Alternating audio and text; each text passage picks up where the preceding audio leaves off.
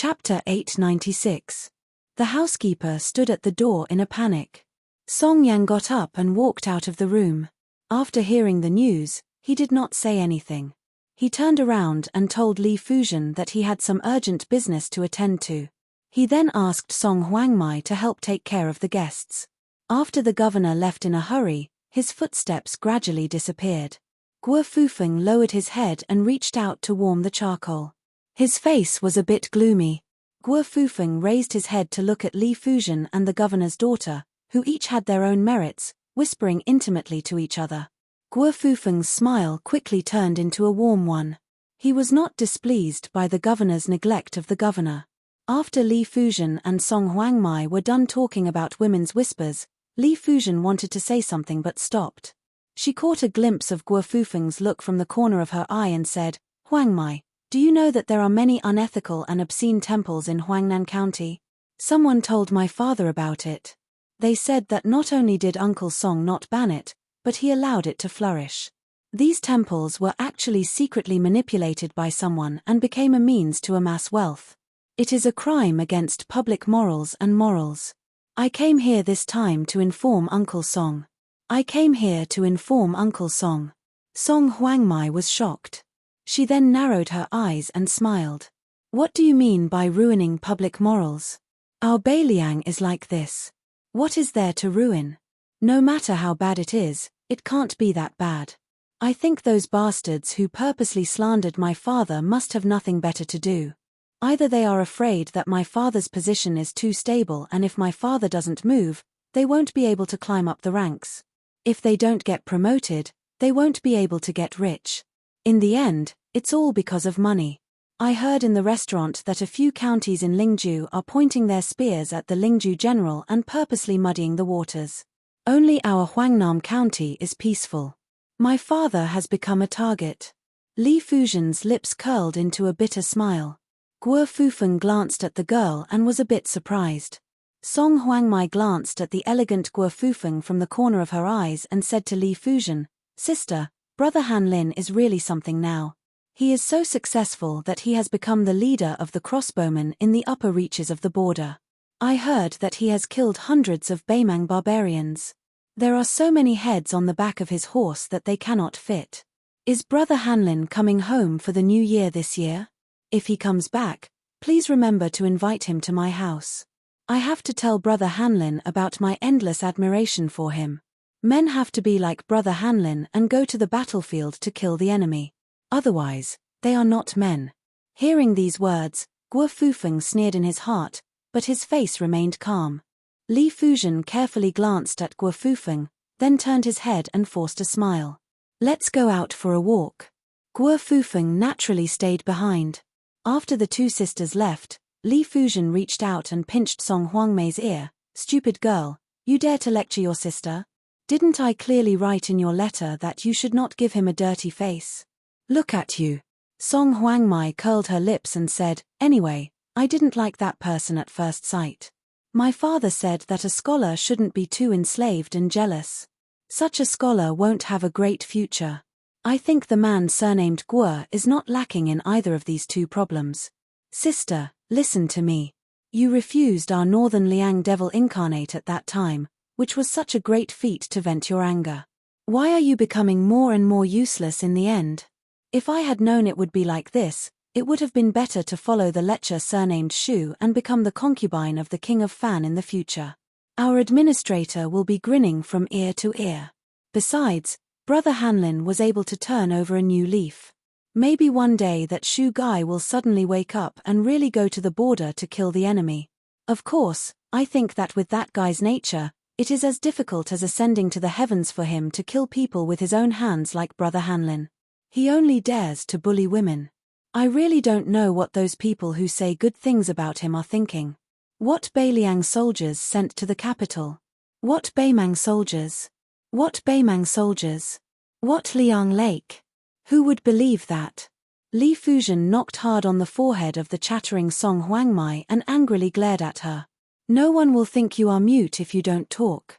The two walked to the corner and saw a group of people walking quietly on the bluestone path of the mansion in the distance. Except for the prefect Song Yang, who was wearing official uniform without a sword, most of the other men had eye-catching Beiliang swords hanging on their waists, which added a bit of a cold winter atmosphere. Song Huangmai, who liked to join in the fun, quickly pulled Li Fujian's sleeve and said in surprise, "Hey, who is this handsome guy with grey hair and murderous aura?" "Sister Fujian, look, my father is such a proud person. When he walks, he is actually one shoulder away from him. No, I have to find an excuse to pay a visit to this hero." Li Fujian's expression was complicated and obscure. In the end, Song Huangmai still had some loyalty. She did not leave her sister Fujian alone. She was different from the ordinary girls from the noble families. Since young, she was obsessed with playing with guns and sticks. In order to secretly keep a Beiliang sword, she had been nagging her father for many years. In the end, Song Yang had to agree to give her one when she got married. This was because there was an iron law in Beiliang. As long as one was out of the army, even a general was not allowed to secretly wear a Beiliang sword. Even if one was bestowed one was not allowed to take it out. Of course, whether one abided by the law or not was another matter. Many playboys in Beiliang were proud of wearing a cold sword. As long as they were not exposed or seen, most of them would be fine. However, there was a world of difference between carrying a sword privately and carrying one openly. So far, no civil official in Beiliang was qualified to carry a Beiliang sword. This was like the honor of carrying a sword in the palace in the capital. Even though Song Huangmai was the daughter of the prefect, she still admired those soldiers who relied on their own ability to carry a northern cold saber. The disciple of the gang that she fell in love with also swore to her that in the future, before he married her, he would carry a northern cold saber and visit his father-in-law's house to propose marriage. Chapter 897. Song Yang led these uninvited guests into the meeting room at the back of the house. He dismissed the servants and personally poured tea for them. He was very polite, but there was not a hint of fear on his face. Even if the young man sitting in front of him was His Royal Highness of Beiliang and was the new Lingju general who had appeared out of nowhere. Hsu Fengnian took the teacup and said calmly, "Back then, Beimang's Jianghu wanted to infiltrate Beiliang under the orders of Spider Web Li Mibi. They specifically targeted the weak civil servants and used this to disrupt Beiliang's foundation. In the end, before they could even enter the country, they were all killed at the border. However, there were still some who managed to slip through the net and sneak into Yu and Liang provinces. At that time, to appease the people, many of the incidents were covered up. Lingju was relatively better, but the tragedy in this mansion still happened. Over the years, Beiliang's spies have mostly focused on Beimang's men of sacrifice. Every now and then, there would be a seemingly random murder case, but the people did not know about it. Song Yang smiled. Last year, there was a murder case in Huangnam County. It startled a group of cavalry from another county to cross the border to kill. They uprooted a gang and almost killed the entire family. At that time, I did not know the secret behind it and almost wanted to personally stop it and demand an explanation from that famous school's commander. Later, a spy under General Chu sent me a military order. Only then did I know the danger. Hsu Fengnian said, Huangnam County is known as Jiangnan beyond the Great Wall. It is where Beiliang's granary is located. As the granary of our Lingju, Sir Song must have a heavy responsibility on your shoulders. Song Yang's tone was calm as he replied, "It is my duty." Hsu Fengnian sneered and said, "It is also the duty of the prefectural governor to forbid all unsuitable offerings in the county. Lord Song has always been known to be swift and decisive in Lingju. How is he neglecting his duty?" There were 3 ghost temples in Huangnam County, and the memorial tablets enshrined there were neither the souls of Beiliang heroes nor the gods conferred titles by the imperial court. It was obvious that this was against the etiquette system. However, one of the couplets was written by Lord Song. Could it be that Lord Song was relying on the protection of the administrator to knowingly violate the rules? I've heard that Lord Song is fond of collecting books. You've collected more than 60 unique ancient books, and they're quite expensive. I wonder how many incense offerings did that illegal temple give to Lord Song this year? Song Yang drank a mouthful of tea and said, "It's only 500 taels, not worth mentioning." There were many rare books that were coveted, but they were not able to get them. It is a pity. HSU Fengnian smiled. Excessive offerings in the territory, embezzling more than 300 taels, the punishment for these two crimes is the death penalty. Does Lord Song want to use your head to help me establish my prestige in Lingju? Song Yang was indeed the smelly and hard rock in the latrine pit of Lingju. He actually smiled. Since your highness has brought a knife and I have admitted my crimes, then it's just a matter of one knife. HSU Fengnian put down the teacup. You and I both know that you have disobeyed the wishes of the administrator. You want to come out of the Lingju officialdom so that I can take note of you, the person who once angered Xu Xiao. As long as you're willing to start an uprising in Huangnan County and let outsiders misunderstand that the administrator has made up his mind to lower his head to the general of Lingju, many officials would tactfully restrain their petty actions. After all, if they were really dealt with later, those who came up with the idea would clean their hands and feet while those who did the dirty work themselves would have to bear the consequences. Although the law did not punish the majority, who did not know how to punish the majority? After all, there would always be a few unlucky chickens that would be picked out. In fact, these crafty and slippery petty officials were also afraid of the consequences from the bottom of their hearts. Song Yang, do you think that without your Huangnam County, I will be stuck in the mud? Even if I go ashore, I will be covered in mud and can only run to Liangju to complain to Xu Xiao. Song Yang shook his head. Your Highness does not lack methods to break out of the situation, you just lack time.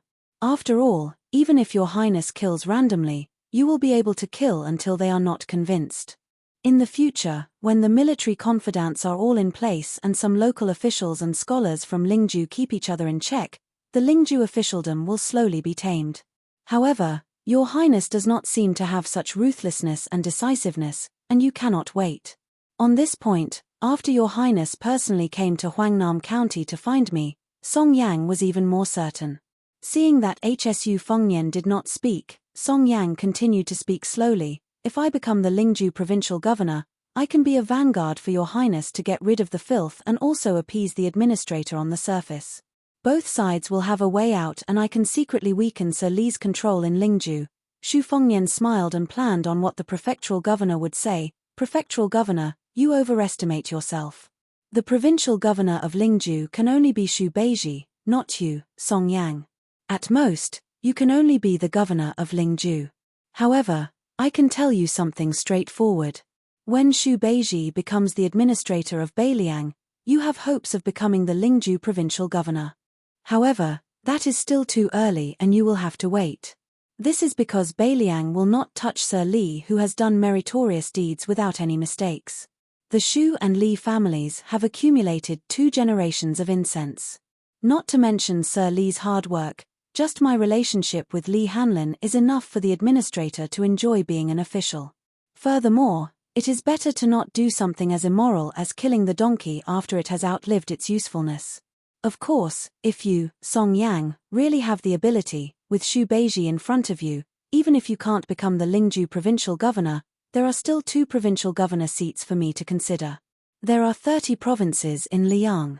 Let's not talk about Xu Beiji, who is an anomaly.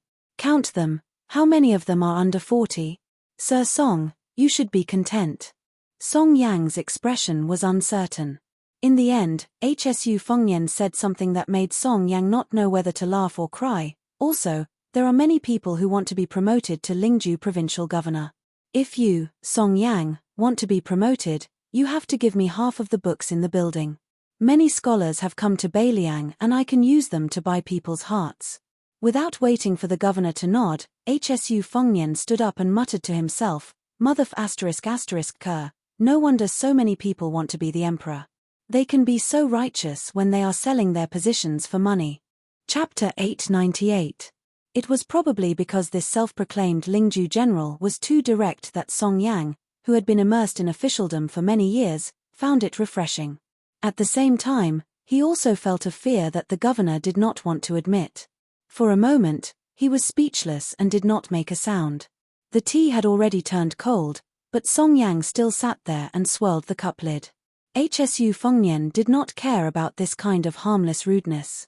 There was a secret report that Li Fujian had also come to Huangnam County. He did not want to meet her. If that happened, it would be difficult for both sides, so he prepared to leave this manor that was indeed filled with a gloomy aura. Song Yang was not so conceited that he would not move from his chair. He stood up and sent him to the door. Hsu Fengnian told him that he would stay in the county capital until tomorrow morning. Song Yang nodded his head and stood in place for a long time before walking back to the chair with heavy steps. He gently pressed one hand on the armrest of the iron pear-wood chair. The steward who had been rejected by the honored guest of the manor carefully stood at the door. He could not help but be worried.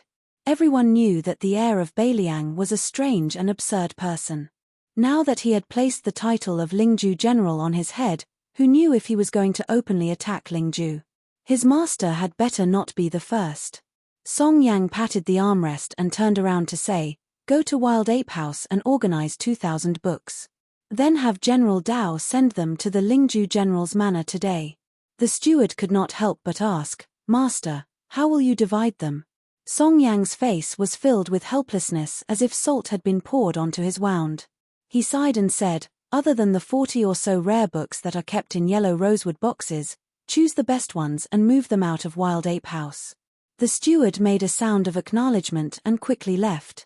Song Yang rubbed his forehead and said with a bitter smile, "It really is more painful than marrying off a daughter." Hsu Fengnian brought Xu Yanbing and Hong Shu Wen along the small path of the Song Manor. Huyen Guanyin did not enter the manor and remained in the carriage outside the manor. The reason why Hsu Fengnian chose Huangnam County's Song Yang was mainly because this prefect was quite knowledgeable, but he did not have the temperament of an old scholar. Back then, Song Yang had purposely criticized Xu Xiao's unclear rewards and punishments in public. It was just a ploy in the officialdom to attract Xu Xiao's attention. It was not really Song Yang who did not understand the rules of the officialdom. It was a pity that he met Xu Xiao, the king of Beiliang, who did not know how to read the customs. Of course, Hsu Fengnian also began to suspect that Xu Xiao had intentionally left this stubborn Lingju rock for him to subdue. While Hsu Fengnian was thinking, he raised his head and saw a tall servant girl from the manor. She was dressed simply and strangely had a long sword at her waist. She had an unfriendly expression towards them. After she blocked their path, she pressed down on the hilt of her sword and asked sternly, "Who are you? You had bad intentions on the street outside earlier. Why did you barge into the backyard without permission?" Young people who did not wear armor but carried cold swords in Lingju were definitely those hedonistic sons who did not know the immensity of heaven and earth. She had followed the young miss and taught them a lesson countless times. These wastrels who only knew how to rely on their parents' achievements to do evil did not have any memory at all. This time, they actually dared to barge into the prefectural governor's manor to show off. Hsu Fengnian glanced at her. Hong Shu Wen behind him was eager to try. His eyes were dark and cold, and he was about to use the scabbard to knock this girl unconscious. Hsu Fengnian threw a look at Hong Shu Wen, indicating that he should not cause trouble. He smiled and explained to her, "I am a guest of your manor. The carriage is parked at the back door and I am about to leave. It is not what you think. Barging into an official's manor is not a small crime. I do not have the courage to come to the prefectural governor's manor to cause trouble." Hsu Fengnian finished speaking and was about to walk around her. He did not expect her to take 2 steps to the side and block his path again. Hong Shu Wen rolled his eyes. This girl really did not know how the word death was written. The maidservant said stiffly, "No, you have to tell me your name. I'll ask the steward, and only after I confirm that there's no mistake will I let you go. Otherwise, if you're a daring book thief or a bandit who intends to commit murder," Hong Shu Wen could not help but scold, "Scram." The maidservant, whose temper was not much better than Hong Shu Wen's, was furious and wanted to draw her sword. However, what scared her out of her wits was that no matter how much strength she used, her sword could not leave the scabbard. It was as if it was nailed to the scabbard. Hsu Fengnian knew that Hong Shu Wen did not have this ability, but to Xu Yanbing, who had once suppressed Wang Xiu, it was just a small trick. Hsu Fengnian directly brushed past her. Xu Yanbing, who was as calm as an ancient well, followed closely behind. Hong Shu Wen had a mischievous expression on his face as he swaggered past her. The maidservant, who had practiced swordsmanship for many years, only thought that she had seen a ghost in broad daylight. She did not dare to be rash and turned her head to look at the three people in a daze. Only when she found that they had shadows did she breathe a sigh of relief. She was really afraid that they were the wandering ghosts who had died tragically in this mansion. The maidservant no longer dared to move, but there was someone in the mansion who was still lingering around. His sword was like a rainbow as it flew straight towards them. Hsu Fengnian frowned. Hong Shu-wen was happy that someone had bumped into his blade. However, with His Highness present, he did not act too ruthlessly. He quickly took out his blade and used the scabbard to stab the assassin's chest. Then, he kicked the man's abdomen. Hong Shu-wen seemed to feel that he had let the man off easy. He quickly walked over and was about to fiercely step on the assassin's face when Hsu Fengnian spoke, "That's enough." Hong Shu-wen took back his boots that were only an inch away from the man's face. He put on his Beiliang blade again and turned around to walk towards His Royal Highness who had a bodhisattva's heart.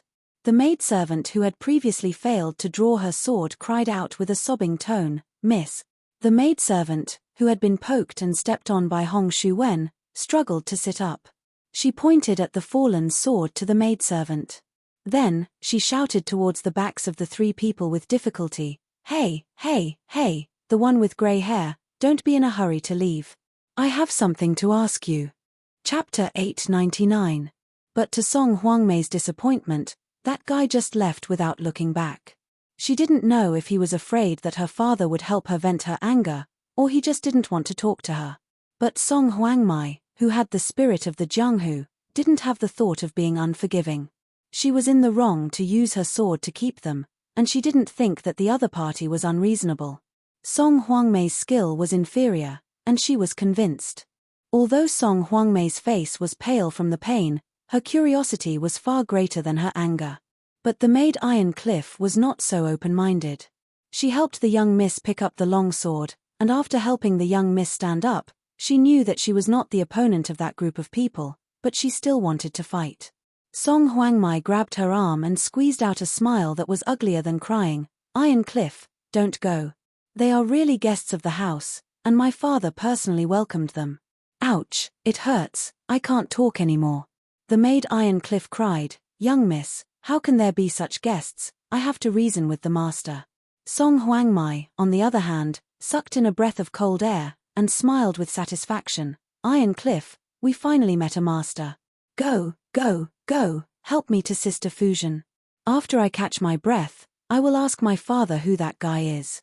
Hsu Fengnian walked to the front of the carriage and said to Hong Shu-wen, "Huangnam County has a few Beimang spies that have been rooted here for many years. Seeing that you have nothing to do, you can go and work with our spies tonight, but we won't record your military merits. Remember, you have to follow their rules. If I know that you killed people, don't think about getting involved in this kind of thing in the future." Hong Shu-wen nodded vigorously, his eyes were burning, and he licked the corner of his mouth with a smile that was terrifying. Guo Fufeng sat alone in front of the brazier in the room. He did not feel that he was being looked down upon. He even had the leisure to look at the decorations in the room. If he did not have such shrewdness and broad-mindedness, how could he have made Li Fusion, one of the few wealthy women in Beiliang, fall in love with him? Guo Fufeng was not dissatisfied with his current situation. Guo Fufeng believed that his plan was flawless. If his brother-in-law Li Hanlin continued to be an unruly hedonist, it would be fine. Guo Fufeng had never been a rigid scholar and did not mind helping Li Hanlin do evil. Now that Li Hanlin had joined the border, it was even better. In the future, when Li Hanlin returned to his hometown with glory, he would most likely take the path of a military official. A family also had to walk on two legs. Wouldn't the path of a civil official be filled by him, the virtuous son-in-law of the Li family? The two of them helped each other. With Li Gongda, who had only been the administrator for less than 2 years, guiding him, the Li family would naturally be prosperous. Guo Fufeng even thought of the scene where he would meet the new Prince Liang in the future. Now, what was a little disdain? Even Li Fusion did not know that two officials highly regarded by the administrator had approached Guo Fufeng in private. They were just short of calling each other brothers. Guo Fufeng narrowed his eyes and looked at the charcoal fire in the brazier. This trip to Huangnam County was a secret. Li Fuzhen was thin-skinned and inarticulate. He still needed to rely on him to solve his father-in-law's problems. Huangnam County was the place of prosperity for the administrator. If there was a fire in the backyard, it would be a topic of ridicule in the prince's household. Guo Fufeng believed that Song Yang knew the severity of the situation. Previously, he was neither cold nor warm to him. Li Fuzhen sat down beside him. Guo Fufeng saw that there was no one around and said softly, "I have my own plans on how to persuade Sir Song. Fuzhen, you don't have to worry. Also, according to what you said, the man that Miss Song likes is a disciple of a second-rate gang in Huangnam County. If there's a chance, the four of us can find an elegant restaurant to have a meal. Although I'm not a member of the Jianghu, I know a lot of Jianghu stories. I'm not afraid to have nothing to say to that person." Li Fuzhen suddenly asked, "Fufeng, aren't you tired?" Guo Fufeng smiled and asked back, "Tired?" Li Fuzhen turned her head and did not look at him. Guo Fufeng hesitated for a moment and did not hold her hand. He placed his hands on the brazier and enjoyed the warmth. His voice was warm as he said, "There's nothing to be tired about. In order for us to have comfortable days in the future, it's natural for me to be tired. One day, I will let Lingju and even Beiliang remember the name Guo Fufeng." Li Fuzhen did not feel tired when she went on a hunger strike with her parents in order to be with him. She did not know why, but when she heard the bold words of the man she admired, she felt tired. Guo Fufeng said softly, "Fuzhen, don't worry. Sooner or later, I will let your father and Hanlin acknowledge me." Li Fuzhen nodded her head. Song Huangmai held his chest with one hand and his abdomen with the other. He entered the room and sat down. Li Fuzhen asked worriedly, "What's wrong?" Song Huangmai said mysteriously, "It's nothing. Didn't we see those people full of killing intent earlier? I personally went to test them. Guess what? I was taught a lesson by them. That's nothing. What happened to Iron Cliff was strange.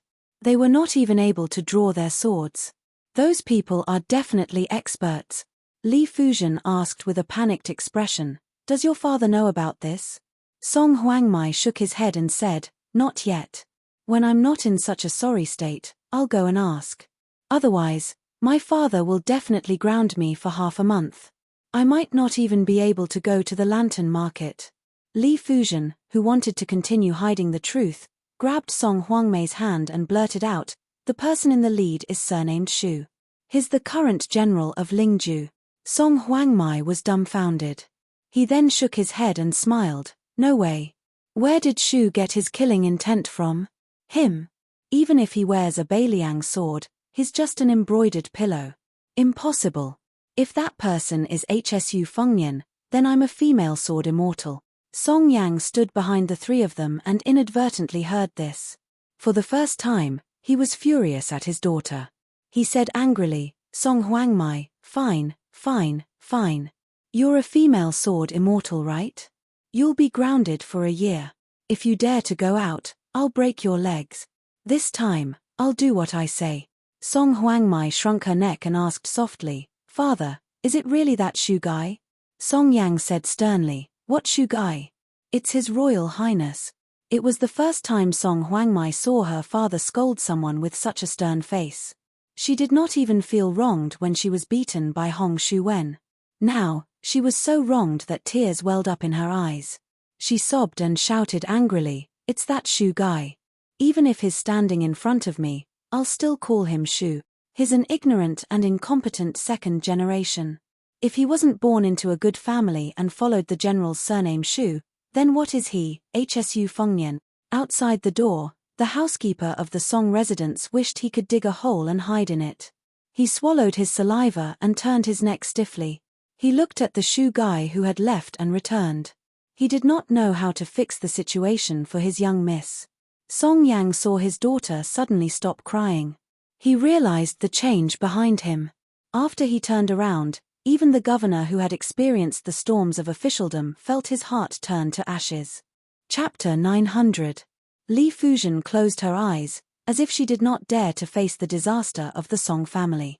Hsu Fengnian's expression was calm, and one could not tell if he was happy, angry, or sad. He said to Song Yang, "Official Song, I have something to discuss with you." After saying that, Xu Fengnian turns around and walks down the stairs. Song Yang was angry with Song Huangmai before. In the face of a disaster, he quietly presses his hand to his daughter who causes trouble from her mouth. He tries his best to squeeze out a smile, indicating that she should not panic. Turning around and stepping over the threshold, Song Yang let out a long breath, which was a bit cold. He quickly followed the Lingju general. Song Yang had been in a high position for a long time, and his understanding of shrewdness was much deeper than ordinary people who did not have to worry about food and clothing. Many of the sons of Zhenliang were not evil people who bullied men and women. Normally, they would greet and send off people, and when dealing with officials like Song Yang, who held real power, they would be very gentle and polite. When dealing with subordinates, they would also have the ability to control people. They would pretend to be profound, and their words and actions were strange, making people afraid. However, in Song Yang's eyes, this kind of shrewdness was not a high realm. They would not be moved by interests, and they would not be affected by the ways of the world. No matter how big or small, they would be able to remain calm. This was the true shrewdness. Song Yang was afraid that Hsu Fengnian was the former. When things were going well, he was easy to talk to, and when doing business with people, he would be fair. However, if things did not go his way, he would show his fangs and not treat people as people. Song Yang did not think that a governor of Huangnam County could make His Royal Highness, who was Beiliang, angry and not have any scruples in doing things. Hsu Fengnian slowed down his steps and walked side by side with Song Yang. He softly joked, "In the past, you scolded Xu Xiao, and now your daughter scolded me. Does the Song family have a grudge with the Xu family?" Song Yang was a bit embarrassed. Hsu Fengnian smiled and said, "I came back this time to tell you that your daughter and a maidservant tried to stop me from leaving the manor and suffered a little. The Song family is in the wrong for this matter, but I'm afraid that when a woman holds a grudge, she will be unreasonable and talk nonsense. This will cause the governor to hold a grudge against me, so I felt the need to come back and make things clear. However, if it was just this matter, I wouldn't have bothered to make a big fuss about it. The main thing is that there are several Beimang thieves' lairs in Huangnam County that have been hidden for many years. This time, a large number of scholars are going to die, and there are many spies and men of sacrifice in disguise. Even some Beimang spies who were originally rooted in the Central Plains have begun to take the opportunity to infiltrate Beiliang. Tonight, someone will clean up Huangnam County. I will leave tomorrow morning, so I felt that I needed to inform you in advance so that you won't be flustered when the time comes." When I returned to the residence, I saw that the Wild Ape House had started moving books. Song Yang didn't dare to form a grudge with the young man next to him.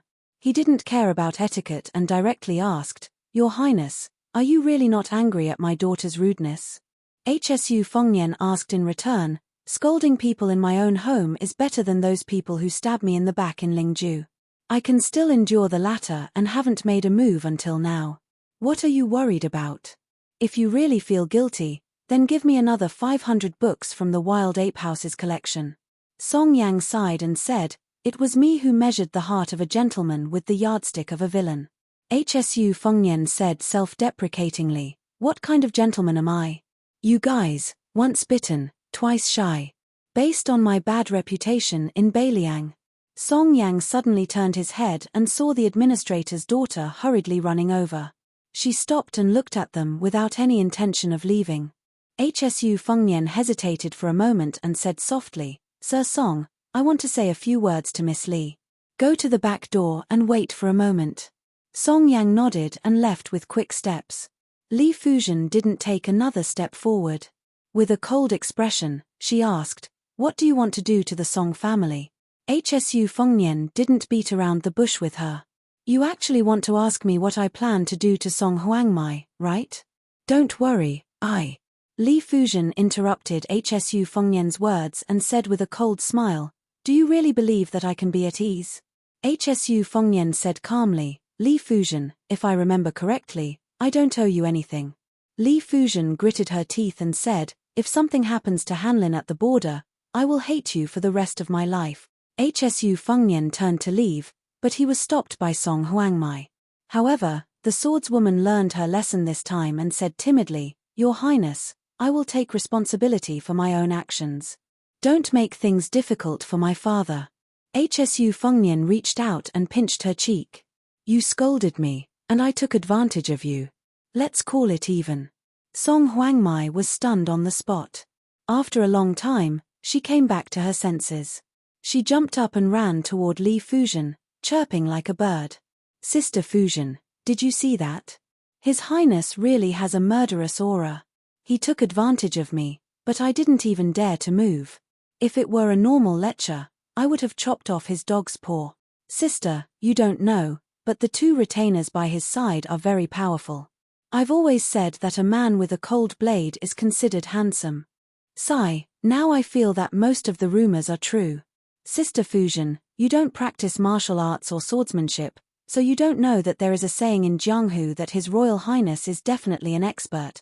I just don't know if he can fly on a sword and make a sound." Hsu Fengnian came to the back door of the mansion. Song Yang asked softly, "Do you need me to do anything to clean up Huangnam County tonight?" Hsu Fengnian shook his head and said, "No need." Song Yang said, "If your Highness doesn't mind this mansion's lifeless atmosphere, you might as well stay here." Hsu Fengnian smiled and said, "Why? Are you afraid that I will suddenly die in Huangnam County?" Song Yang, whose thoughts were exposed, laughed. Hsu Fengnian didn't let Song Yang see him out. He sat in the carriage and quietly drove out of the alley. Xu Yanbing drove the carriage to a private mansion located in the southwest corner of the county. Hsu Fengnian pushed the door and entered. The small courtyard was narrow. On the cold floor, there were more than 20 people kneeling. Hsu Fengnian crossed his fingers and laughed at himself in his heart. Finally, he felt a little like His Royal Highness. He said a few words and stood up. These 20 or so people wore different clothes. Some wore the brocade and marten coats of the rich, while others wore the rough hemp clothes of the countryside. There was even someone who wore a jade pendant that matched the official's uniform. Hsu Fengnian walked over and pulled off the jade pendant. The official wasn't low either. He was a lower 9th rank official. After stealing it, he didn't rush to return the jade pendant. The leader was an average-looking woman. As soon as she stood up, she knelt down again. With an involuntary trembling voice, she carefully picked out her words and slowly reporting to Your Highness, according to our investigation, there are 3 Beimang spy lairs in Huangnam County. 2 of them have been operating for more than 10 years. According to General Chu's arrangements, a group of Beiliang's peregrine falcons will enter Huangnam County at 5 o'clock. Another group of Beiliang's Eagle Guard, trained as crossbowmen, will arrive at 5 o'clock. Your Highness only needs to give the order and we can uproot these 3 malignant tumors. Chapter 901. There were all kinds of Beiliang spies, but the ones who were really responsible for cleaning up were all peregrine falcons. This peregrine falcon was responsible for patrolling Beiliang. Most of them were Jianghu masters raised by the Beiliang Palace. Lu Qiantang, Xu Xiu, and the group who later intercepted and killed Prince Zhao Kai were all men of sacrifice who killed people in exchange for secret martial arts manuals and wealth. There were also some desperados who had committed capital crimes in Liang and had no choice but to rely on Beiliang to seek a chance of survival. However, the current Beiliang spies were divided into 2. Half of the power was taken from Chu Lushan's hands and fell into the hands of Second Commandery Princess Xu Weixiong. Xu Weixiong was too lazy to waste time on the old personnel, so he directly transferred nearly 100 elite crossbowmen from the Beiliang army to become the Eagle Guard. They worked together with the Peregrine Falcon in name, but in reality, they were restricting each other. Therefore, the Eagle Guard swam together on the land of Beiliang, choosing people to devour. As for the affairs outside the Great Wall, the old spy leader Chu Lushan still controlled most of them. Xu Weixiong seemed to have no intention of meddling with them for the time being. Hsu Fengnian had almost no involvement in these 2 most filthy organizations, but he had heard about the general structure. For example, the spies in the courtyard at this time were mostly turtle fish who were dormant in one place all year round and were not allowed to move. There were also a few herring fish who were more flexible. They regularly returned to Liangju and were responsible for acting as the middleman to pass on military intelligence. Many turtles died of old age without knowing the identity of their companions. It was very unusual for them to gather together like this. When they were waiting, they were told by the female spy leader, Huang Nan, nicknamed Black Carp, that a big shot from the top was coming to Huangnam County to personally set up a trap. However, almost no one thought that it would be the Crown Prince of Beiliang who would come to my house, so they were a little scared for a moment. They were not commoners who only knew how to spread false information. Based on their experience and status, they had seen some secret records and heard some secrets with their own eyes. They had heard some secrets with their own ears. His Royal Highness's actions. Hsu Fengnian smiled and said, "Hey Li, stand up and speak. Originally, it was agreed that your immediate superior, Wang Tongqiu, would come to Huangnam County. This crown prince came up with the idea on the spur of the moment and replaced Wang Tongqiu's position. Don't mind a layman telling you what to do. For tonight's operation, this crown prince will only watch from the sidelines and will not participate." The woman who had been in charge of Huangnam County's espionage operations felt relieved. She stood up and was about to say a few polite words when His Royal Highness grabbed her neck and broke it with a crack. Then, he threw her to the side with a smile on his face. Hsu Fengnian continued to smile and said, "I forgot to mention that Wang Tongqiu didn't come to Huangnam County not because he didn't want to, but because he couldn't. On the way here, he was killed by Chu Lushan's men. This He Li has been flirting with a Beimang official for many years. Huangnam County has been rotten from the beginning to the end. This crown prince knows that other than her, there are actually a few people in the courtyard who have sided with Beimang's spider web. This time, we have mobilized so many people. In the end, the ones who will die are just some insignificant minions. This won't do." The remaining people in the courtyard looked at each other in dismay. The jade turtle who had already become a Beiliang official took a step forward and gently looked at Haley's corpse. There was a desolate smile on his face as if he had accepted his fate. Hsu Fengnian ignored this spy who had exposed his identity and ignored him. He walked up the steps and put his hands in his sleeves, leaving only the jade pendant dangling from his sleeves. He smiled and asked, "Is there anyone else who wants to die a quick death? If you are caught by this crown prince, you won't receive the same treatment as He Li." The courtyard was dead silent. It was obvious that no one responded to His Royal Highness' good intentions. Hsu Fengnian slowly said 3 names. The 3 of them were swiftly and violently cut in half by Hong Shuan's saber. Hsu Fengnian said, "According to a secret report, there is a Beimang loyalist in the courtyard. His identity is unknown, but it doesn't matter. Huangnam County's spy agency was originally going to be overthrown. In order to save time and avoid future troubles, we can only kill them all. Huangnam County is a fengshui treasure land that Beimang's spider web has worked hard to develop. This crown prince believes in that big fish. His life is more valuable than all the Beiliang spies in the courtyard combined. Beiliang won't lose out on this deal." A fat rich merchant was surprisingly agile. He stepped lightly on his toes and was about to jump over the courtyard wall when Hong Shuwen stabbed him in the back with a halberd. His body hung heavily on the wall. Hong Shuwen walked over and grabbed his legs and pulled him back into the courtyard.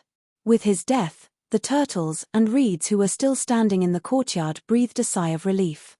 If this guy had refused to give himself away and insisted on implicating the rest of the spies, they could only stretch their necks and wait to be slaughtered.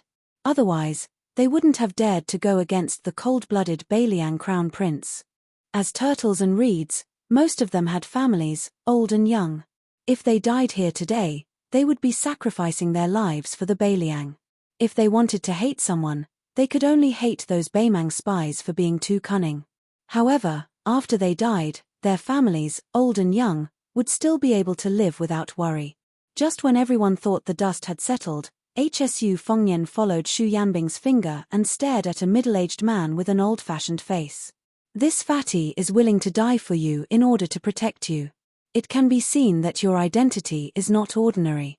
Otherwise, if I were him, even if I were to die, I would drag the rest down with me. You're Han Shong, right?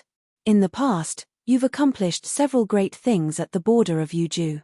You can be considered to have made great contributions to the Beiliang.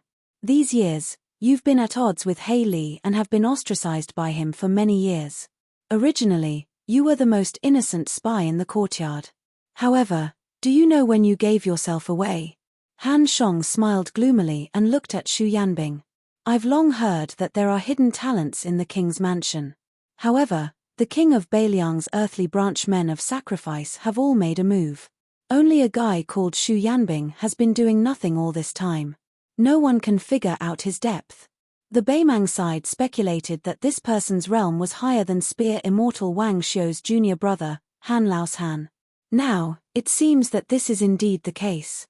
I've clearly suppressed my heartbeat and thought that there were no flaws. I didn't expect that I would still be seen through. Unfortunately, I can't spread this news.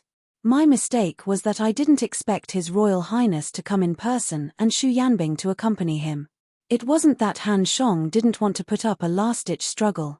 However, he knew that his efforts were futile when he was targeted by Xu Yanbing. Han Shong's vision went black. He didn't even see how Xu Yanbing attacked before he fainted. Hsu Fengnian threw the jade pendant back to the official and smiled. Wang Tongqiu, Huangnam County has made up for your mistakes. Wang Tongqiu took the jade pendant and wore it on his waist. Only after he tore off his mask did the people in the courtyard realize that this person was Wang Tongqiu, the #1 spy in Huangnam County for more than 10 years. A man whose wife and children had never seen his true face for more than 10 years. He followed His Royal Highness into the room and asked softly, "Your Highness, why don't you let me continue to hide in the dark? Although Huangnam County will be much cleaner after tonight, it's hard to guarantee that there won't be any accumulation of filth in the future." Hsu Fengnian said, "You don't have to stay in Huangnam County anymore. Say goodbye to your wife and children and then go to Yuju." Wang Tongqiu nodded and didn't have any objections. Hsu Fengnian suddenly said, "I know that you've nurtured a disciple with a very clean background. Chu Lushan thinks highly of him. Take him to Yuju and work hard for a few more years to train that young man. When he takes over your mantle, you can stop being a spy and reunite with your wife and children. In the future, you can change your appearance and live a stable life." Wang Tongqiu, who had been honed to the point that his appearance wouldn't change even when faced with blades and axes, was stunned. Hsu Fengnian smiled and said, "Although most people would be even more worried if I said don't worry, I hope that you can rest assured.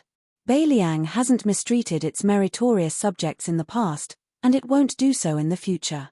The man suddenly laughed and said, "I appreciate your Highness's good intentions, but Wang Tongqiu's life is cheap and he has long been used to scheming against others.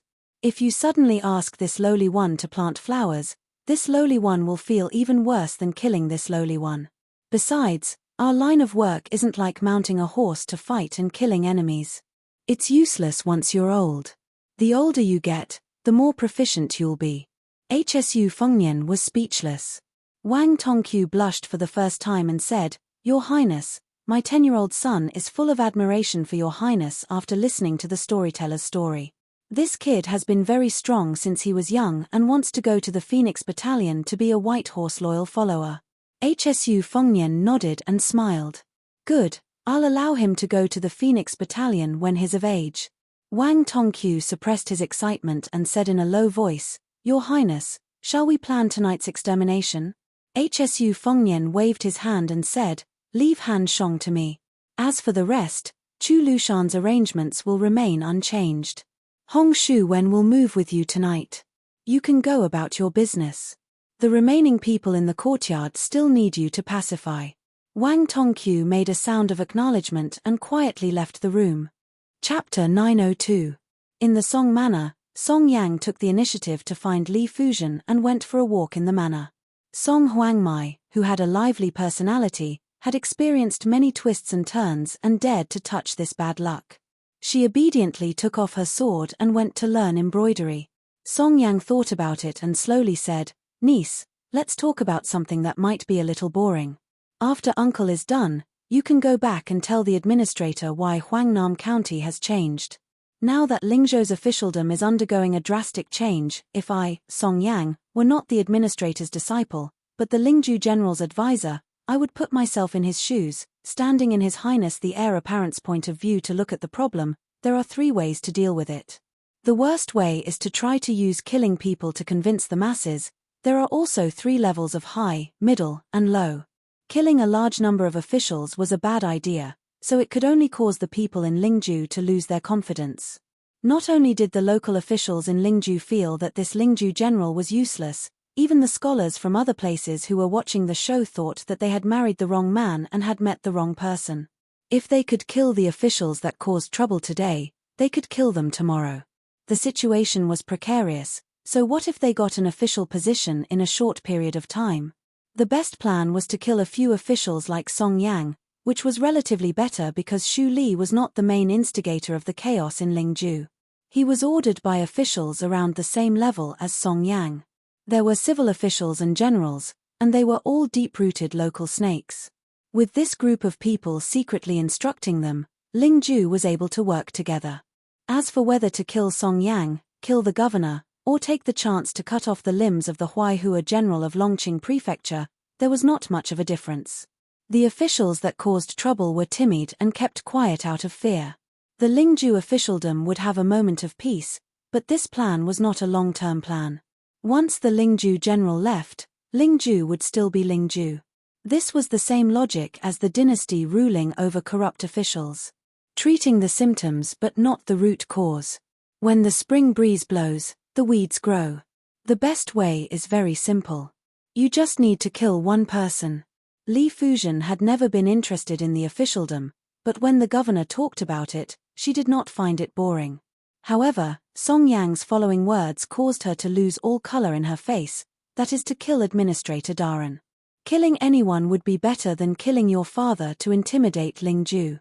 Even the administrator of Beiliang, whose official rank was the same as that of Beiliang's protector general, could be killed. If one angered His Royal Highness, who could escape the calamity? Moreover, niece, you certainly know what kind of official Administrator Daran is.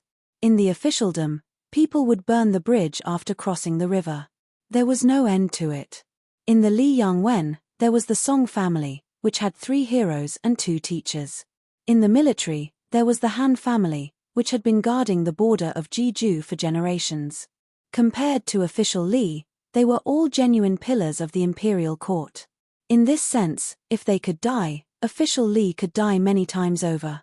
To put it bluntly, the Li family had plundered so much gold and silver. After the confiscation, the soldiers at the border would be able to enjoy a lavish new year. There were 20 to 30 pawnshops under the Li family's name. There were countless bribes from the subordinates. Rare toys, antiques, calligraphy, and paintings were bought by the Li family with their left hand and sold at a high price from the pawnshops with their right hand. Not to mention, there were also 2-horse caravans with more than 100 people that specialized in salt and iron trade and tea-horse trade. Thus, when I, Song Yang, heard that His Royal Highness was the general of Lingju, my first thought was that the Shu family wanted to deal with your Li family. I even sent someone to send a secret letter to the border asking if your brother Li Hanlin was under house arrest. I don't know if it was because teacher was under the light or because he trusted the old relationship between the Shu and Li families too much. Li Fuzhen finally spoke. Our family would not have fallen to such a state. Song Yang smiled and said something strange. If these words came from teacher's mouth, uncle might not believe it. Li Fuzhen had a blank expression. Song Yang continued. His Highness did not use these 3 plans to resolve Lingzhou's predicament, which was unexpected. This was because the 2 best plans above the worst plan all tested one's maturity. If one was not careful, it would be a thankless end. The middle plan was to use people to kill people and build momentum. None of these could be lacking. The best plan was for him to not be the general of Lingju who was personally involved in the situation. He used the power of the king of Beiliang to put pressure on the administrator and Zhong Hongwu. Then, with Huang Chang and the others who had just entered Beiliang, he worked from the bottom up step by step. One on top, one on the bottom, one on the inside, one on the outside. In the end, he had Shu official, who was caught between the 2 sides, go with the flow and follow the trend. However, while such a method was meticulous, it could only be done gradually. At the very least, It would take a year or two. Since His Highness, for some reason, chose the middle plan, which was more radical than the worst plan, then Uncle, who did not want to be the governor of a prefecture, had a chance. Other than Uncle's own ambition, there is actually one thing that I need to tell Sir Li.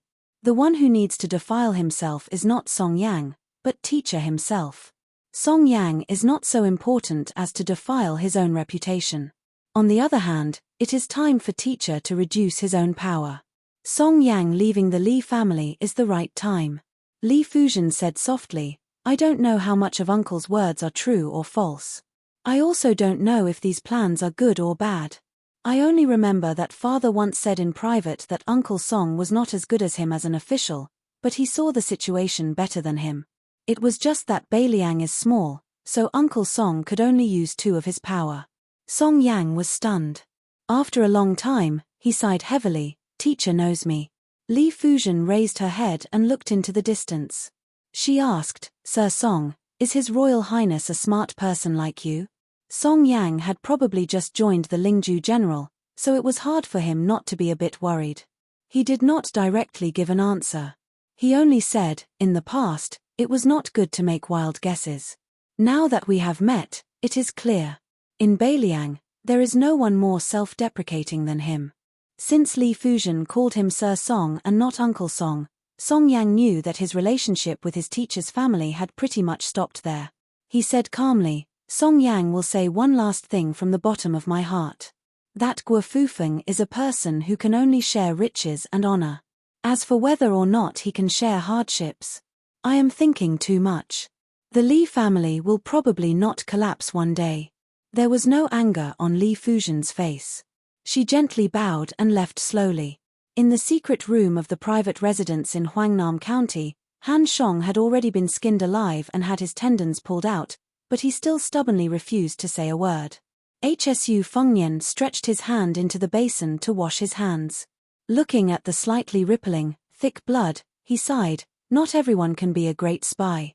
Hong Shuwen's hair stood on end as he stood to the side. Xu Yanbing, on the other hand, had a calm expression. Hong Shuwen looked at His Royal Highness's hands that were still slightly red. Should I go change the basin of water? Hsu Fengnian nodded. Xu Yanbing waited for Hong Shuwen to change the basin of water before quietly saying, Your Highness, if I am not wrong, is this Han Jiaxi's unique silk drawing technique? Chapter 903. Xu Fengnian didn't hide anything from this loyal and devoted senior. He pointed at his own head and said with a smile, after Han Shengxian was killed in Divine Martial City, I had an unorthodox method to use his head to learn some things. Back then, when I killed Raccoon Diwu in northern Mang, I also benefited greatly from it. However, my foundation in the Yellow Court was stripped away by Liu Hao's astronomical technique. My cultivation is not good enough. Even if I know how to use many techniques, I can't use them. It's like a low-level swordsman who has memorized all the moves of the two-sleeved green snake, but his strength is not enough. 4 Realm First Level. I have already entered the False Realm 3 times, maybe 4 times. No one has ever done it before. I don't have any regrets. Xu Yanbing did not say anything else. Hong Shuwen brought in a basin of clean water. Hsu Fengnian washed his hands thoroughly and shook off the water. With a thought, 7 or 8 flying swords flew out of Han Shong's body one by one. They spun around in the basin of water and then disappeared into his sleeves. As long as the sword embryo was complete, these little things did not need to be supported by internal energy. Thus, Hsu Fengnian could use them with ease. Hsu Fengnian left the secret room and returned to the house. In the courtyard, the turtles and reeds from Huangnam County, who had been cleared of suspicion, began to move stealthily in an orderly manner. Some acted as bait, while others acted as camouflage. Wang Tongqiu also disappeared without a trace. Although everyone in the courtyard was on the brink of death, it was actually very common for some mobile spies other than the turtles, especially spies near the border. In the past, there was a county in Yuju where spies were so exaggerated that Chu Lushan had to personally lead 600 cavalry to encircle them. Only one of the 17 spies did not stand in Beimang's camp. The rest were infiltrated by Beimang, while the rest were lured or forced to side with Beimang. Chu Lushan walked in alone and faced the 17 spies. He said self-deprecatingly, "I am honored to tell you that after I joined, you only have 2 enemies." Of course, Beimang's southern dynasty was not much better than Beiliang's.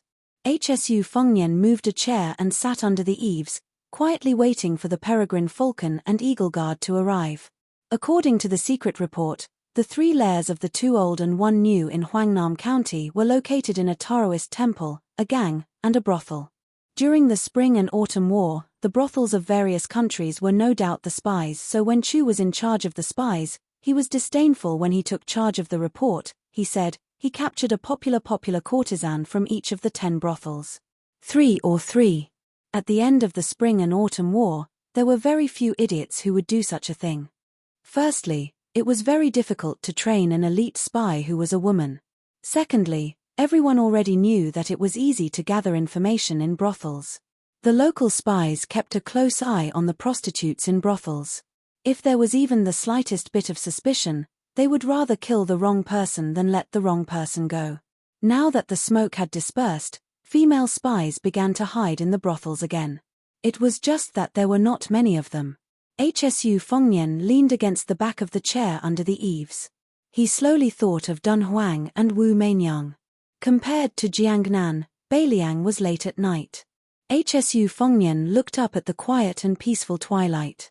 The Beimang spies, who did not know they were in danger because of the Korean merchants and the black carp shelter, could still live for a few more hours. There was a series of subtle knocks on the door.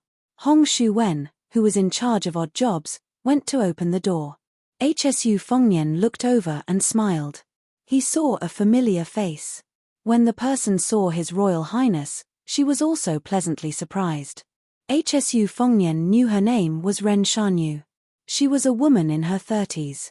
She used to use a pair of Xianhua axes. She still had the face of a young girl. What was especially rare was her chest. In Shunwu City, she had almost died at the hands of a catman. In front of the catman, who was known as Invincible Han, anyone could die at a moment's notice. Hsu Fengnian smiled and asked the woman, who was kneeling on the ground, to stand up. He said softly, "Ren Shanyu, this time you are leading 40 Eagle Guard into Huangnam County.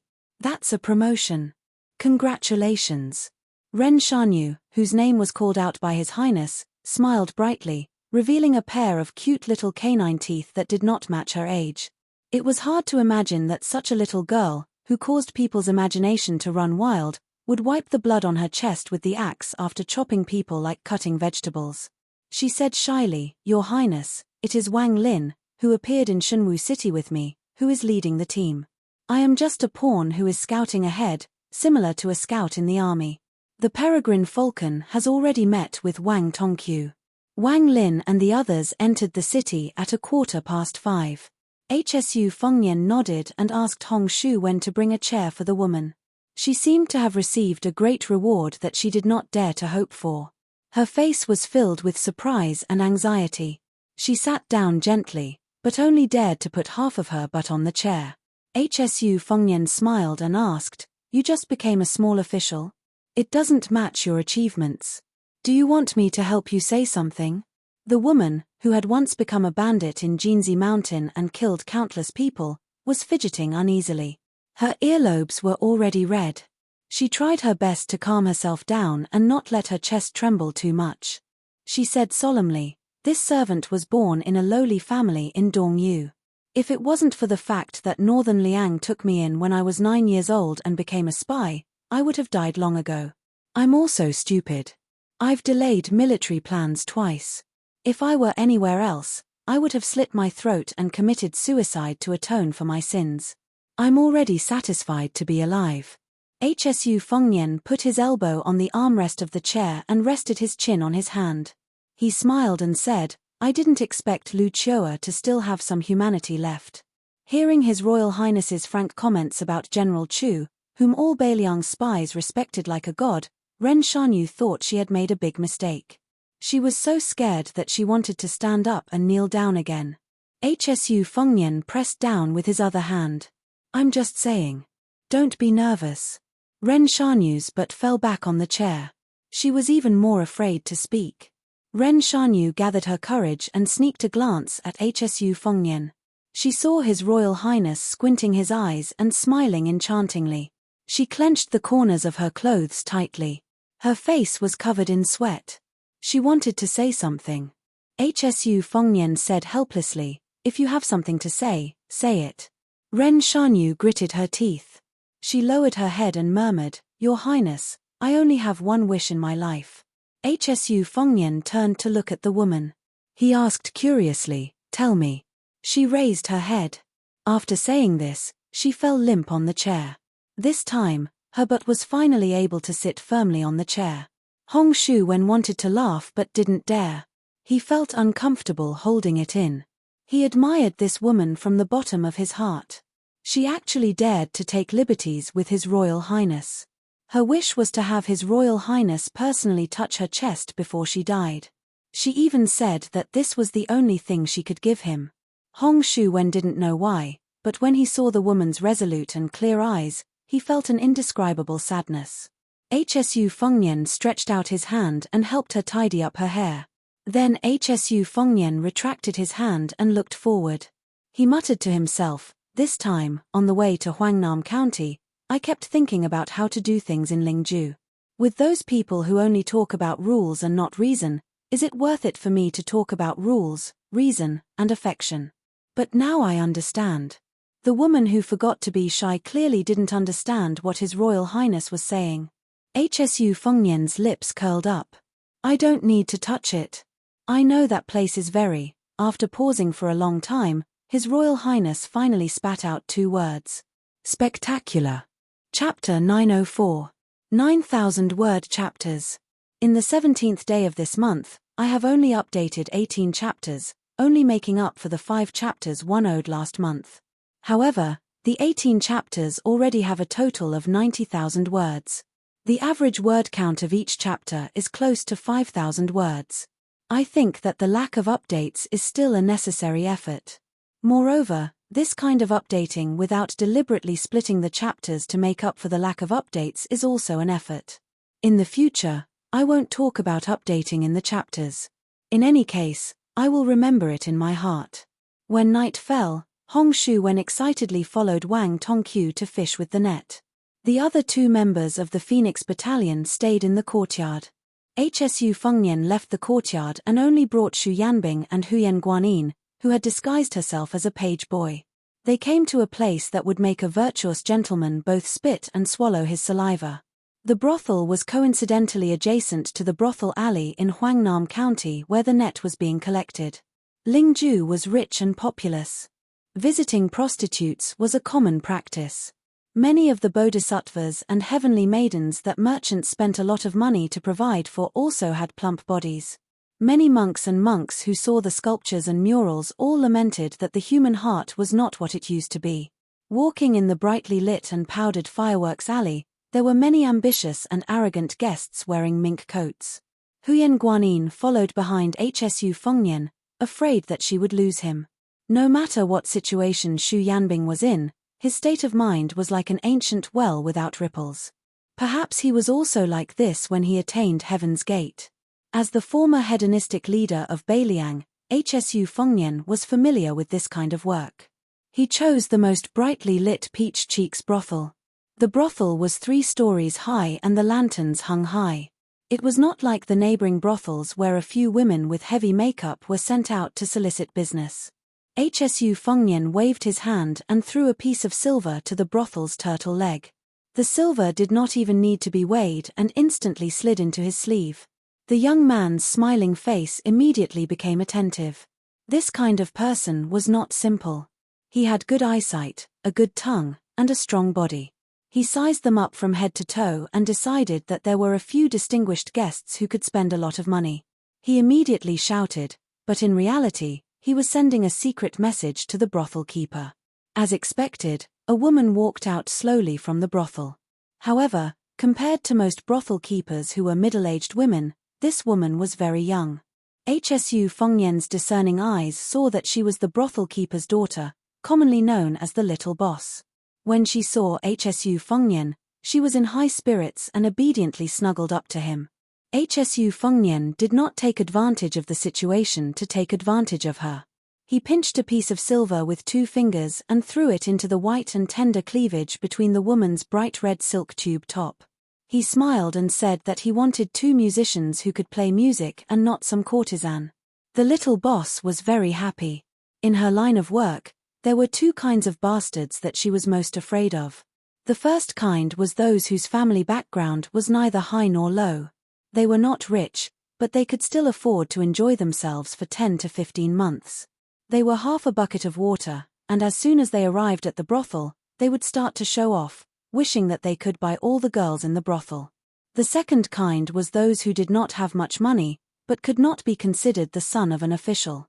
Not only did they rely on their family background to eat and drink for free, they also liked to cause trouble. In the end, if they could not solve the trouble, they would only give the brothel a hard time. The grey-haired young master in front of her was very heartwarming. He was generous and tactful.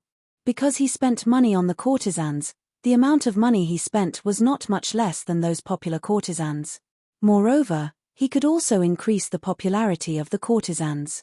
If he was a poet or scholar with a small reputation, he could sing a few poems with the girls, and these courtesans would really become outstanding. Without needing Hsu Fengnian to say anything, he was invited to an elegant room on the 3rd floor. When they were going up the stairs, the graceful little head's slender waist swayed more vigorously than usual. In her mind, if this elegant young master wanted her to accompany him, even if she offered a lower price, it would not be a big deal. Most of the men in Beiliang were strong and rough. With his appearance and temperament, which was similar to that of a scholar from a Jiangnan aristocratic family, in the end, she should be the one to take advantage of the job. When the young master reached the 3rd floor, he asked for a room facing the street. She kindly reminded him that it would be a little noisy here, but he dismissed it with a laugh. The little head was also happy to go with the flow. If the guest was willing to spend money in vain, she could not cry and shout to stop him. She pushed open the door and entered. In the room, there was already a young courtesan waiting for business.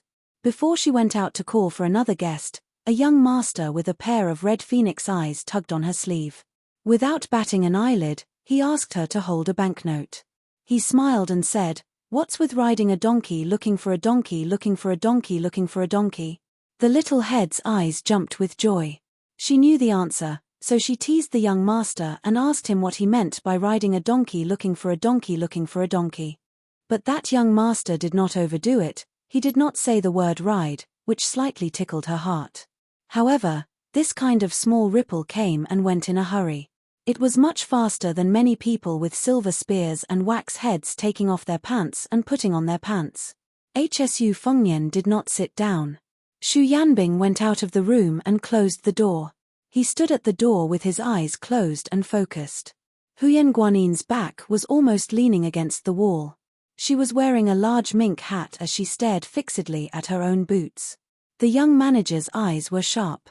How could he not recognize that this was a woman? Beiliang had always had an open culture. Women were not only experts in riding horses, drawing bows, and hunting. Some bold and unrestrained women would not only pay to invite the courtesans into their manors to sing, they also dared to personally come to the brothel for a stroll. Some of the more bold and unrestrained women would not only pay to invite the courtesans into their manors to sing, they would also dare to personally come to the brothel for a stroll.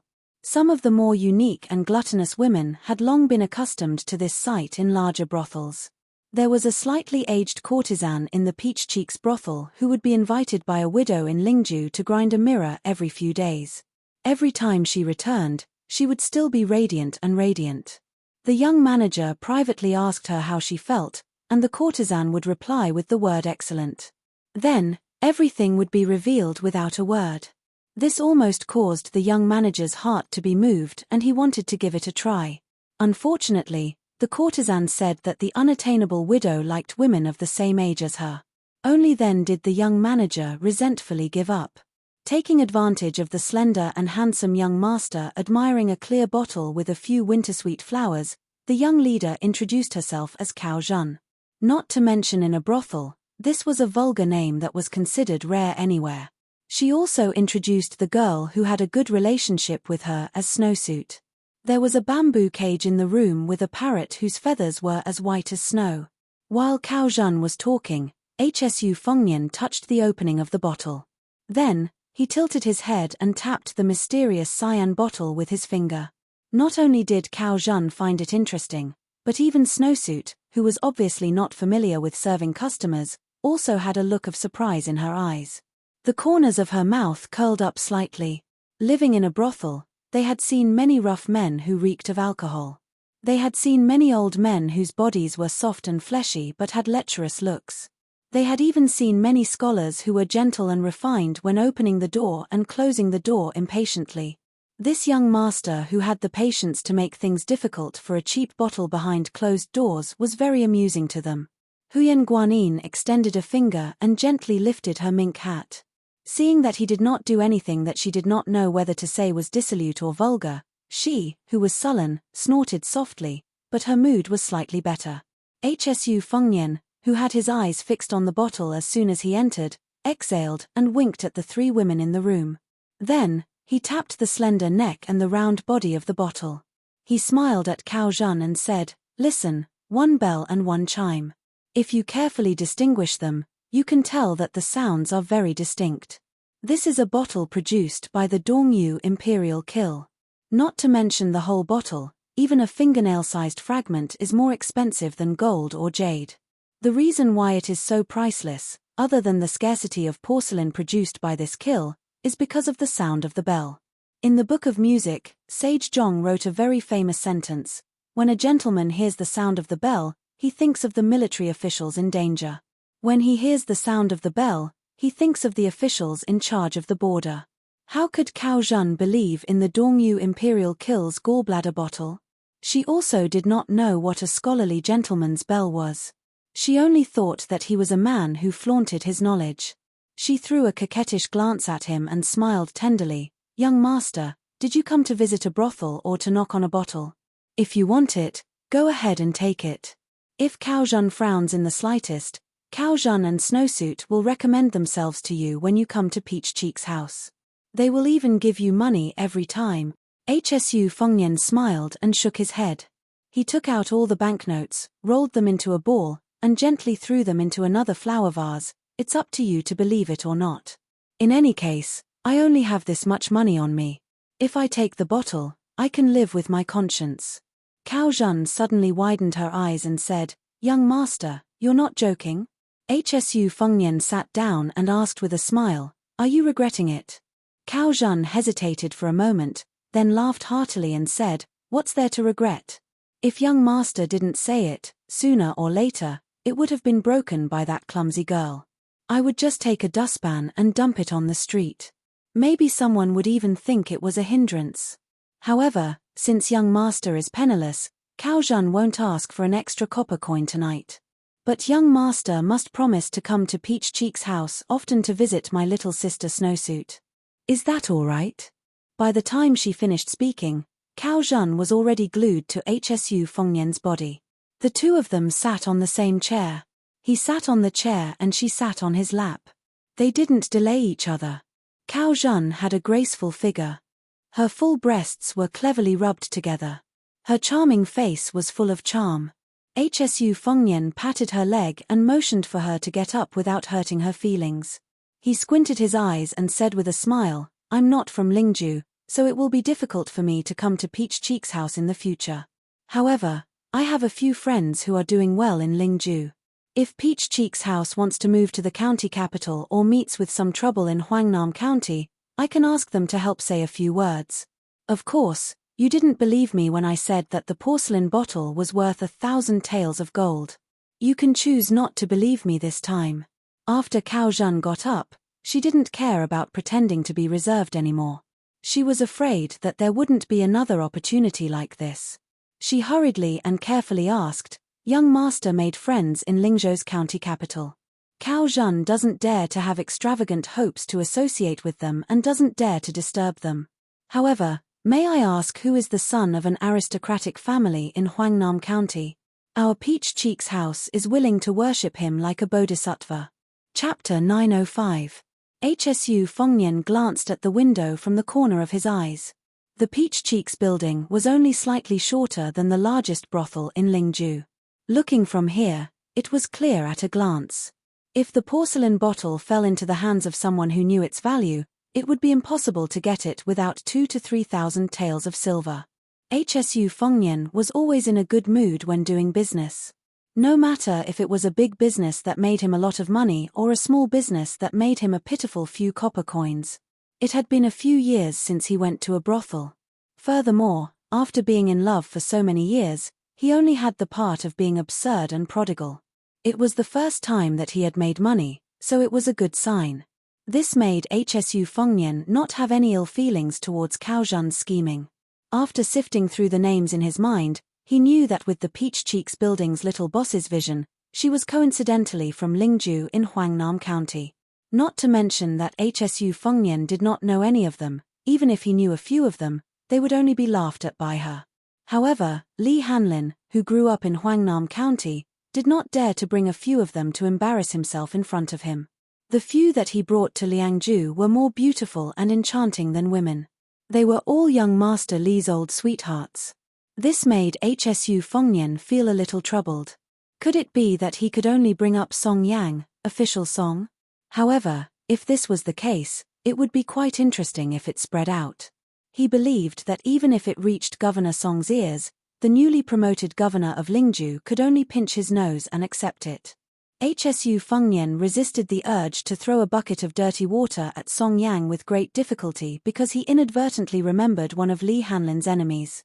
Back then, that guy had been dealt with miserably by Li Hanlin, the #1 young ruffian in Feng Province. After Liang was established, Feng Province merged with Lingju, and the Li family moved to Lingzhou's capital. That foppish playboy finally had a chance to live.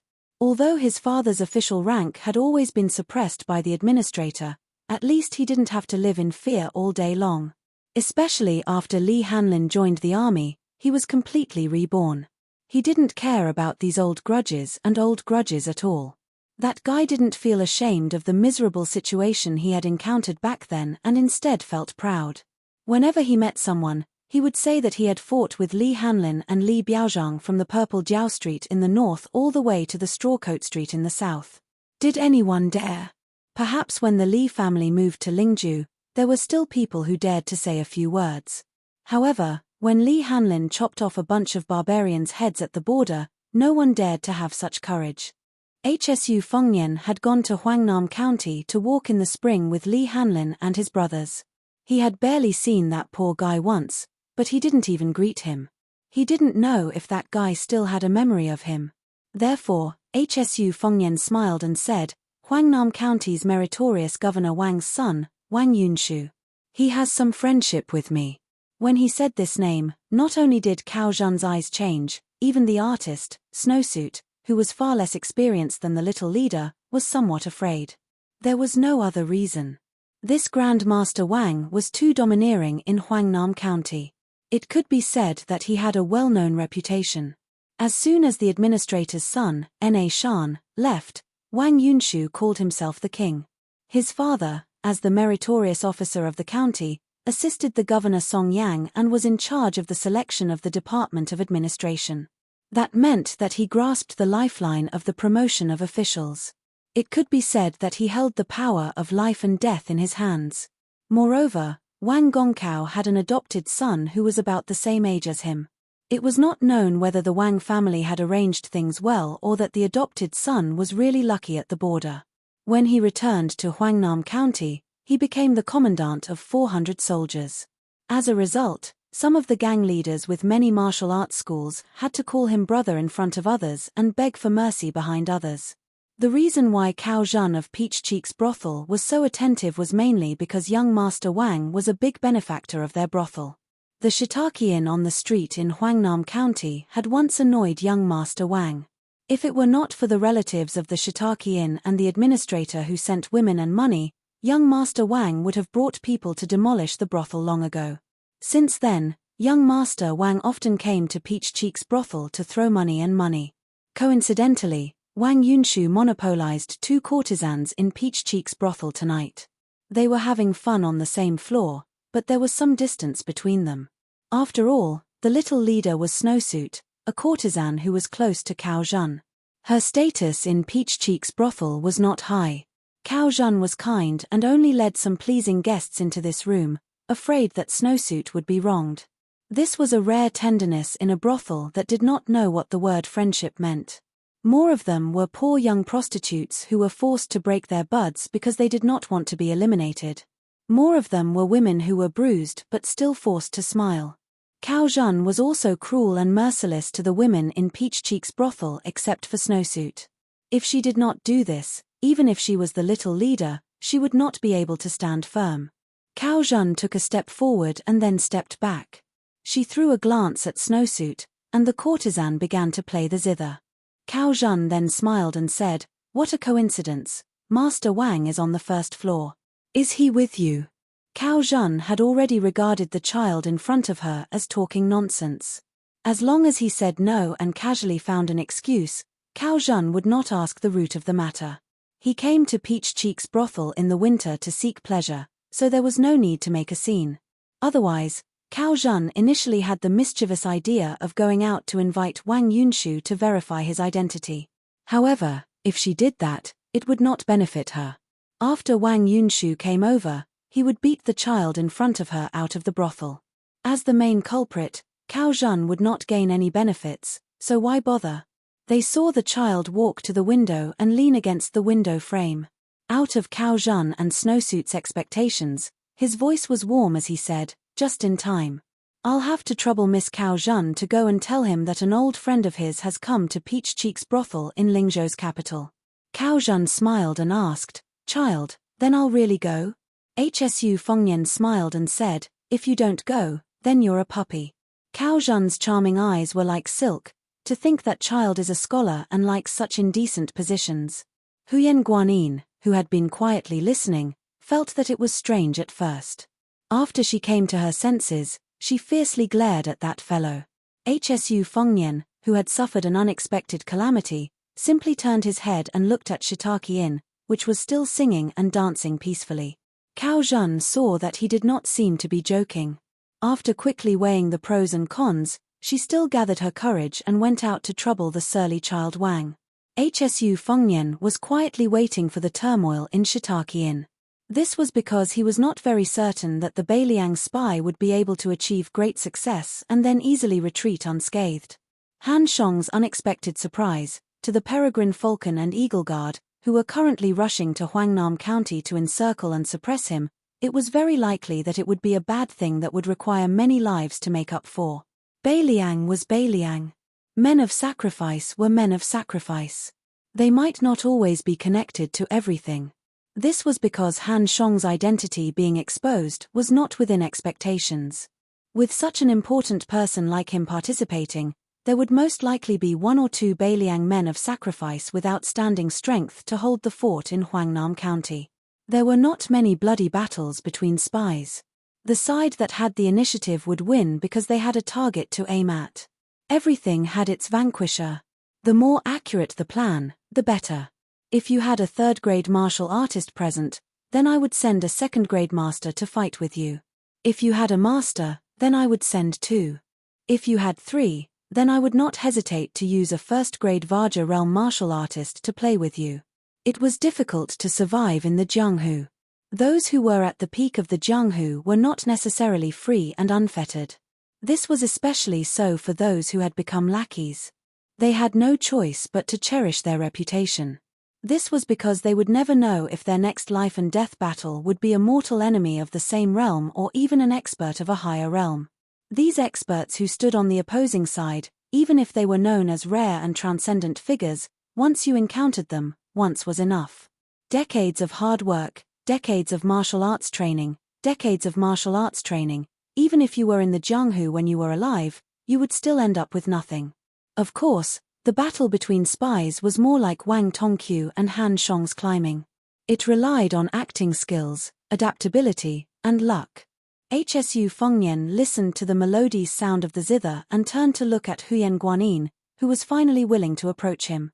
She looked up and asked softly, "That Sister Ren in the courtyard, she likes you?" Hsu Fengyan laughed involuntarily and said softly, "She likes someone who is not the next king of Beiliang. Otherwise, She would have worked for Beiliang since she was 9 years old and would feel that she was not worth it. However, to be honest, if she found out that I was an ugly pig head after meeting me in Shunwu City, then she would definitely not have told me her wish when we met in the courtyard today. Huyen Guanyin raised her chin and looked away. Then why didn't you fulfill that sister's wish? Isn't it as easy as lifting a finger? On the way to Huangnam County, HSU Fengnian, who had been separated by a thin layer of silk, had a smile on his face. She did not get an answer, but her mood was lighter than if she had gotten one. She turned around with a straight face and secretly smiled.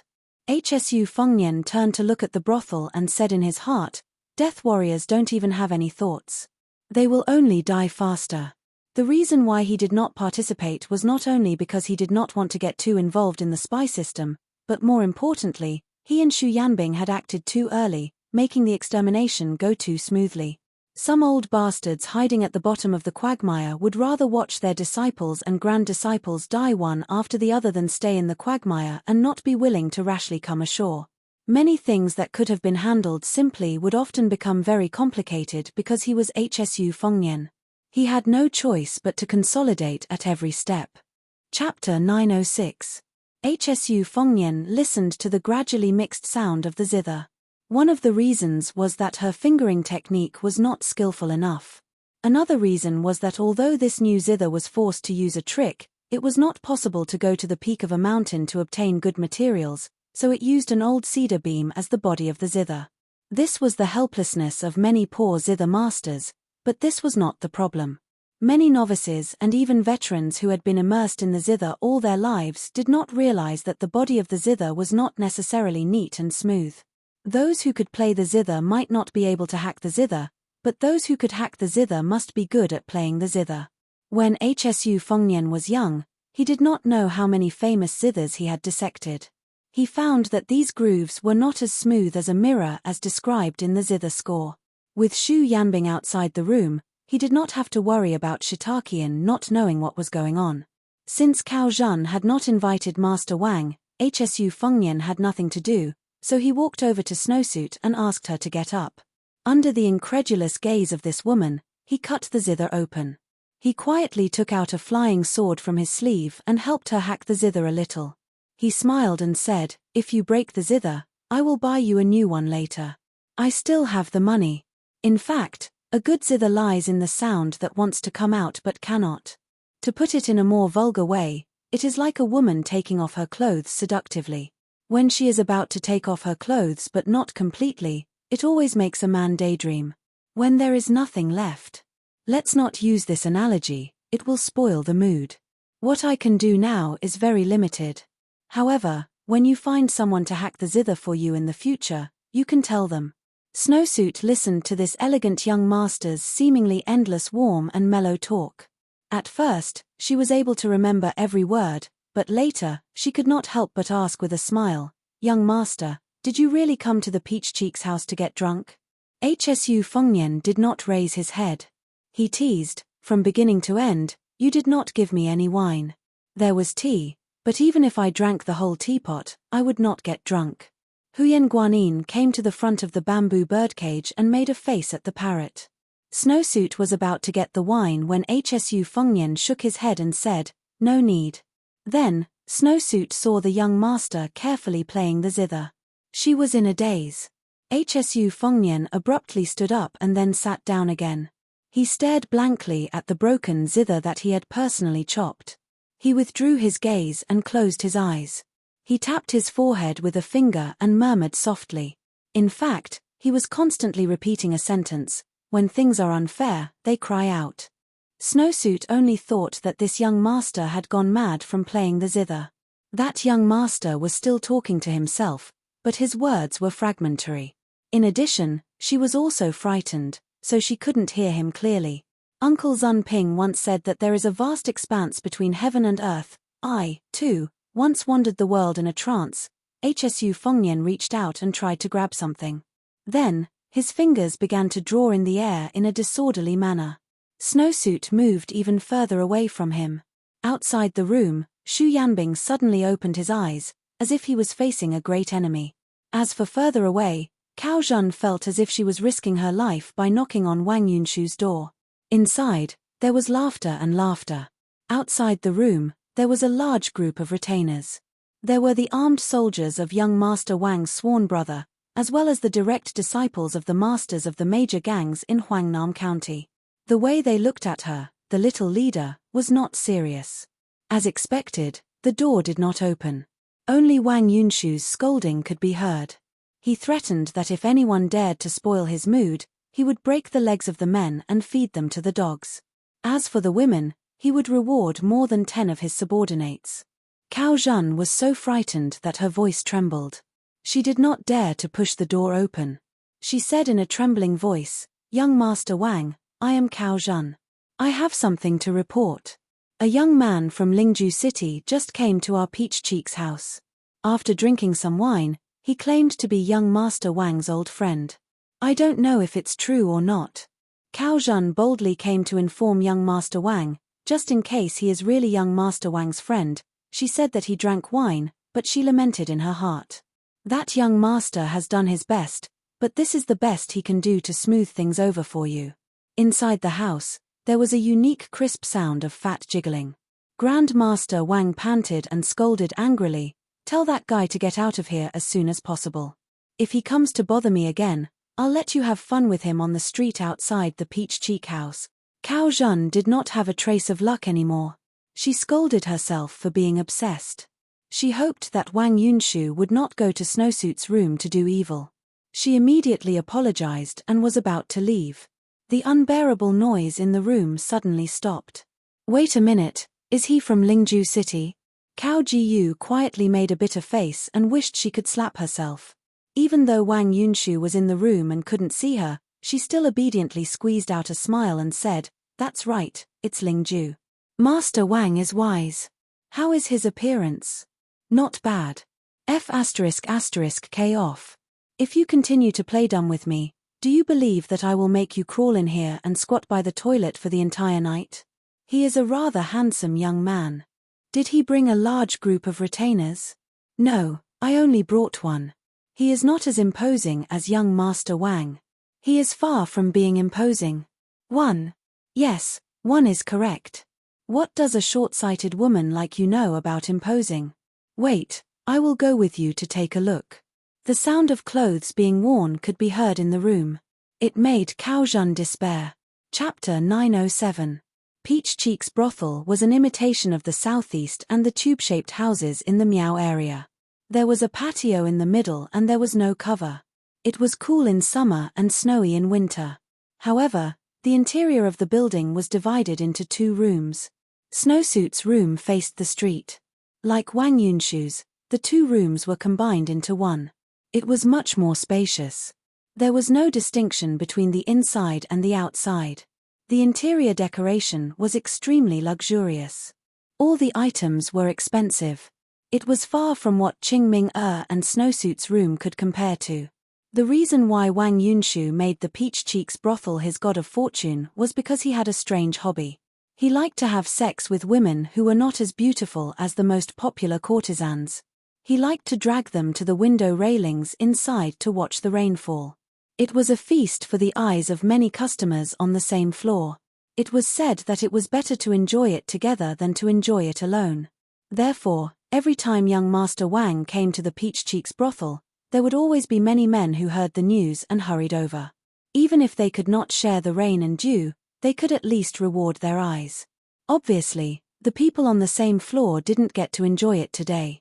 Fortunately, Wang Yunshu had said in private that when his father became the governor of Huangnam County, he would definitely make the 2 courtesans go to the window railings obediently and let everyone enjoy it. This was called a celebration. The door opened. A courtesan who had a bad relationship with the head of the building had a face full of lust. She glanced at Kusanagi from the corner of her eyes. That was a coldness that could only be understood between women. She was gloating. Cao Zhen led young Master Wang, who was carelessly draped in a fox fur coat, and walked with difficulty. Wang Yunshu kicked Cao Zhen's calf. "Are you lame? Or are your legs weak from being ordered around? Hurry up. If you delay my business, just you wait." I don't care if you're Mother Hong's daughter or not. Hehe, if you lie about military intelligence, don't even mention it. In the army, you'll be executed. Anyway, there's no place on your body that's clean. You should have been thrown into the river and drowned in a pig cage long ago. Why would I care about you whores? Cao Zhen bit her lips and smiled. She didn't know who she was smiling at. Wang Yunshu brought the group of evil servants and retainers to the place of his old friend in Lingju that Cao Zhen mentioned.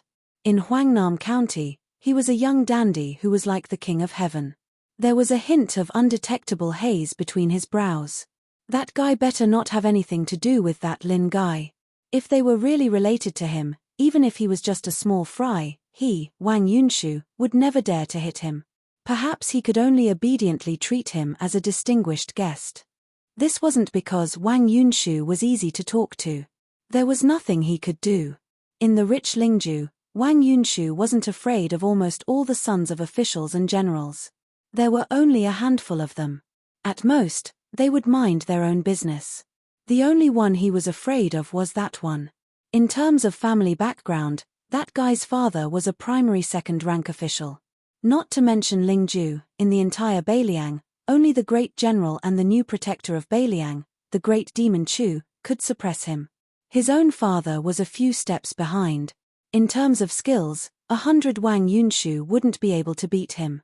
In terms of military achievements, even someone as thick-skinned as Wang Yunshu didn't have the nerve to compete in this. As long as Wang Yunshu thought of that Li guy, his mood would become gloomier. When he saw the tall and sturdy man standing outside the house with his arms crossed, Wang Yunshu subconsciously stopped and didn't dare to move forward. This was because he felt an aura that was even scarier than when his sworn brother was angry. It was a strong sense of danger, like a cat meeting a tiger. It was true that Wang Yunshu was domineering and unreasonable, but he wasn't so stupid that he couldn't be cured. It has to be known that outside of Lingju, the only young master in northern Liang who was even more ferocious than the one with the surname Li said a few golden rules that everyone believed in. For example, if we wastrels want to live a long life, we have to rely on our merits, servants, brothers, and money. These are all treasured weapons that can save lives but not lives. It is better to rely on our brains to live a good life. At first, Wang Yunshu scoffed at these words. Later on, as he muddled along and suffered some hardships, he began to understand the logic behind these words. It was only when Wang Yunshu truly relied on his reputation to fall to the ground that he realized. Many of his friends fell to the ground and didn't have the chance to repent. For example, there was a good friend who went to Beiliang 2 years ago to behave atrociously outside of Beiliang. He killed women and chivalrous people.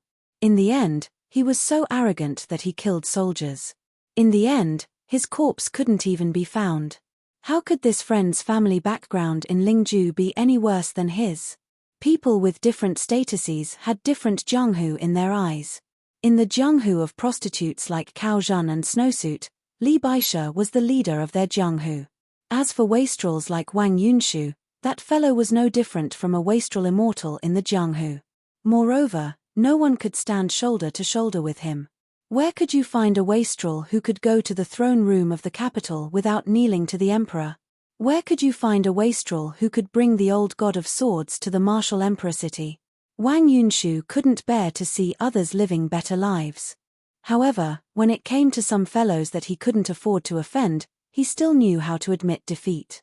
Cao Zhen didn't find anything surprising about the retainer at the door who didn't open his eyes. He was just a little taller and more taciturn.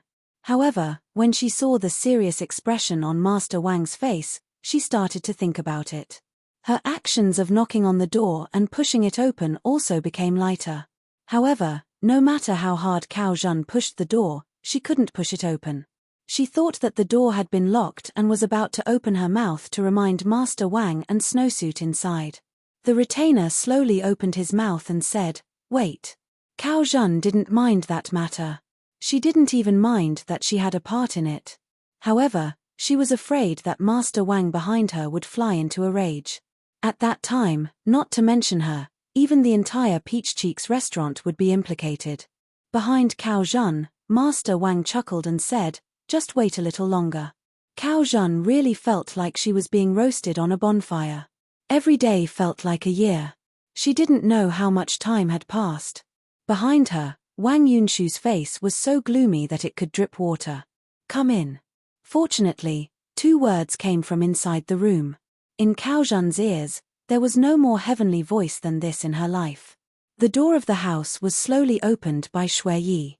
Wang Yunshu, who had lost his patience, stepped over the threshold with a sinister smile. He saw a person sitting behind a broken zither that he had never dreamed of. Wang Yunshu would recognize her even if she turned into ashes. Then, this big wastrel of Huangnam County made a prompt decision that even he himself admired. With lightning speed, he knelt heavily on the ground, slapped his hands on the ground, and knocked his head solidly on the ground with a bang. Wang Yunshu didn't even dare to fart. He just knelt on the ground. Even if he wasn't a land immortal, he should be at least at the level of 2nd grade master. Cao Zhen's mouth twitched outside the room. Snowsuit in the room was even more miserable. She was so frightened that she quickly stood against the wall and covered her heart. She didn't dare to look at him again. What was even more unacceptable to Cao Jiyu was that the rich young master whom she had mistaken for an ordinary gentry, the one who had accepted the bow of the Grand Prince Wang, was looking at her with a faint smile while holding his cheek with one hand. Chapter 908. I'll be going abroad tomorrow, so I'll be bringing along a notebook with a pleasing font. When the time comes, I'll be posting updates and some photos on the WeChat platform. If you want to follow me, you can search for Fenghua 1985 on your phone or scan the QR code directly. You can find it on Zonghua 1985. Wang Yunshu had just finished his 2nd round with the 2 courtesans of Peach Cheek's house. His body was already like an arrow at the end of its flight. He was trembling as he knelt, but he could only try his best not to move. He was afraid that the slightest movement would cause him to be misunderstood as having ill intentions. Fortunately, Hsu Fengyan smiled and said, "Yunshu, I just told Cao Zhen that you and I have a close relationship. Although the loser of the bet last time has to kneel when they meet, you don't have to get addicted to kneeling. Get up, I heard that you're the #1 guest here. Aren't you afraid that Peach Cheek's house will look down on you?"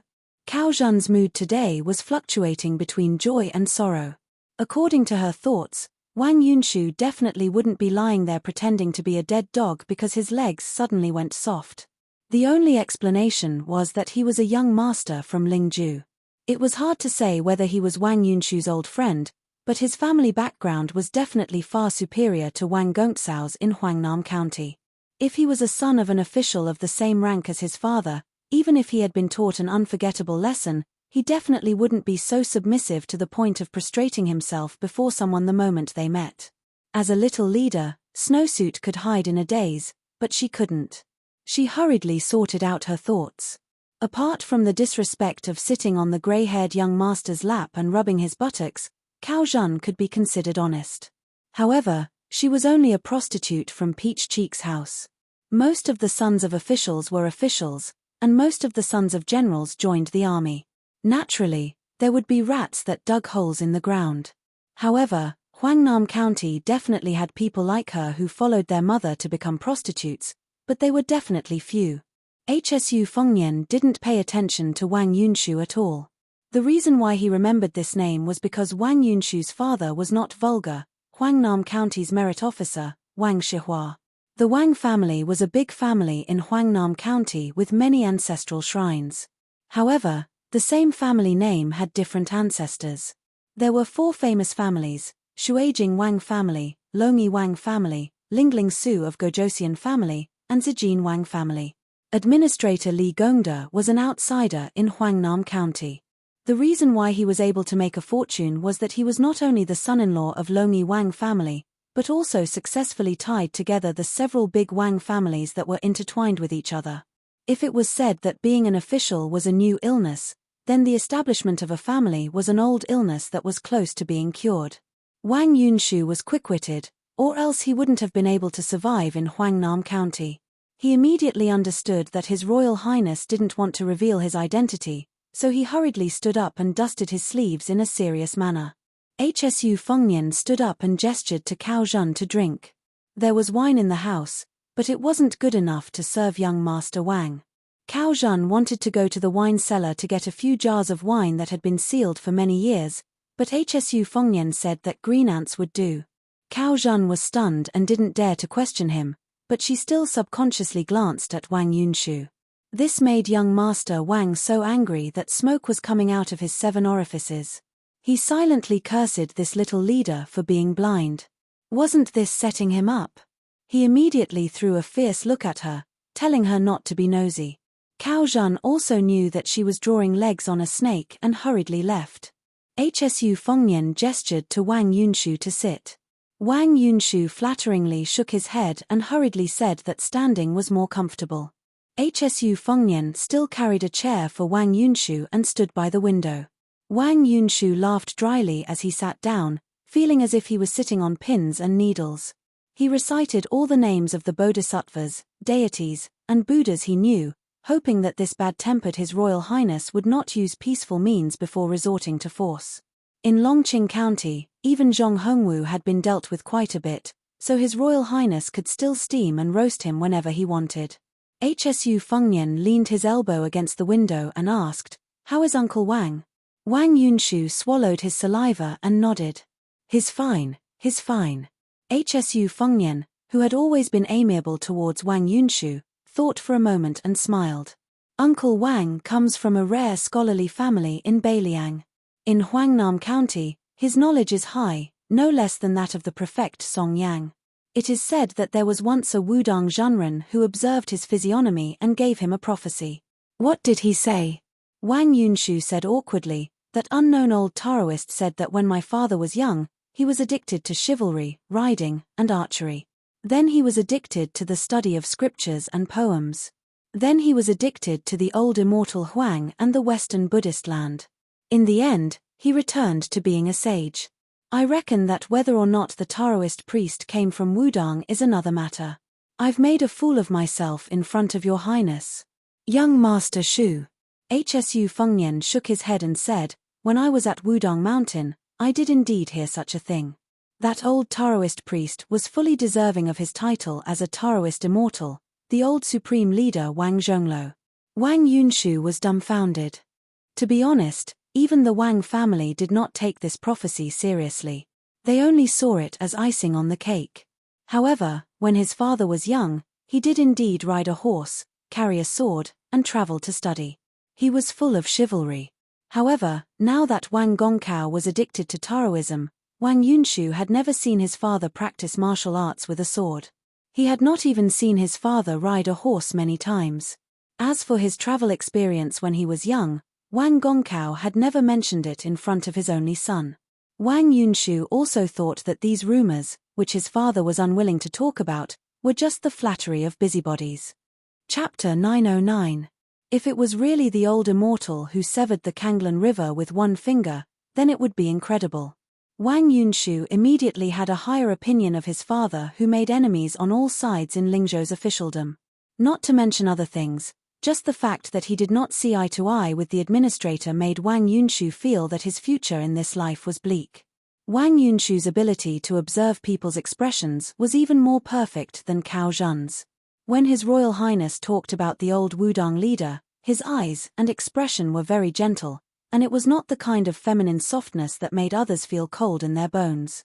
Of course, Wang Yunshu did not know that between the two mountains, Wudang Mountain and Qingliang Mountain, it could be said that even an immortal's sword could not sever it. The green ant wine that everyone was fond of was readily available in Beiliang. Cao Zhen quickly brought 4 pots. Hsu Fengnian and Wang Yunshu naturally took 2 pots. Cao Zhen asked for 1 pot herself. Snowsuit was not good at drinking, so the last pot was given to the woman in the mink hat who was pretending to be a servant in green. When she handed the wine over, Cao Zhen was suddenly stunned. There was such a beautiful person in the world. Could it be that she could compete with Xiangfan City's Li Shuangjia? Xu Yanbing had already closed the door and became a door god who did not show his emotions. Hsu Fengnian held the small wine pot with 2 fingers and gently shook it. He asked mischievously, "Do you still hate Li Hanlin now?" Wang Yunshu drank a mouthful of wine to calm himself down. He had never touched the green ant wine before, But when he drank with his Royal Highness, not to mention the barely tasted green ant, even the dregs of the wine would give rise to the feeling of getting drunk. When he suddenly heard this sentence, Wang Yunshu's weak point, he almost spat out the mouthful of wine. He quickly swallowed the mouthful of strong wine. The wine went down his stomach, but his heart was in his throat again. He carefully smiled bitterly and said, "How would I dare? Young Master Li has already made a name for himself on the border. Don't talk about holding a grudge. If young Master Li comes to Huangnam County to pay respects to his ancestors, I will lead his horse for him." However, before young Master Li left Huangnam County, he said that if he ever sees me again, he will beat me up until even my father won't recognize me. Even if Wang Yunshu wants to apologize, I really don't dare to go to young Master Li and be beaten up. Cao Zhen thought that she had grasped the mystery. This young man from Lingju must have some kind of relationship with the administrator's son, Li Hanlin. He might even be a relative of the administrator. This was why Wang Yunshu was scared out of his wits. Hsu Fengnian nodded as if he believed Wang Yunshu. He casually asked, "I heard that you have a sworn brother who is a military officer in Huangnam County. He is in charge of a battalion of soldiers and horses. He has 300 to 400 armored soldiers under his command. All of them are light cavalry, and their war horses are all B grade. They wouldn't be bad even if they were placed on the border of Yuliang. They are far more elite and skilled in battle than the military officers in the county." Wang Yunshu scratched his head and chuckled. He grinned and said with an honest face, "They are just for show. Of course, they are good-looking. If they really go to the border and fight with the barbarians, I don't think they will be good. They are all new soldiers who have never fought before. However, to be honest, many of them are the direct disciples of the gangs in Huangnam County. They are not good at fighting, but they are good at fighting. Since young Master Shu has asked about these family scandals, I can only tell the truth. If there is anything wrong, young Master Shu can tell Wang Yunshu. I will explain it to my father and my sworn brother. In any case, I can guarantee that everything will go according to young Master Shu's wishes." Cao Zhen, who heard every word, was even more surprised. Could it be that this young master from Lingju was not as simple as just a descendant of the Li family? Otherwise, how could he give orders to Huangnam County's military and politics? The conflict between rich playboys would break the sky and fight with each other. The two groups of people would invite immortals to fight until the sky was dark. The worst-case scenario would be the soldiers in bright armor being their accomplices. There was no reason for it to be serious enough to shake the foundation of the family. In the impression of the head of the Peach Cheeks house, there really was no young second generation from Huangnam County who could surpass their parents and challenge those old foxes in the officialdom. Huangnam County was Beiliang's granary. The officials who could abuse their power here were not simple.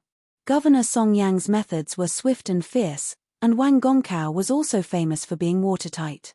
It could be said that all of them were like a hornet's nest. Hsu Fengnian smiled and said, "There are too many rich people in Huangnam County. However, many of them can't find a temple even if they carry a pig's head. In the end, it's because they don't have enough ability. Back then, when they fought for the position of governor of Fengju, it wasn't Uncle Wang who lost to the administrator. It was the Wang family from the water school who lost to the Wang family from Longyi. They were suppressed by the administrator for so many years that they couldn't even become the governor of Huangnam County. Then, they were ostracized by Song Yang, who was one rank higher than them. It was already not easy for them to be able to sit on the fishing platform and firmly hold the power to distribute the county official's hat. Now, Governor Song is finally going to move from Huangnam County to Lingju to be the governor. Wang Yunshu's expression was complicated. Did His Royal Highness want his father to take a step forward? Hsu Fengnian didn't keep Wang Yunshu in suspense. He directly explained the stakes to Wang Yunshu.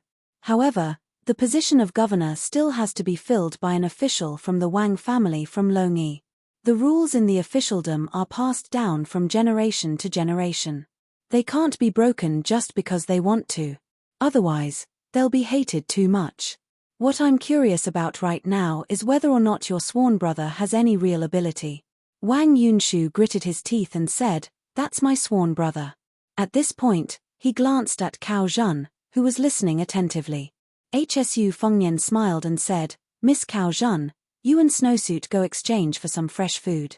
Once the outsiders left, Wang Yunshu immediately stood up and carefully worded his words. Your Highness, my sworn brother is called Jiao Wui. He has some ability and has made a lot of military achievements at the border of Yuju. Unfortunately, he was framed by his colleagues. Not only did my father lose more than 10,000 taels of silver, my sworn brother almost didn't make it back to Huangnam County alive. However, our Wang family admits to this grudge. Wang Yunshu won't complain to your highness. My sworn brother Jiao Wui often drowned his sorrows in Huangnam County in the past few years, but he didn't lose his martial arts. During this time, he often led the soldiers to the river to cut ice and had them jump into the river to freeze. If they couldn't endure it, they had to leave. I'm not trying to deceive your highness by saying good things about my sworn brother, but I've never seen such a ferocious commandant. Hsu Fengnian smiled and said, if you go to the border and take a look, you'll know that it's nothing. Wang Yunshu's face immediately turned red. He said embarrassedly, Your Highness, please don't blame me. Wang Yunshu is short-sighted. Xu Yanbing coughed softly. Almost at the same time, Hsu Fengnian waved his hand at Wang Yunshu. Then he turned around and stood by the window, looking at the Shiitake Inn. Chapter 9-10. Hsu Fengnian stood by the window. He turned his head and waved at the confused Wang Yunshu. After he came closer, he said softly, Go and tell your sworn brother that for your sake, I'll allow him to lead the army into the city.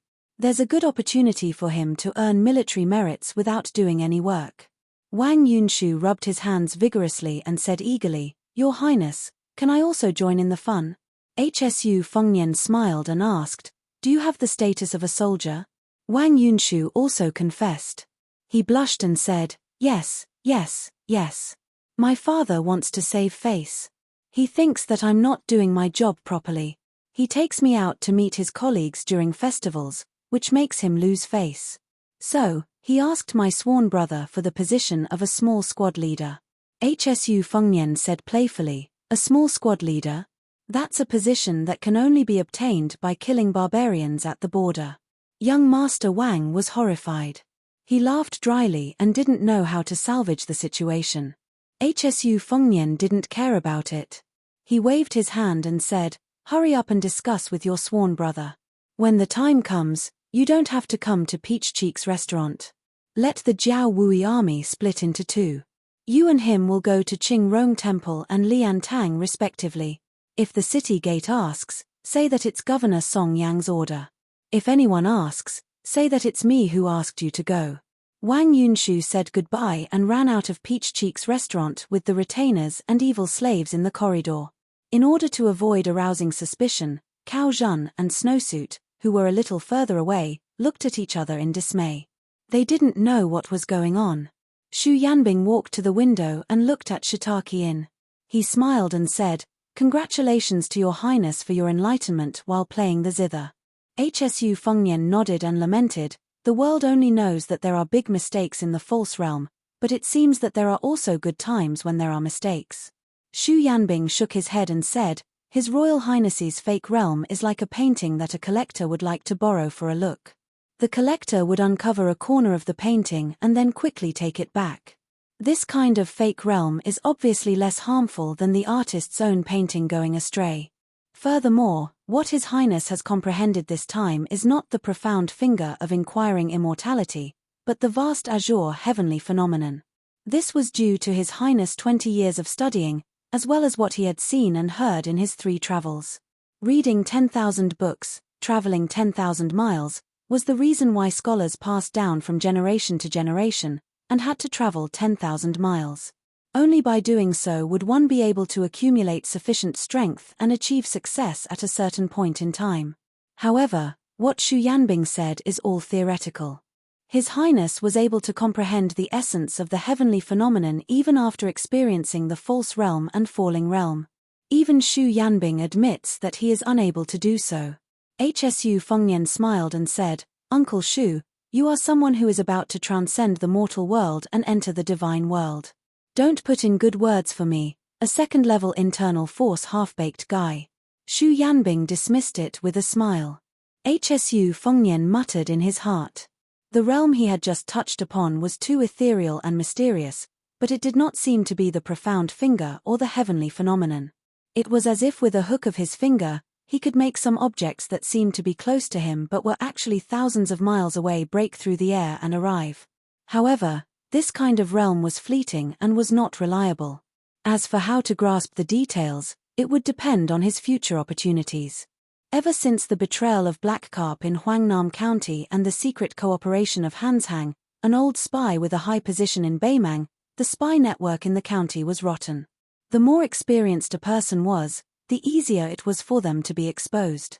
The spy circle had a habit of catching pairs.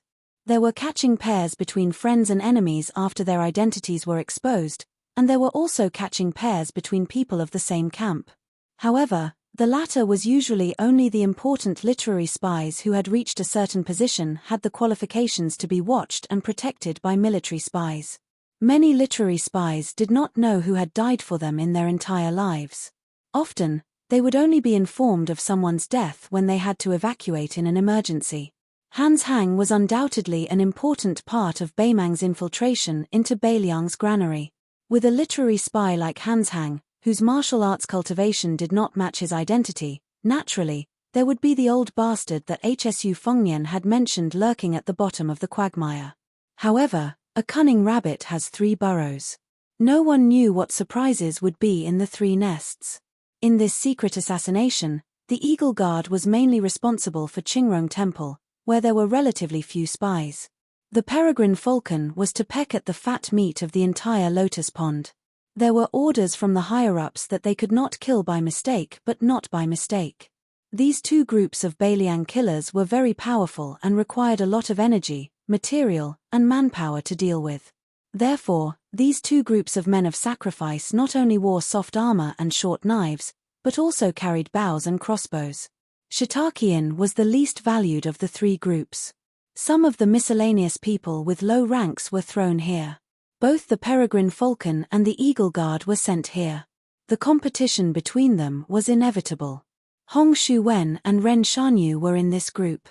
Ren Shanyu was only one of the 2 small leaders. There was also an old man whose name had been forgotten. He was used to calling him Old Tree Stump. It was said that he had been a man of sacrifice in Beiliang for many years. However, until today, he had never been to Beiliang Palace, let alone seen the general at close range. He had the air of an old-fashioned man of Jianghu. Chapter 911. The manager of the Peregrine Falcon was a sloppy middle-aged man whose surname was Song. This time, other than the 2 groups of people who were on the lookout and hunting down the fish that slipped through the net, there were 6 people who entered Shiitake-in. This man with the surname Song pretended to be a rich man from another place and wore a thick gold chain that weighed several kilograms around his neck. Hong Shuwen was his bad friend and Ren Shanyu was Master Song's private foxy woman. The other 3 people were the elites of the Peregrine Falcon. They wore retainer outfits and didn't carry any weapons, but they all had daggers and short hooks hidden inside. Before entering Shiitake-in, they had roughly communicated with each other about what they were good at and what kind of weapons they used. Being men of sacrifice was not a joke. No one was allowed to be a hero alone. Once there was a battle that was roughly evenly matched, whether there was cooperation or skillful cooperation, the outcome would be completely different. It might even be the difference between life and death. Chai Feilu's main target was a woman who had recently become the most popular courtesan. She wasn't necessarily more beautiful than the previous courtesans, but men liked the new and disliked the old. This made her business seem particularly good. Tonight, a lord from Fengyang County spent 700 taels to get her out of the competition, which meant that she would have to spend the night outside. However, he had underestimated the market for courtesans in Shiitake-in. As soon as he heard that this lord from Fengyang County was going to be kicked out, someone immediately offered 600 taels. The old man had no choice but to ask for 100 taels back and give up on the idea of being kicked out of the competition. He had no choice but to leave a beautiful maidservant in a private residence outside. According to the spy report that Wang Tongqiu had unearthed, The procuress in Chai Feilu who was responsible for matchmaking between the boss and the rich and powerful was also a spy who was born in Beiliang but turned to Beimang halfway through. In addition, the guard instructor and several fellow apprentices of this brothel were real Beimang's men of sacrifice. There were a total of 8 or 9 people in Chai Feilu, and only half of them were capable of risking their lives. Therefore, everyone was an expert. The Peregrine Eagle Guard, 16 or 17 people coordinated from inside and outside, so there was no suspense. In fact, it was indeed very smooth at the beginning. The leader of the Peregrine Eagle, Song Ji-yu, and Ren Shanyu went to a room that had been booked long ago. It happened that the top floor of the building was the room where the courtesan received her guests. He called for a half-famous courtesan. The brothel did not reject the guests who brought their own women, but it was not easy to let a famous courtesan play with a stranger. Even if the courtesan herself was willing, the brothel would most likely reject it. This was because they were afraid that the value of the famous courtesan that they had painstakingly raised would fall after making a fuss. Therefore, without a high price, it was impossible to invite her. Hong Shu-wen, who was hired by Song Ji-yu, got a big bag of silver. He kept pestering the brothel keeper and shamelessly asked her to make an exception for him. In fact, Hong Shu-wen was not bad-looking. He was a disciple of a rich family in Beiliang, and he killed people to show his heroic spirit. The woman, who was about 27 or 28 years old, might have taken a fancy to this guy. Even though Hong Shu-wen's money was not enough for her, she still agreed. However, she was a brothel keeper in Shiitake Inn and had countless trivial matters to deal with. So, she asked Hong Shu-wen to be more efficient and finish the job quickly. Hong Shu-wen agreed with a smile and exposed his shortcomings. He said that he was famous for riding fast, which made the woman look at him coquettishly. The spring night was short, and no one thought that life was too long. Little by little, the 3 peregrine falcons, who were familiar with the terrain of Shiitake Inn, found the guards who were drinking in the small courtyard and killed them without saying a word. On an embroidered bed, the woman who sensed the killing intent wanted to break Hong Shu-wen's spine with her hand. As a result, Hong Shu-wen hit her dantian first, and then his 5 fingers were like hooks, strangling her white and tender neck. He watched her die little by little and said with a smile, "I have to take the money back later. We slept together because we liked each other. What's the matter with spending money to buy sex?" Almost at the same time, Song Ji-yu was admiring the sight of a prostitute stripping. He walked up behind her, and she turned around to look at him with a smile. Song Ji-yu smiled and covered her mouth with his hand. He then punched her in the chest, and killed her on the spot. Ren Shanyu, who had been impatient for a long time, jumped on the table, tiptoed, and stuck to the ceiling like a gecko. After confirming the movement upstairs, she tore the plank with her hands and found the position of the spy prostitute. She only saw a charming scene. The woman's clothes were half taken off and her hands were on the table, revealing a large part of her snow-white fat under her waist. An old man in luxurious clothes was raising his hand and was about to slap the 2 pieces of fat. Seeing Ren Shanyu appear out of nowhere, the old man was obsessed with lust and was not too frightened. Instead, he looked at Ren Shanyu's soft breasts with a playful smile. However, the Shiitake Inn prostitute with a perky but had a strong murderous look in her eyes. Instead of lifting her skirt and putting on her clothes, she slapped the table and twisted her 5 fingers slightly. She was like a gorgeous butterfly, spinning toward the uninvited guest Ren Shanyu. The female eagle guard, who did not carry a pair of Shenhua broad axes, was about to block when an arm appeared from the floor. It grabbed the prostitute's slender ankle and pulled it down hard. She was dragged downstairs and disappeared without a trace. Ren Shanyu's face was full of anger. She had a deep grudge against Song Ji-yu. Originally, she planned to assassinate the prostitute, Song Ji-yu to deal with the Shiitake Inn brothel, and Hong Shu-wen to support the 3 peregrine falcons. However, Song Ji-yu let Hong Shu-wen do the hard work and stayed in the room.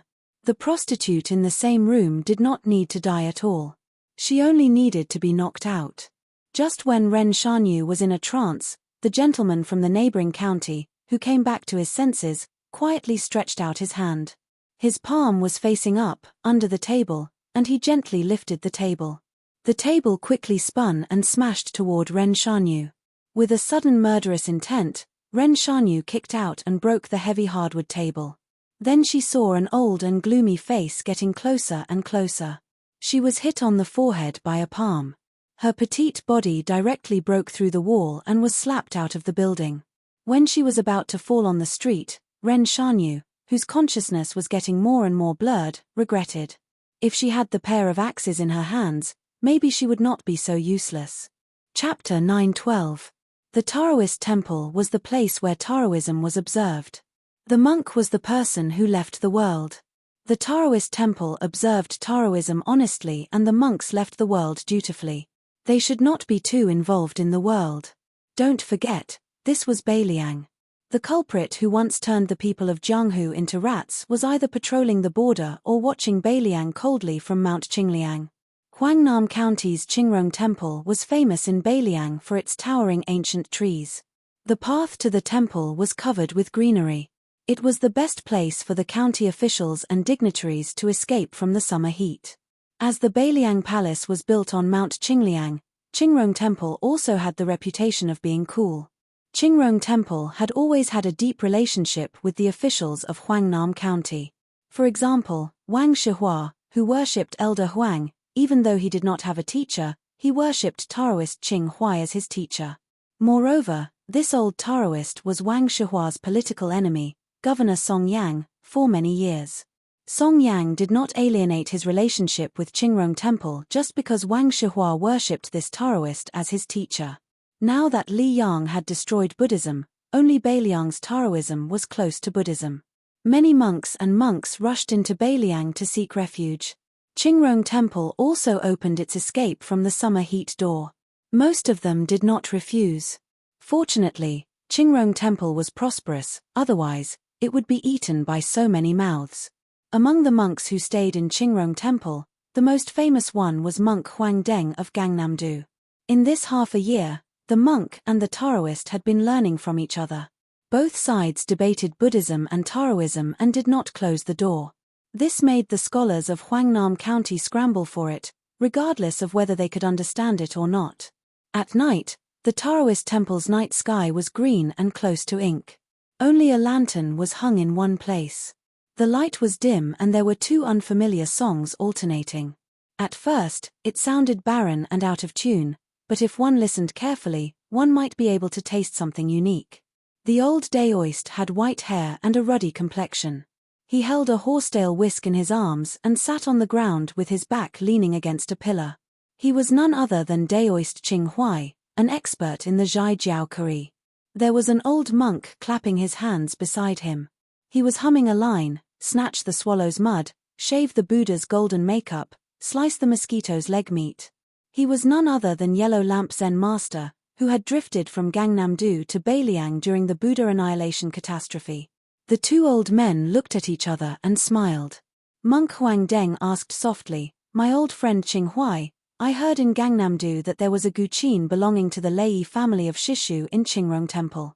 Back then, the Lei family followed the king of the fallen country to his death. The hundreds of guqins that the family had kept were all smashed to pieces. I wonder if this guqin can still be played." The old Daoist said regretfully, "When I got my hands on it, more than half of the Rao Jianlei had already been burned. Not a single string was left. Every time the remnants of Shishu looked at it with tears in their eyes." Monk Huang Deng sighed, the rise and fall of fate. The old Daoist raised his head and looked at the lantern hanging high. He suddenly laughed and said, "Isn't there a competition between Buddhism and Taoism?" The old monk nodded.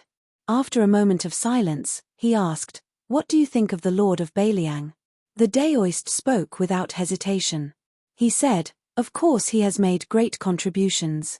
According to the system of our dynasty, there are 6 categories of contributions: founding the country, quelling difficulties, capturing rebels, suppressing the vassals, resisting the barbarians, and conquering the barbarians.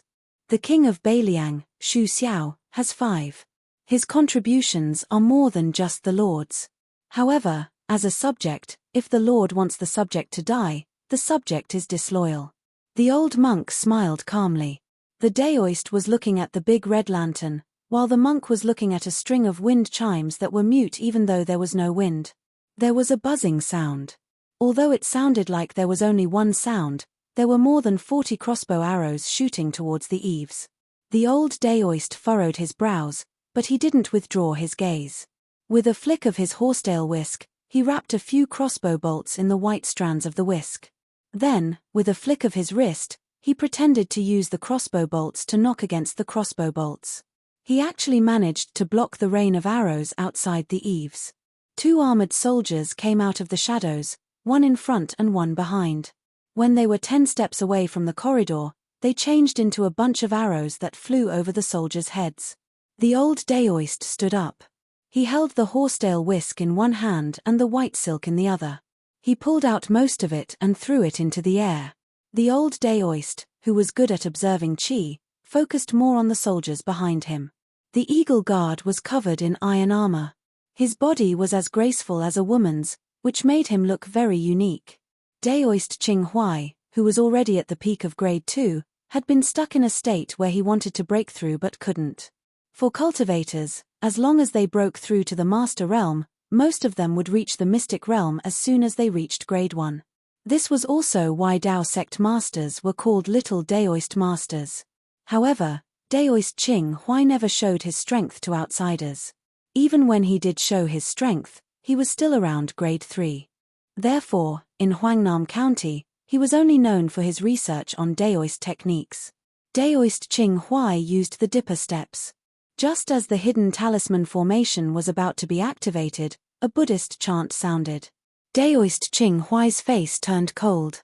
He climbed from grade 3 to grade 2. He shouted softly. The iron horse wind chimes jingled and the big red lantern swayed. The old monk chanted again, but the talisman formation was still unable to be activated. At this time and place, the Tao was 1 foot tall and the Buddha was 10 feet tall. Daoist Ching Huai finally stopped hiding his strength. His entire Daoist robe puffed up like a ball. However, the old monk had already closed his eyes. The old monk entered a meditative state and listened to the gentle sound of the bells. The leading soldier stepped onto the corridor and broke through the aura shield with one strike. The price was huge. His entire body was covered in blood. He didn't care about his face and cut open the Daoist's abdomen. His other hand held the hilt of the sword and increased his strength. He charged forward and knocked Daoist Ching Huai, who was determined to multitask, into the wall. The tip of the sword didn't just pierce through the old Daoist's body, it even went a few inches out of the wall. The soldier who was close to the diamond body spat out a mouthful of blood. He raised his arm and wiped the blood off his face. The armored soldier behind spoke. Her voice was clear and crisp. She should be a young woman. Wutongin's secret order allows you to change Qing Rong Temple into a temple. The old monk put his palms together and chanted, Amitabha. Chapter 9:13. The general wanted to test the young man's internal energy, so he continued to gallop forward on his horse for 30 li.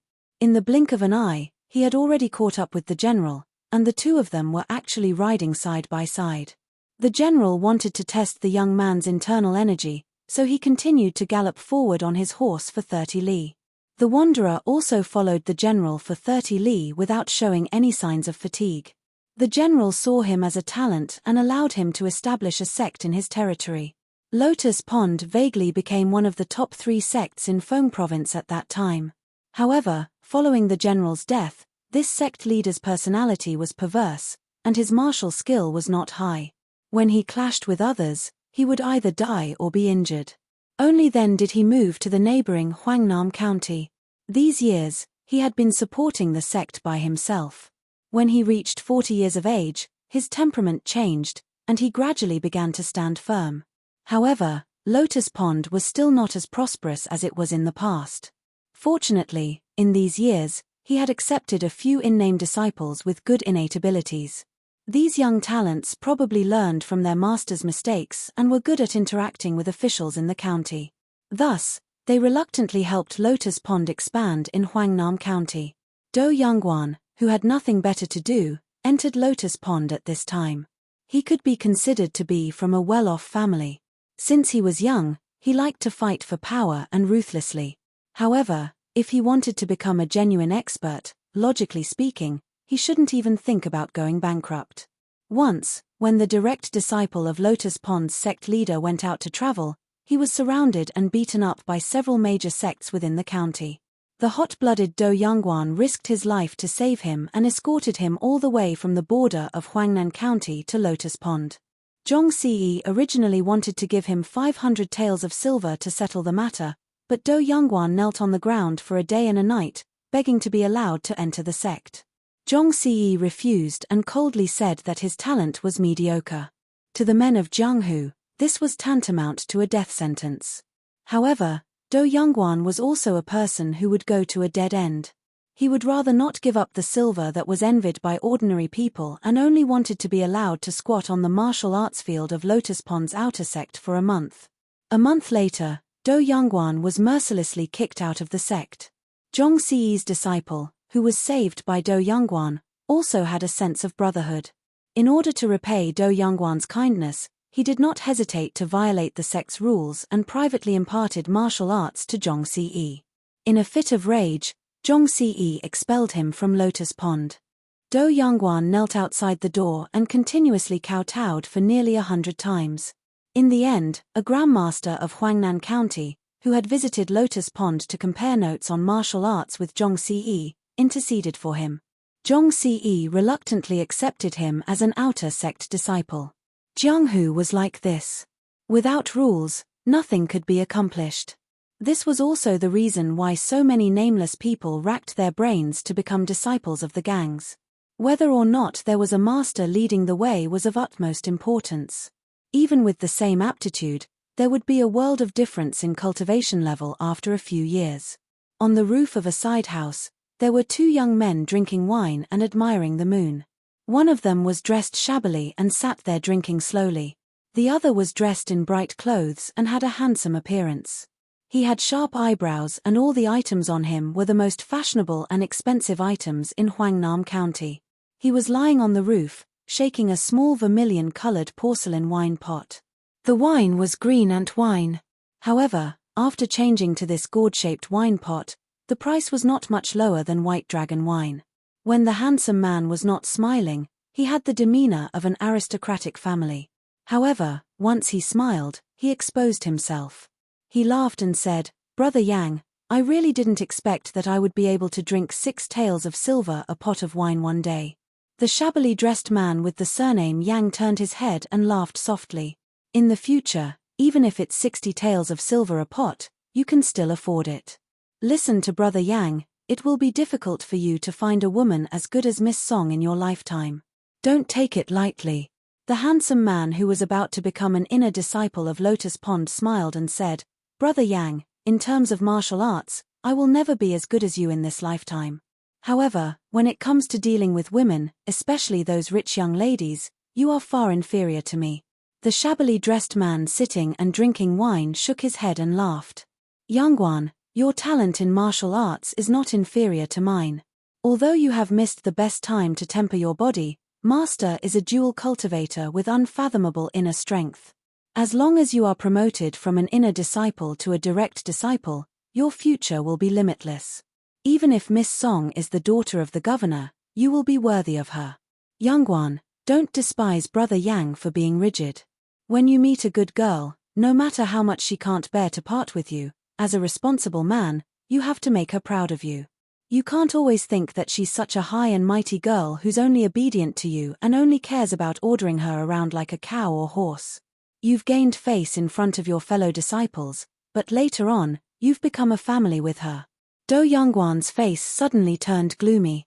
"Brother Yang, if it wasn't for me, you wouldn't have been," the shabbily dressed man said magnanimously. "It's all fate.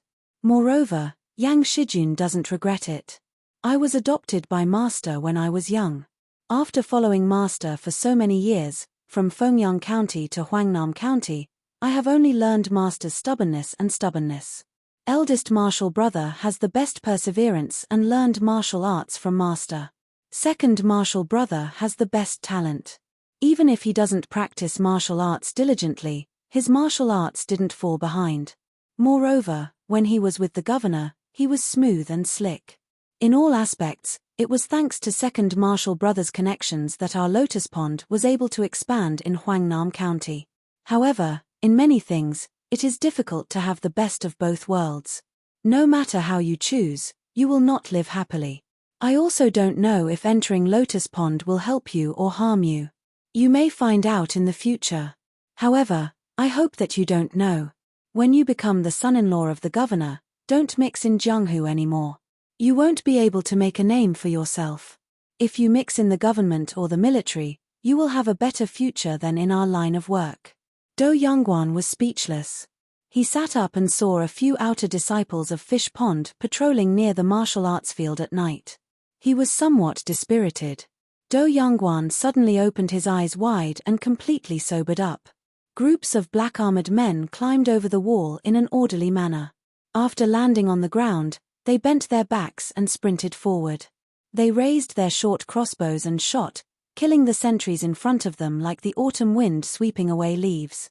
Almost all of the patrolling disciples at the Lotus Pond had their heads pierced by more than 2 crossbow bolts to ensure that they died silently and without any struggle before they died. Apart from the north, the black-armored assassins gradually approached the residents north of the martial arts field from the east, west, and south. What followed was an even more sinister night attack. When Yang Shijun and Do Youngwan stood up and saw the general situation, Yang Shijun immediately shouted, "Assassins are attacking." Do Youngwan was in a daze. He was about to turn around and ask Yang Shijun what kind of enemy Lian Tang had provoked for them to be so ruthless. However, when he turned around, he heard the soft whooshing sound of arrows piercing through the air. Then, he saw a bloody scene. Yang Shijun, who had just warned, had just dodged the attack of a featherless arrow when a second featherless arrow circled in a large arc and pierced through his abdomen from the side. Yang Shijun staggered back, but another arrow came straight at him. Other than the second arrow, which was especially domineering, which he could not dodge, the other 2 arrows were easy to dodge. Yang Shijun turned his head, grabbed the arrow with one hand, and held it upside down. With all his strength, he said, "It's the Northern Liang crossbowman." As soon as he finished speaking, a burly assassin in black armor easily climbed up the building. He looked a little annoyed at Yang Shijun for being a busybody on the roof. He held a crossbow in one hand and a saber in the other as he slashed at Yang Shijun. Do Youngwan had never experienced a life-or-death battle like this before. Although there were fights between gangs in the past where people killed each other and blood splattered everywhere, Do Youngwan was still able to fight back. In the end, it was far less terrifying and cruel than tonight's sneak attack. Not to mention that Do Youngwan had become a spectator, even Yang Shijun, who was a first-class expert in his eyes, had his arm and shoulder chopped off by that saber. The burly man in black armor had just slashed down with his saber when he suddenly raised his arm and shot a powerful crossbow at Do Youngwan. Do Youngwan's life wasn't meant to end yet. At this moment, he was unexpectedly lucky and dodged the crossbow. He stepped through the roof tiles and landed in the martial arts room. He casually picked up a saber and retreated. Do Youngwan relied on his familiarity with the terrain to move around desperately. Every time he moved, there would be crossbow bolts falling from the roof like a shadow. The black-armored assassin softly exclaimed in surprise. He obviously didn't expect this kid to be so agile. Just as he was about to jump into the room to chase after him, another man in the same armor jumped onto the roof. He held an oxhorn longbow and shot an arrow at a house that suddenly lit up. The window was broken and the owner of the house was nailed to the wall by an arrow just as he lit up the lantern. The man with astonishing archery skills coldly said, "Tonight, we will only catch the big fish. I will stand guard here. You go downstairs. If you lose to those fledgling eagles from Wutong Garden, you know the consequences." A hint of fear appeared in the eyes of the burly armored soldier. He hurriedly acknowledged the order and ran forward. Like a forest spirit ape, he jumped down from the roof and joined up with the other soldiers. They quickly moved forward and headed straight for the main residence. That was the courtyard where Zhong Ce of Lotus Pond was located. The armored soldiers charged forward with an irresistible force. The outer disciples who were not skilled enough would only end up being cut down like rice. Some of the inner disciples were not completely unable to fight, but this group of armored soldiers did not pay attention to any of the Jungho rules of killing. In a small area of close combat, in the blink of an eye, they had the advantage of numbers. 2 or 3 cold sabers charged forward, supplemented by the sinister sneak attacks of the short crossbows, and the sturdy soft armor covering their bodies. The weapons and instruments of the Jianghu gangs could not be considered very sharp. As long as it was not a fatal injury, these armored soldiers would not pay attention to it. They would allow you to stab with a sword or 2 sabers, and they would take the opportunity to heavily injure or even kill the Lotus Pond disciples on the other side. It should be known that the peregrine falcon was originally an expert from all kinds of places in the Liang Jianghu. When it came to one-on-one combat, he was an expert. Over the years, he had become proficient in many military formations and had become a pack of jackals and wolves. Compared to a one-on-one assassination, the lethality of the attack naturally could not be mentioned in the same breath. The archer who gave the order on the roof had a cold look in his eyes. He took out a refined arrow from the quiver on his back. Huangnam County's number 1 shrew monkey Zhong Ce could be considered a troublesome character who was on par with the prince's retainer Lu Qiantang. This time, the peregrine falcon and the eagle guard were traveling together. If they could take this person's head, it would undoubtedly be a great achievement. Ren Shanyu's body floated down. It was unknown whether she was alive or dead. Hsu Fengnian's eyes were calm. The peregrine falcon? Then he said, that guy should be the big fish that was caught by the Han Shong. Xu Yanbing nodded. Then Cao Zhen and Snowsuit found that only the grey-haired young master was left in the room. In Shiitake Inn, the rich old master who had succeeded in one strike was about to leave quietly. Then he died quietly. The old man did not even know how he died and who killed him. Chapter 9:14. Ren Shanyu fell on the street, but Hsu Fengnian did not show up immediately. He counted to 16 in his heart, but still, no one showed up. From Hsu Fengnian's perspective, he could clearly see that Ren Shanyu struggled a few times. It was impossible for her to even sit up, let alone stand up. Just as Hsu Fengnian was about to take action, someone from Shiitake Inn finally rushed out of the embroidery house, picked up Ren Shanyu, and disappeared into the alley. It was Hong Shuwen, who was neither an eagle guard nor a peregrine falcon. Hsu Fengnian's face was clouded. Xu Yanbing, who came and went like a ghost, stood back at the window and nodded to Hsu Fengnian, indicating that Shiitake Inn had been dealt with.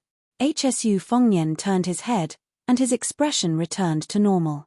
He asked Cao Zhen for the detailed location of Wang Yunshu's family mansion, and then asked Snowsuit for the broken zither that was made for flying swords. He held the vase of flower gall with the sound of bells under his arm, and did not say much to Cao Zhen and Snowsuit. He told them not to see him off, and just smiled at them, which made the 2 brothel girls feel flattered. The usually smooth and slick little shopkeeper of Peachcheek Brothel did not dare to draw legs on a snake. She stood in the corridor and watched the 2 people disappear around the corner. She noticed the side profile of the grey-haired young man, which was angular. She did not know if it was an illusion, but the young man had a kind of spirit that could make Huangnam County feel like a storm was coming. Cao Zhen waited for him to leave and leaned against the porch. She turned her head and saw that Snowsuit clearly wanted to take another look, but she was shy. Cao Zhen could not help but laugh at her, and pointed to the window to Snowsuit. The latter was stunned, and then immediately understood. She quickly lifted her skirt and ran to the window. Cao Jiyu didn't do anything superfluous. She looked at Shui Yi's back. Mother always disliked this girl for not being feminine enough. She couldn't learn how to seduce men, so why didn't she come out? Cao Zhen collected her thoughts and began to think about the appearance of the young master of Lingju. Would the Peachcheek Brothel, which had always been suppressed by Shiitake Inn, have a turn for the better? As for the broken zither and the vase that she did not know whether it was genuine or fake, they were all insignificant small things. As long as that person was willing, even if it was a girl like Snowsuit in Peachcheek Brothel, as long as there was one, Peachcheek Brothel would give it to him. Outside the building, Hsu Fengnian boarded a carriage while Xu Yanbing drove the carriage to Wang Gongcao's residence in the county. Wang Shihua was the current head of the Wang family of the water school. Following the rise of his mortal enemy, Li Gongda, to the rank of second-rank Dao administrator of Beiliang, Long Yi's Wang family was known as the dragon raises its head, arrogant and despotic. The Wang family of Zijin, who had always been on good terms with Long Yi, could no longer tolerate him. The Wang family of the water school took the opportunity to rope him in. With the addition of the Ling Su of Gojosian, the three families with the same surname had secretly joined forces to contend against Long Yi. With Wang Shihua, who had great accomplishments and knowledge, as the leader, Wang Shihua's days were not as difficult as outsiders imagined. For the past few years, the Wang family's residence had been bustling with people and carriages. Even a few scholars who had recently entered Beiliang had come to seek guidance from this great scholar of exegesis. However, it was still uncommon for a carriage to visit in the middle of the night. Although Wang Yunshu had a notorious reputation in Huangnam County for not teaching him strictly, the gatekeeper of the Wang family's residence was someone with hidden authority who was no less than a 7th or 8th ranked official. If he was the slightest bit careless in his treatment of others, he would be severely reprimanded or even expelled from the residence. Thus, when he saw an unfamiliar young master step down from the carriage, the gatekeeper hurriedly walked out from the side door and walked down the steps to inquire about the matter. However, what surprised the gatekeeper was that this young man was completely different from the other aristocratic sons who were eager to open the Yi gate to welcome them grandly. He actually said that it was fine to wait at the entrance. The gatekeeper immediately understood that he was most likely looking for the eldest young master. In Huangnam County, it was more effective to look for the eldest young master than to look for anyone else. The eldest young master was extremely influential in Huangnam County. Not long ago, an elder of the Ling Su of Gojosian had hidden a mistress in a golden house and was blocked by a shrew at the entrance. His disgraceful behavior was completely exposed. It was only when the eldest young master stepped forward that the matter was resolved. Since he wasn't here to compare notes with his master, he was most likely a good-for-nothing playboy. The gatekeeper subconsciously looked down on him, saving him some polite greetings. Walking back to the side door, he looked back and saw the young man squatting on the steps next to the stone lion. The gatekeeper couldn't help but think that this young master must have encountered a threshold that he couldn't pass. Otherwise, he wouldn't have used the stupidest method to wait for the eldest young master. In the middle of winter, which young master wouldn't be enjoying wine and beauties? The gatekeeper glanced at the burly man standing at the bottom of the steps. It was a pity that such an extraordinary retainer had met the wrong person and followed the wrong master. Xu Yanbing hesitated for a moment. Squatting on the steps one step lower than Hsu Fengnian's, in the eyes of others, he was overstepping his boundaries. In the cold weather, Hsu Fengnian put his hands in his sleeves and laughed softly. I've implicated Uncle Xu. Originally, I could have introduced myself and then asked Wang Gongkao for a few cups of hot tea to warm my stomach. But since I'm going to put on a show, I have to put on a good show. Otherwise, I'll have to leave tomorrow morning. The water classic Wang family won't be able to understand the sincerity of a Lingju general.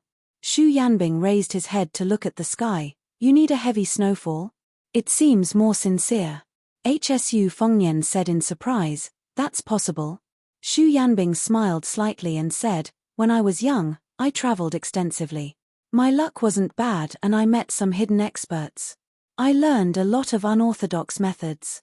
Now that my realm is high enough, I think the heavens will give me face if I ask for a snowstorm in the middle of winter. Hsu Fengnian asked curiously, does Master Liu Hao have the ability to do so? Xu Yanbing thought for a moment and said calmly, that old thief probably can't. It doesn't mean that my realm is higher than Master Liu Hao's. This is probably the principle of specialization in learning. Back then, I went to the South Sea and killed a bunch of chi cultivators. I obtained a few secret manuals. But when it comes to killing people, two Master Liu Hao's won't be of much help. All these years, I heard that NG Tai is the best in the world when it comes to killing people. I've always wanted to learn from that peach blossom sword deity. Hsu Fengnian smiled and asked, Li Chungang reached the heavenly phenomenon state before the age of 30. There's also NG Tai and Uncle Xu. All of you seem to have a smooth journey in martial arts. How did you do it? Xu Yanbing thought about this question very seriously. Finally, he gave Hsu Fengnian an answer that made him not know whether to laugh or cry. Just go with the flow. As if he found Hsu Fengnian's expression funny, Xu Yanbing said something that was very suitable for the current weather. Actually, Xu Yanbing has always felt that his achievements today are because of this handsome face that didn't lose to His Highness when he was young. Hsu Fengnian held his belly and laughed. After he stopped laughing, he said helplessly, "Uncle Xu, you and second brother Yuan will definitely get along." Xu Yanbing smiled indifferently and said, "That blockhead on horseback spear and lance was indeed taught by me." Hsu Fengnian was speechless. Chapter 9:15. Xu Yanbing suddenly asked, "Does your highness not know that Yuan Zhuozong started practicing blade techniques at the age of 21? However, after losing to Jiyu Jiantang, he stopped showing off his blade techniques in front of the world. In the ranking of the experts in the Liyang army, Beiliang had Chen Zhibao and Yuan Zhuozong. Now, if Jiyu Jiantang only had the Thunder Heart, he would probably be at the bottom. However, Jiyu Jiantang is a cunning person. After so many years, he shouldn't be stagnant. Your Highness, if you still have thoughts about martial arts, why don't you listen to Xu Yanbing? Pick 2 masters who haven't entered the first grade and let them fight willingly.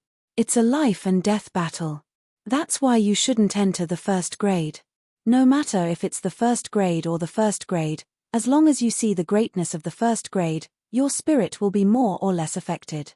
Hsu Fengnian nodded and said, "I understand. This is like Administrator Li Gongda. He stands high and sees far. He knows the dangers of fighting in the imperial court, so he acts submissively and can't help but be high-spirited. On the contrary, it was those who were in charge of small counties and counties, who claimed to be the overlords of their own land, who were full of spirit. According to what Uncle Xu said, it's easy for second-grade masters to fight to their heart's content." Xu Yanbing stopped talking and didn't say anything more. About 2 hours later, the sound of horse hooves hitting the street was especially ear-piercing in the cold winter night. Xu Fengnian turned his head and saw a group of cavalrymen galloping towards them. 2 cavalrymen were riding side by side. Even though they were galloping at full speed, the cavalrymen were still able to converse with each other in a soft voice. Their faces were dignified, but they were also forcefully restraining their pleasant surprise. One of the cavalrymen was not wearing armor. Hsu Fengnian saw this scene and laughed at himself. The ability to hide one's own weakness was not unique to Hsu Fengnian. Hsu Fengnian was still squatting in the shadow of the stone lion, shielding himself from the wind and cold. Xu Yanbing had already returned to the bottom of the steps. Wang Yunshu urged his horse to gallop. He looked a little tired, but he was more excited. When he saw Xu Yanbing's figure, his expression froze. Then, he lashed the horse's buttocks fiercely. He almost rolled off the horse. Just as he was about to kneel, Hsu Fengnian waved his hand and said, "Forget it. Tell me what happened." Wang Yunshu jogged to the bottom of the steps and asked cautiously, "Shall we enter the mansion and tell His Highness in detail?" Hsu Fengnian pointed to the seat beside him and shook his head. "I'm going back now. Just give me a rough idea." Wang Gongcao's adopted son, Jiao Wui, ordered the other 20 or so knights to stop a little further away. He got off his horse and knelt on one knee. He cupped his fist and said in a deep voice, "Huangnam County's County Commandant Jiao Wui greets His Royal Highness." Hsu Fengnian smiled. "County Commandant Jiao, please stand up and speak." Wang Yunshu walked up the steps and squatted down beside Hsu Fengnian. He began to report to His Royal Highness about the situation of the battle. His sworn brother had gone to Qingrong Temple and coincidentally met a Taoist priest and 2 highly skilled Taoists about 3 li away from Qingrong Temple. They said that they were there to welcome back a few disciples who had obtained crowns and headscarves from other temples. Originally, Jiao Wui would not be too concerned about this. Those middle-aged Taoists were real Taoists from the number 1 temple in Huangnam County. Perhaps they would even greet him with a smile. However, Jiao Wui's purpose for going to Qingrong Temple this time was to obtain riches and honor. Without a second word, he wanted to capture the 3 people. At first, the 3 Taoists surrendered and did not resist. However, when the scouts under his command returned and reported that there were Taoists who had sneakily escaped, there were already 30 light-armored cavalry who went to pursue them. The 3 Taoists immediately revealed their ferocity. Luckily, after Jiao Wui had split half of his troops to Wang Yunshu, the three Taoists were still in sync with each other. Apart from the dozen or so hidden scouts, each of them had 60 riders a li away. When the three Taoists saw that Jiao Wui only had 50 soldiers around him, they vowed to fight to the death. However, they did not expect that after the time it takes for a stick of incense to burn, the next wave of cavalry would swiftly arrive. There were also scouts who secretly sent a message that the third wave of cavalry did not charge forward. Instead, they dismounted from their horses and surrounded them. Out of the three Taoists from Qingrong Temple, 2 died and 1 was injured. Unfortunately, the 2 crowns and headscarves were nowhere to be found. On the other hand, Wang Yunshu's side was much more relaxed. He had purely gone to watch the show and had even missed it. The leader of the Eagle Guard had confirmed that Wang Yunshu was His Royal Highness' trusted aide. Only then did he not give Wang Yunshu the cold shoulder and tell him a few things. Only then did Wang Yunshu know that the 143 people in Lotus Pond, regardless of whether they were women, children, old or young, were all killed to the point that they could not be more dead. It could be said that their entire families had been completely wiped out. Even Huangnam County's #1 expert, Zhong Ce, was not spared. Wang Yunshu had also gone to help clean up the mess while he was at it. Zhong Ce, who had been famous in Lingju for a long time, had died so miserably. Wang Yunshu had nothing to do, so he went to count the corpse that had its head cut off and nailed to a thick pillar. The headless corpse did not have any light injuries. There were 6 places that had serious injuries. Both of its arms had been chopped off at the shoulders, and an arrow had pierced through its chest. The rest of the corpses were strewn all over the floor, and most of them were badly mutilated. Wang Yunshu had vomited out all the delicacies and wine he had eaten that day. Even now, his scalp was still somewhat numb. In the past, he had always felt that he did not treat people as people. Only today did he realize that once he provoked the Beiliang peregrine falcons, human lives were truly worthless. Hsu Fengnian quietly listened to Wang Yunshu finish speaking. He stood up and said with a smile, "After all, Huangnam County is your territory, so you should be more familiar with it. There are still some things left to clean up. If I need to trouble you and Commandant Jiao, I will send someone to your residence to inform you." Wang Yunshu was extremely happy. Jiao Wui bowed and cupped his fists. "This is my duty. I will not regret it even if I have to die for your highness." Hsu Fengnian walked down the steps. Wang Yunshu asked in a low voice, "Is your highness really not going to stay in my humble abode? Even if it's just a cup of hot wine?" Hsu Fengnian teased, "All right, you've flattered me enough for tonight. Wang Yunshu, after you return home, tell Wang Gongkao that if you have the chance to go to Liangju, come to my residence for a chat." Wang Yunshu said in fear and trepidation, "Of course, of course." Hsu Fengnian turned to Jiao Wui and said, "Commandant Jiao, you're quite experienced in managing the army. After the Huangnam County incident, the Lingju general's residence is still lacking a commandant. After the new year, bring your original troops over. I'll give you another 600 soldiers and horses. We have to make up a total of 1,000. Jiao Wui, who was nearing 40 and had finally abruptly become rich, had tears in his eyes.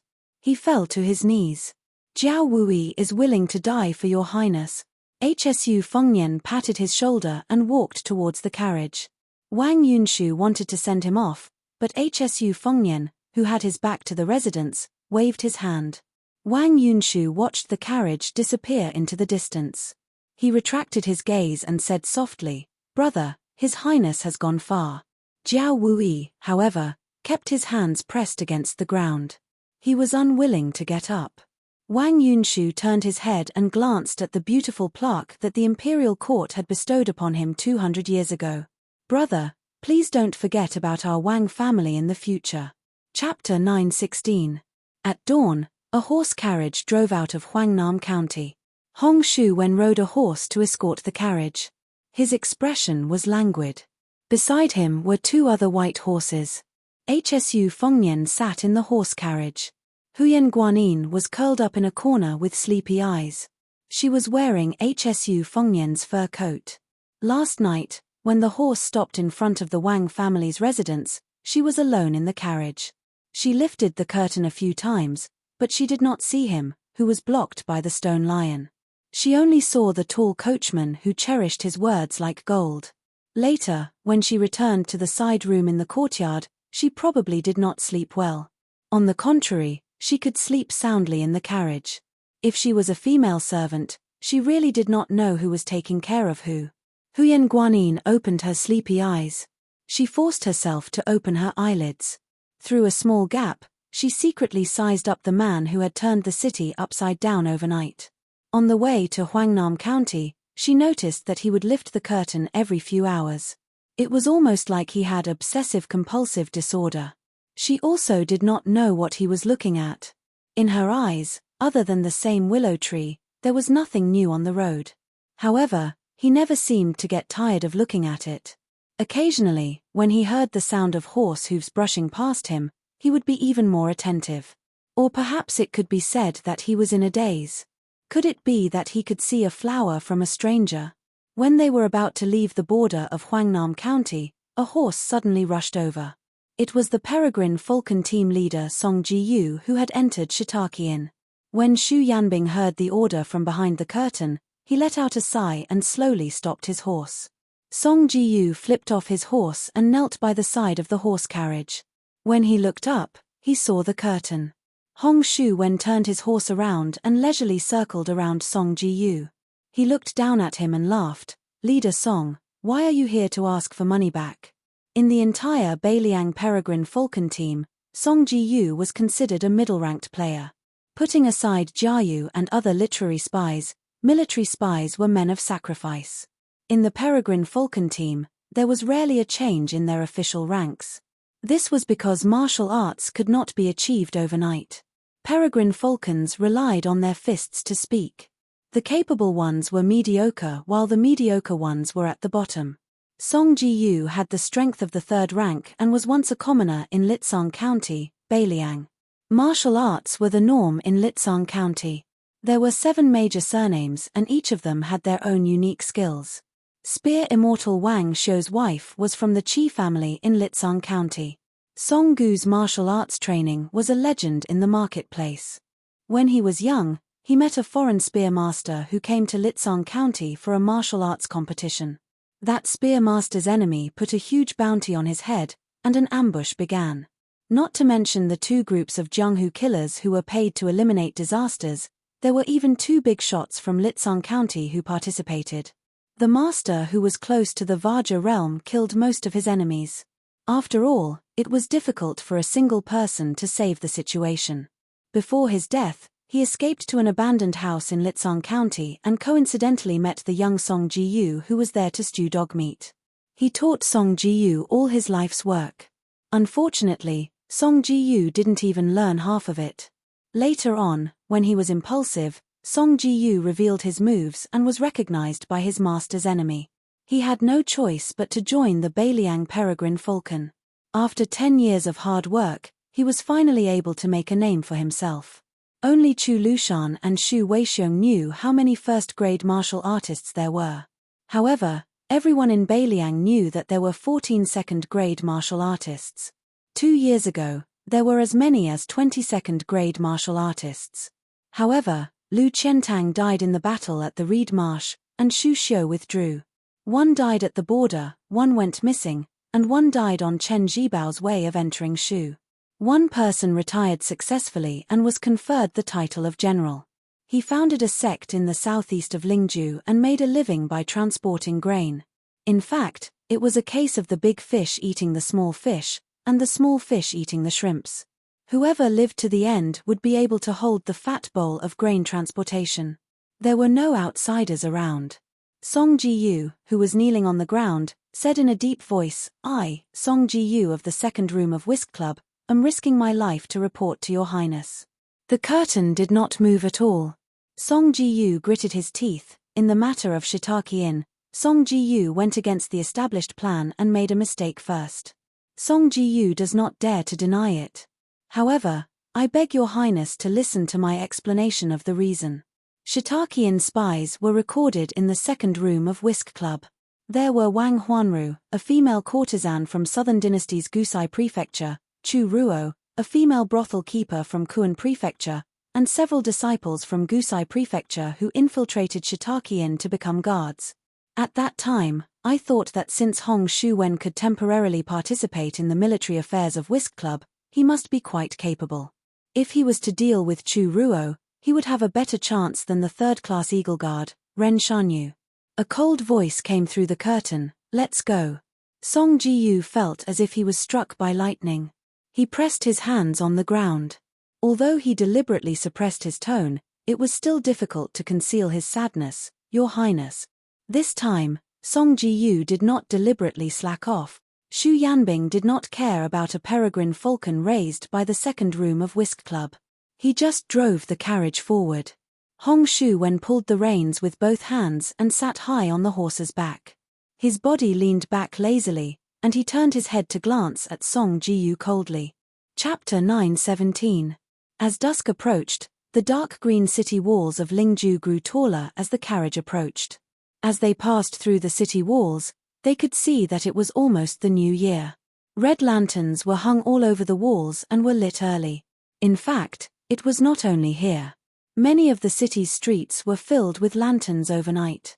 It was hard to imagine that this was the handiwork of the administrator, Li Gongda. It was said that the officials and odd-job workers of the various yamens were complaining. They were all silently cursing him for being the administrator, yet he still had to flatter a general of Lingju who was besieged on all sides. However, when the people of the city went out, their faces were filled with joy. Hsu Fengnian had the carriage stop at a bustling crossroad. He picked a restaurant and said that everyone would be having dinner outside. The restaurant was overcrowded. The group finally managed to find 2 empty tables on the first floor. Hsu Fengnian had Hong Shu-wen go to the counter and choose a bamboo stick engraved with the names of the dishes. As soon as they sat down, there was a commotion. Huyen Guanyin followed the sound and saw a young man with a protruding mouth and monkey-like cheeks. She did not look any further. Instead, it was Hsu Fengnian who turned around and sat on the bench. He looked over with a smile. The skinny monkey-like man had one leg on the bench. He picked his teeth as he shouted, "If I were the heir of Beiliang and had a great general as my father, if I were to practice martial arts, I would have mastered a peerless martial art since Tide Listening Pavilion is such a large armory full of secret manuals. There are also countless masters. I would have easily mastered the top 10. If I were to lead an army, I could just casually bring a few 100,000 cavalry.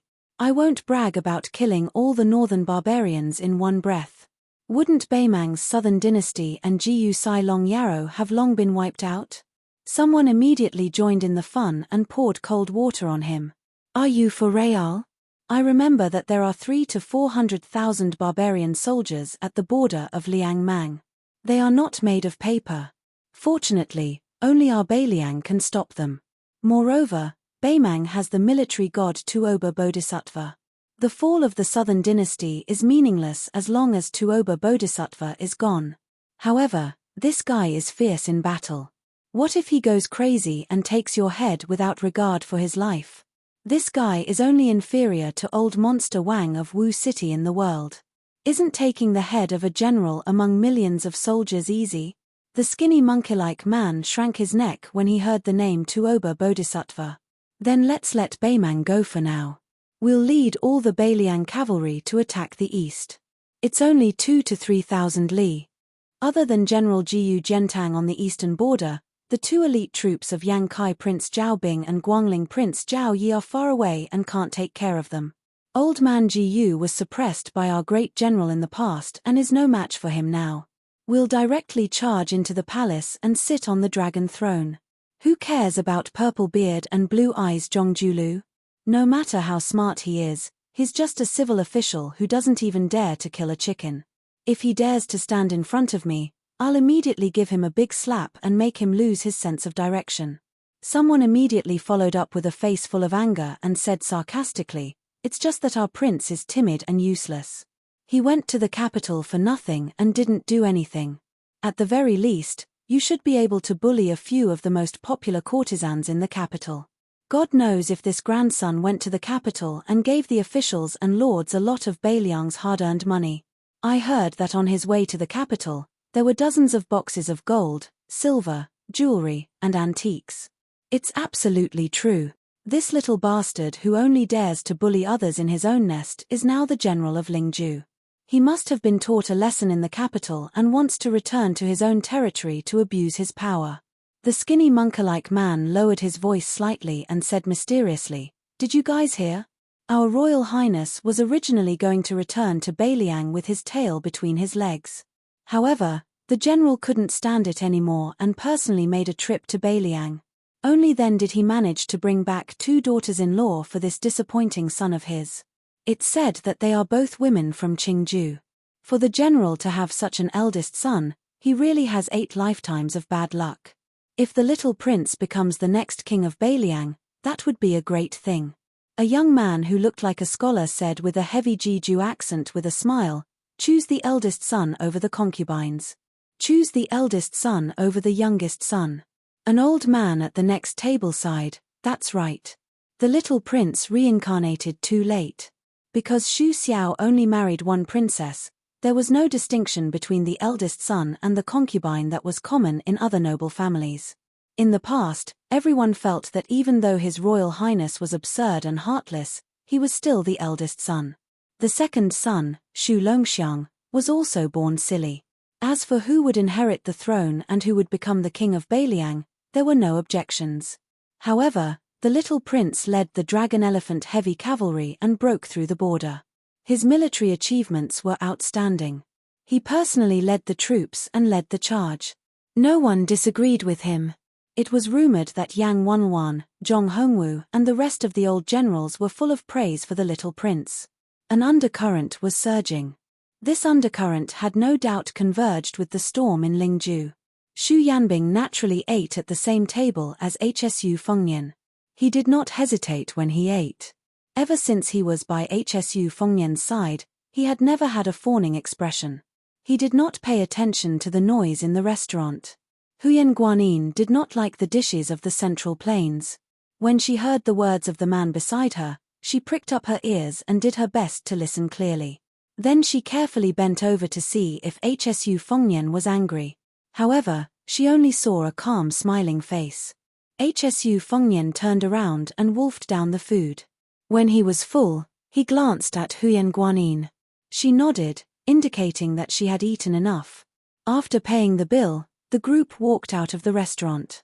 Hsu Fengnian looked at the setting sun and silently walked towards the carriage. Xu Yanbing sighed in his heart. Only he could understand the complicated thoughts of the young man in front of him. If there really came a day when Beiliang was broken through by the Beimang heavy cavalry, then if there were a few more Beiliang people like this in the restaurant, as the new king of Liang, Hsu Fengnian would feel less guilty. Chapter 9:18. Finally, they returned to the Lingju general's manor. When Hong Shuwen got off his horse, he loudly shouted that they were home. Then, Hong Shuwen's eyes widened. A large group of small fries were sneakily hiding in the empty space on the right side of the general's manor where the stone lion was. Hong Shuwen's family was wealthy. With one glance, he could see that these people were pretending to be Jianghu heroes and had come to the general's manor to scam a living. If they weren't wearing grey mouse fur or raccoon fur, they were exceptionally new. They were all the most worthless types of fur. Among them, there were 2 people whose fur was exactly the same. It was clear that they were trying to make themselves look good, but unfortunately, they were in the same shop and had bought leather clothes that were currently being sold at a low price. Hong Shuwen moved closer and casually looked around. Among the 20 to 30 men, he did not find a single one with the demeanor of an expert. This made Hong Shuwen, who was prejudiced against Jianghu people, feel very bored. Just as he was about to turn around, His Royal Highness was already standing shoulder to shoulder with him. Hong Shuwen hurriedly took a step back without leaving a trace. Hsu Fengnian smiled and said, "Heroes, who has the strength of a 4th level, please step forward." There were 9 levels of martial artists. 4th level was a large dividing line. To be able to reach the 4th level, one could be considered an expert in a province. In a county, one could practically do whatever they wanted. In a small place where martial arts were not strong, one could establish a sect. Not to mention becoming rich, at the very least, one could become a tyrant. Hong Shu-wen made a sound of surprise. He originally thought that it would be lucky if there were 2 or 3 fourth-level experts among this group of half-baked heroes. He did not expect that there would be 14 or 15 people walking out at once. Hsu Fengyan saw a man whose eyes were wandering. He threw a look at Hong Shu-wen, who was next to him. Hong Shu-wen took a few steps forward. His murderous aura was immediately awe-inspiring. He leaped up, pressed his hands on the hilts of the 2 Beiliang sabers at his waist, and slammed his knee into the man's chest. The man who was caught off guard was about to receive a heavy blow when a skinny old man who had not stepped forward slid a few steps forward. The soles of his shoes were less than an inch off the ground. He pushed away the man who wanted to make up the numbers with one hand and put his other hand on Hong Shu-wen's knee and pressed it down. Hong Shu-wen, who was falling down, sneered. The saber in his right hand suddenly slid out of its scabbard. The light was so dazzling that many of the onlookers subconsciously squinted their eyes. Unfortunately, most of them could not see the saber of this young retainer from the general's residence. They could only vaguely see the shabby old man bending sideways, clenching his fists, and punching towards the chest of Hong Shu-wen, who had not yet landed on the ground. The old man's fists whistled like a gust of wind. Hong Shu-wen raised his arm to block and slid back 5 or 6 steps on the ground. He stabbed the saber in his right hand into the ground and forcibly stopped himself. Shaking his left wrist, Hong Shu-wen turned his head to look at His Royal Highness with a smile. His eyes were asking if he could use his full strength. Hsu Fengyan shook his head and smiled. Other than this old gentleman, who else is a third-level expert? Step forward openly. Beiliang said that I like to kidnap women. Since none of you are as pretty as flowers and jade, there is no need to worry. A few fourth-level experts in their prime grinned. His Royal Highness was a straightforward person. Some of the men who had tried to bluff their way through also took a few steps back. Other than the old man from the Yang family from Litsang County who was proficient in long fists and cannons, there were 2 other tall and sturdy men who were skilled in external martial arts. They stepped forward and announced themselves. Hsu Fengyan nodded with a smile in his eyes. Then, he gently raised his chin and called out to the crowd behind him, "Brother, you clearly have the strength of a second-level expert. Since you are already here, why are you not willing to show yourself? Could it be that you want me to open the door for you before you are willing to come in?" The crowd parted. Only then did the crowd notice a middle-aged man in ragged clothes. He was crouched against the wall and reeked of alcohol. There were several wine gourds of different sizes scattered around his feet. When he raised his head, the scars on his face made him look like a ghost. This ugly man seemed to have damaged his throat from years of drinking too much. He hoarsely said, "May I ask if your highness has truly entered northern Mang alone, carried 2 heads, and retreated unscathed?" Hsu Fengyan smiled. Everyone felt their eyes blur and then they heard a loud explosion. After the dust rose up, they saw His Royal Highness standing at the foot of the collapsed wall and clapping his hands. The drunkard who was pushed into the wall by His Royal Highness sat on the ground with a calm expression. Many people found it strange that the Crown Prince was so polite to everyone except for this rank 2 master, who should have been worshipped highly, to be so merciless. There were some Jianghu people with bad eyesight who felt that His Highness hired someone to act. If not, if that drunkard was really at Master Realm, why would he be forced back into the wall so easily? The few Grade 3 experts saw through the rough situation and were shocked to the extreme. Hsu Fengyan turned around and smiled at everyone. "Everyone is a guest. No matter if you want to enter or not, everyone will be given 300 silver." He then instructed the 3 white horse followers, Tianguan, Yenru, "The 2 of you go and collect the silver from the steward. Then, have the steward help the brothers who have entered the residence find a place to stay. Xu Wen, later on, take the righteous men to find the best restaurant in the city for a meal. If you spend too little money, I will not forgive you." The men who weren't able to enter the Lingju general's manor looked at the people who entered and were filled with envy. Hsu Fengyan wasn't in a rush to leave. He just stood on the streets and chatted with these people who weren't even grade 4. He asked them where they were from, what sect they were from, and whether or not they were planning to join the army. Regardless of whether these people had slandered Xu Fengyan in private in the past, When His Highness was standing in front of them, they all felt uneasy. Those who were lucky enough to speak 2 or 3 sentences in front of them almost blushed. They were extremely flattered. The grey-haired young man in front of them was the future local emperor of northern Liang. He had hundreds of thousands of soldiers in his hands. When he talked about it with his family members, especially his brothers in the underworld, they would be so shocked that their eyeballs would fall to the ground. Some people couldn't help but be confused. They all said that His Royal Highness was not just tyrannical in Beiliang. In reality, he was tyrannical everywhere. For example, on the Guangling River, he relied on the old sword god to fight against the thousands of cavalry of Prince Guangling Zhao Yi. Such a high and mighty figure, why did they feel that he did not put on any airs when chatting with them? On the contrary, he was unbelievably amiable and approachable. If they did not think about his illustrious identity and his outstanding appearance, just based on his attire and manner of speech, it seemed that he was not much different from a well-off scholar from a small county. A group of carriages and horses that could be said to be extravagant rushed towards the Lingju general's manor. This made the gatekeeper of the administrator's manor, who was already prepared to welcome important guests, feel a bit depressed. Coincidentally, someone lifted the curtain and looked toward the Li manor. The gatekeeper looked over and shivered. He slapped his head and quickly ran toward the back of the manor. Damn! The mortal enemy that had fought with his master for half his life in Huangnam County had actually appeared in the capital of Lingju. In the past, when the officials of the 6th rank and above in the 7 counties of Lingju needed to rush to the administrator's manor to discuss important matters, the person sitting in the carriage would always use illness as an excuse to not come out. Hsu Fengnian heard the unusually loud sound of horse hooves and turned his head. Seeing the 3 carriages in a row, he understood. In the end, he told the good men of the Jianghu who were not able to become retainers of the Lingju general's manor. The general idea was that there were 2 paths they could take. One was to join the army.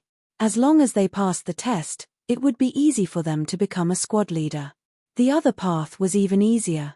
The various yamans of Lingju were in urgent need of a large number of Jianghu men with great martial arts. They would come out of the mountains to temporarily take up a position that was not considered to be an official. It was similar to the military and penal departments that were directly under the jurisdiction of the county magistrate.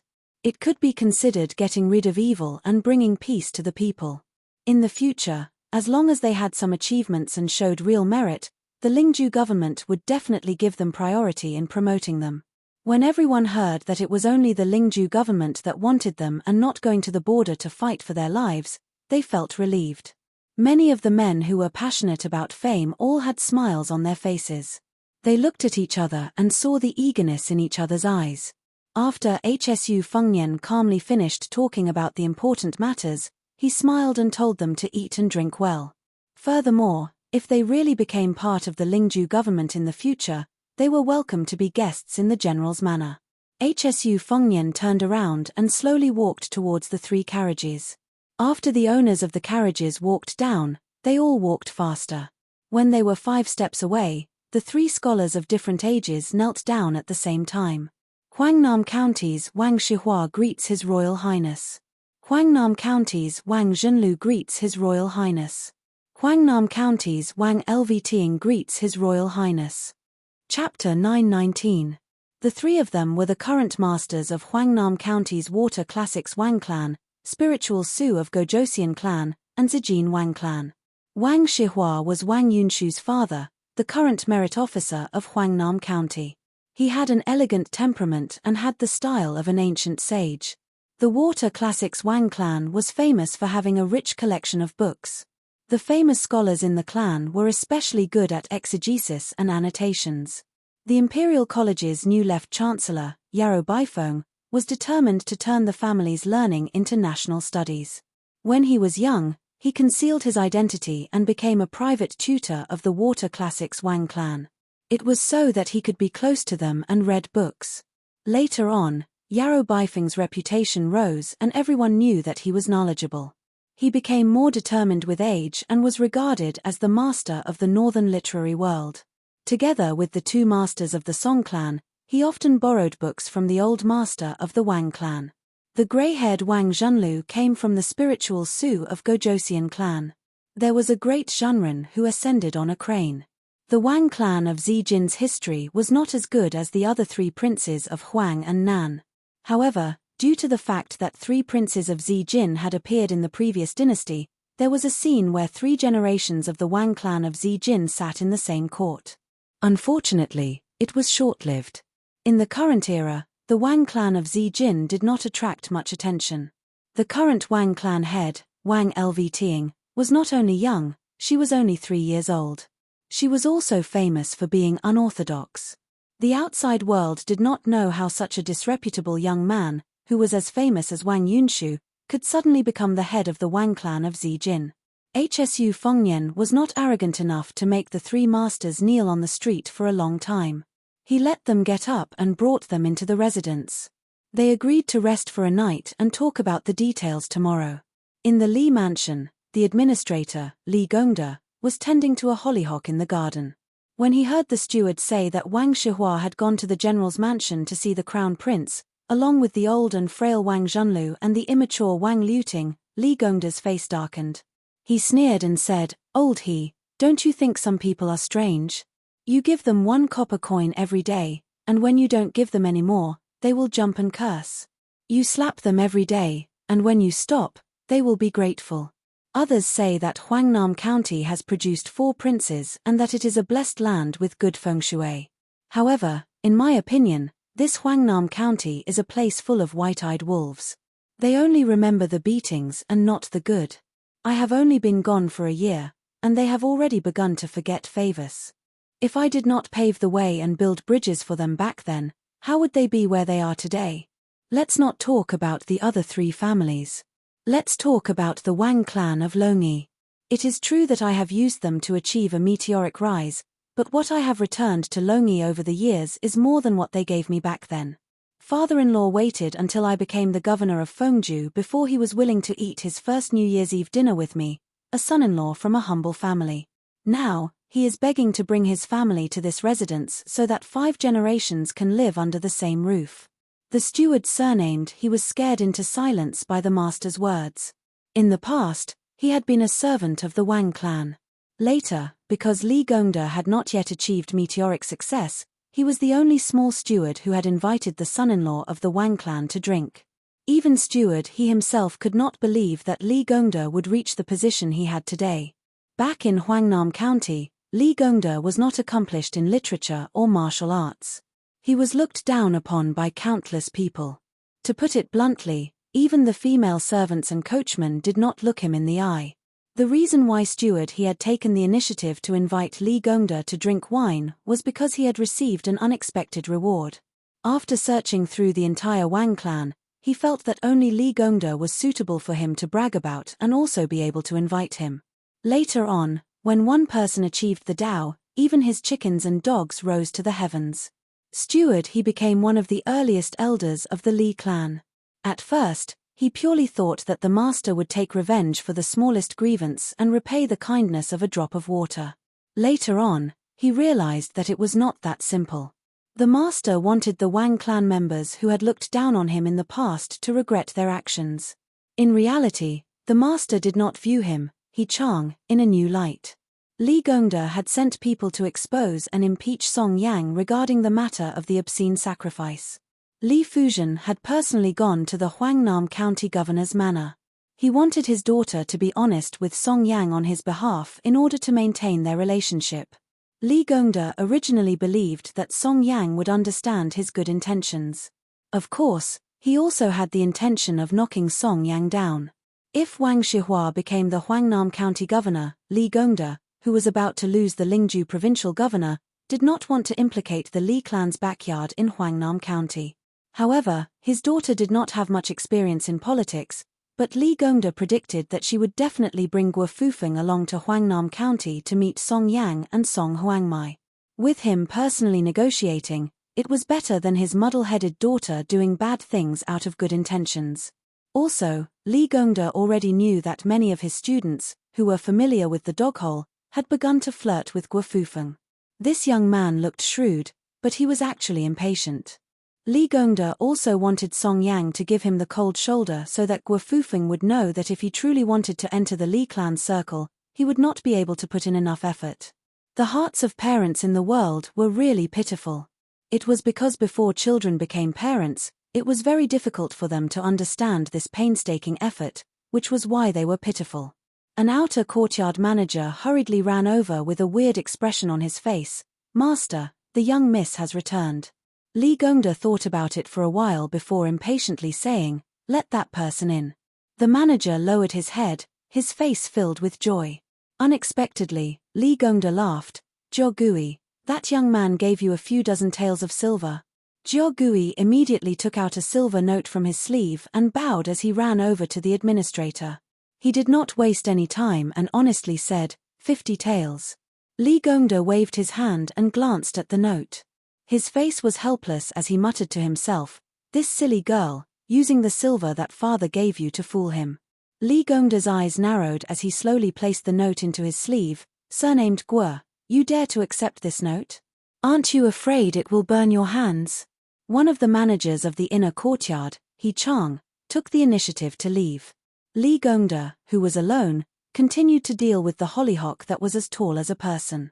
He stretched out 2 fingers and broke off branches and leaves, sometimes nodding and sometimes shaking his head. After the general's mansion housed the first batch of Jianghu people to follow the dragon, the 3 Wang family heads from Huangnam County stayed. Finally, there was some life. Hsu Fengnian sat in the study, using the afterglow to appreciate a precious calligraphy and painting with dense inscriptions. Huyan Guanyin tiptoed into the study, holding the pot of phoenix spirit that was criticized as a chrysanthemum made with both hands and placing it on the window. With the light blocked, Hsu Fengnian did not raise his head and waved at her. The calligraphy and painting on the table were the original works of the former Beiliang tycoon, Yarou Baifeng. Yarou Baifeng had been out of power for a long time and had only been in the court for a short time. It was not that Xu Xiao did not think of asking him to come out of retirement, but Yarou Baifeng had always ignored him. Hsu Fengnian touched the calligraphy and painting with his fingers and sighed softly. What did it mean to win the hearts of the people to rule the world? That was all fake. The real thing was to win the hearts of the people to rule the country. Hsu Fengnian raised his head and saw the back view of Huyan Guanyin. She stood by the window in a daze. The yellowish afterglow scattered, making her look like a flying angel in the painting. Hsu Fengnian was well aware that she was his bait. There were also a few qi cultivators in Beiliang. They must have noticed that she was not ordinary. The reason why Xu Xiao hid her here was partly because she was a rare commodity worth hoarding. More importantly, he wanted to let her carry the fate energy and transfer it all to Hsu Fengnian, who had no fate energy. Fate energy seemed illusory, but it was actually very simple. For example, the so-called husband and wife look alike in the world. That was the result of a married couple living together day and night and complementing each other's fate energy. Huyan Guanyin was often listless. Other than the surface feeling that she was not acclimatized to the environment, the root of it was because her abundant fate energy was stolen by Hsu Fengnian. Hsu Fengnian kept the scroll and mocked himself. It's hard to guard against a thief in the family. As for those Jianghu people who took the initiative to rely on the Lingju general's manor, whether or not there were loyalist spies outside of northern Liang, Xu Fengnian had plenty of methods to expose their identities and make them wish they were dead. Huyan Guanyin exclaimed. Hsu Fengnian raised his arm to stop a messenger falcon. The contents of the secret letter caused Hsu Fengnian's pupils to suddenly contract. The Lu family in Qingju had encountered an assassination attempt. Just to protect Lu Chengyang, 4 of the first-class falcons of the Fushire Society had died. The Taming Cloud Inn, which had been in charge of setting up the situation in Qingju, had suffered even greater losses. Almost all of its elites had died. Obviously, Li Yang and Beimang did not want to see the Lu family in Qingju and the Shu family become in-laws and then take root in Beiliang. As long as Lu Chengyang, who had the potential to become the consort of the king of Beiliang, died, the Lu family would completely give up on the idea of changing owners. As for which party was willing to sacrifice everything to prevent the Lu family from dying, the secret letter only said that it was unclear. Hsu Fengnian lit a thick red candle and burned the secret letter inch by inch to ashes.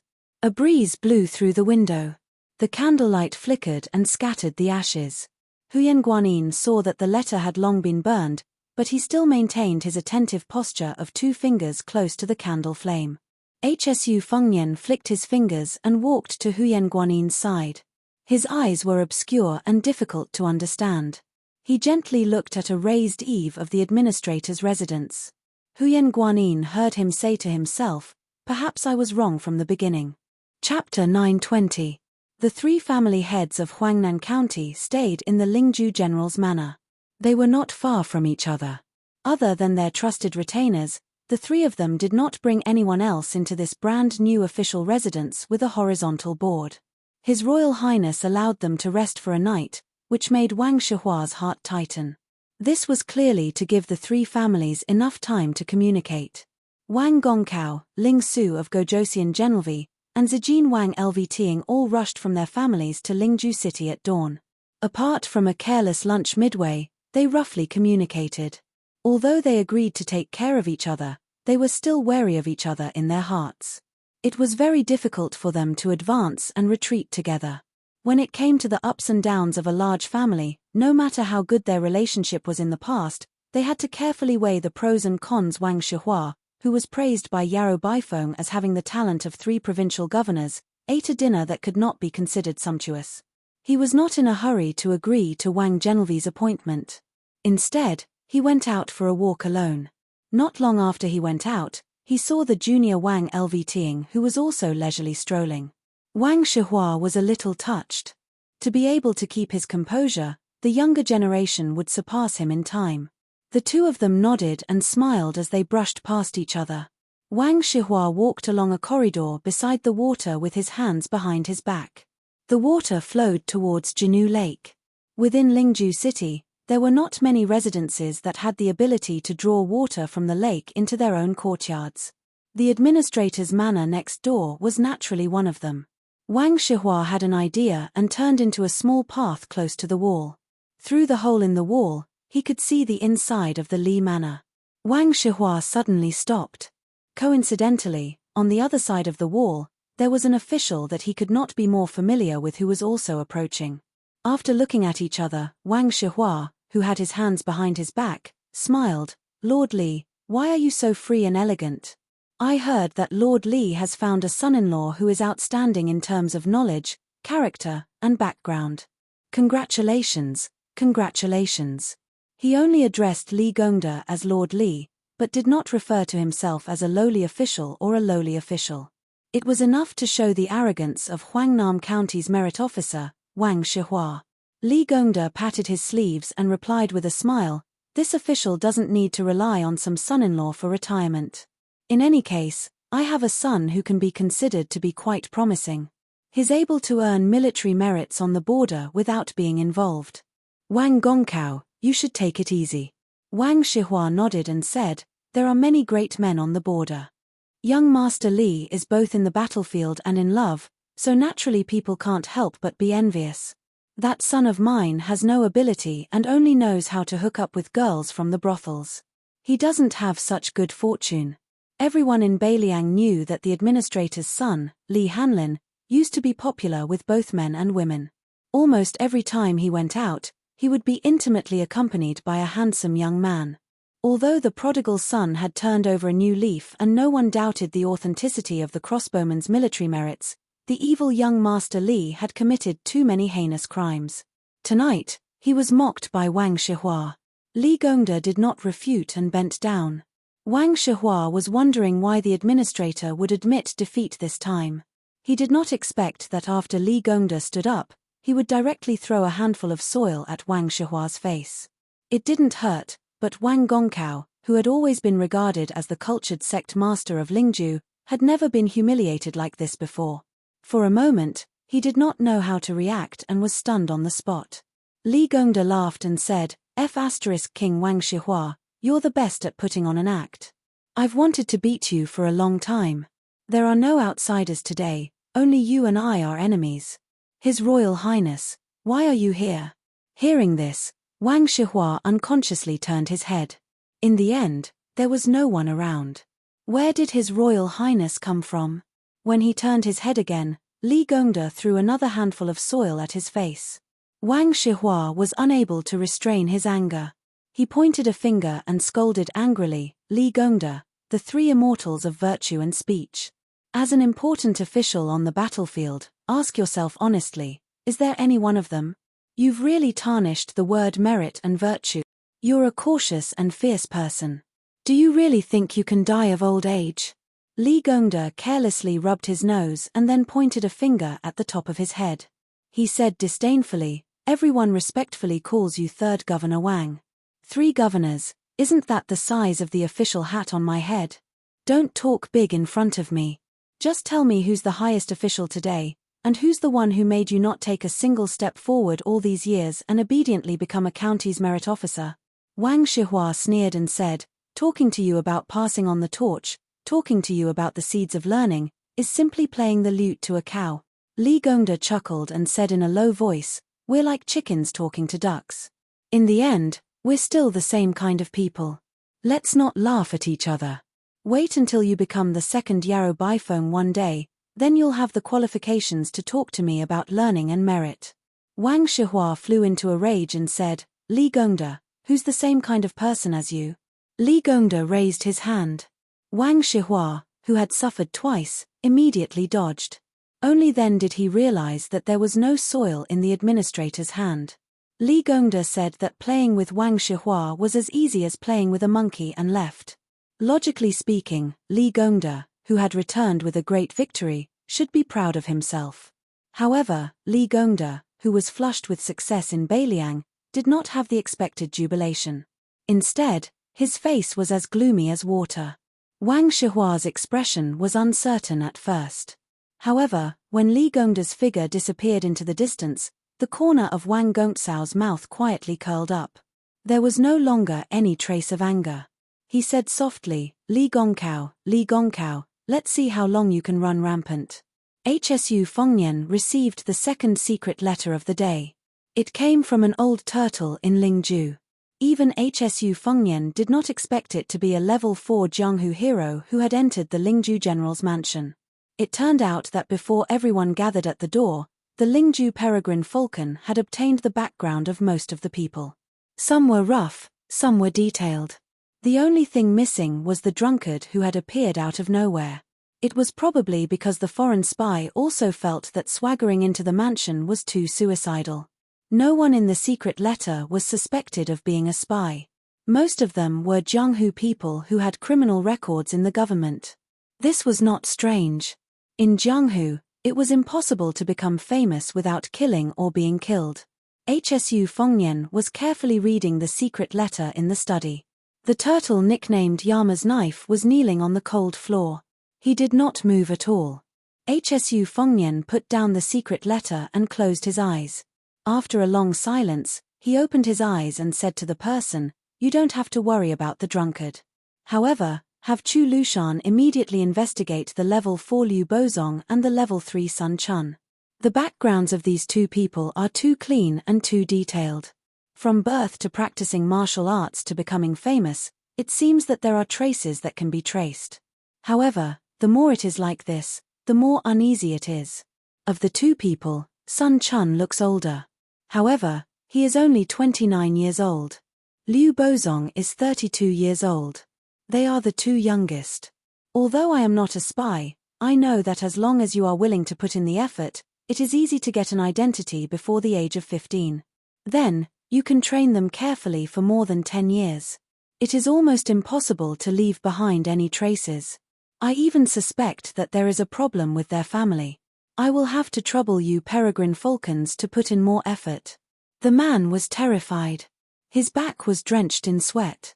He said respectfully, "Protecting your highness is the most important duty of the peregrine falcons.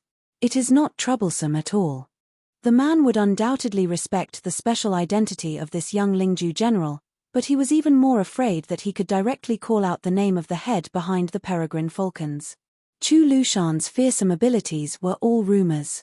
If one was not a peregrine falcon, they would not understand the terrifying abilities of the head of the Chu Lushan family. Hsu Fengnian walked around the desk to the man.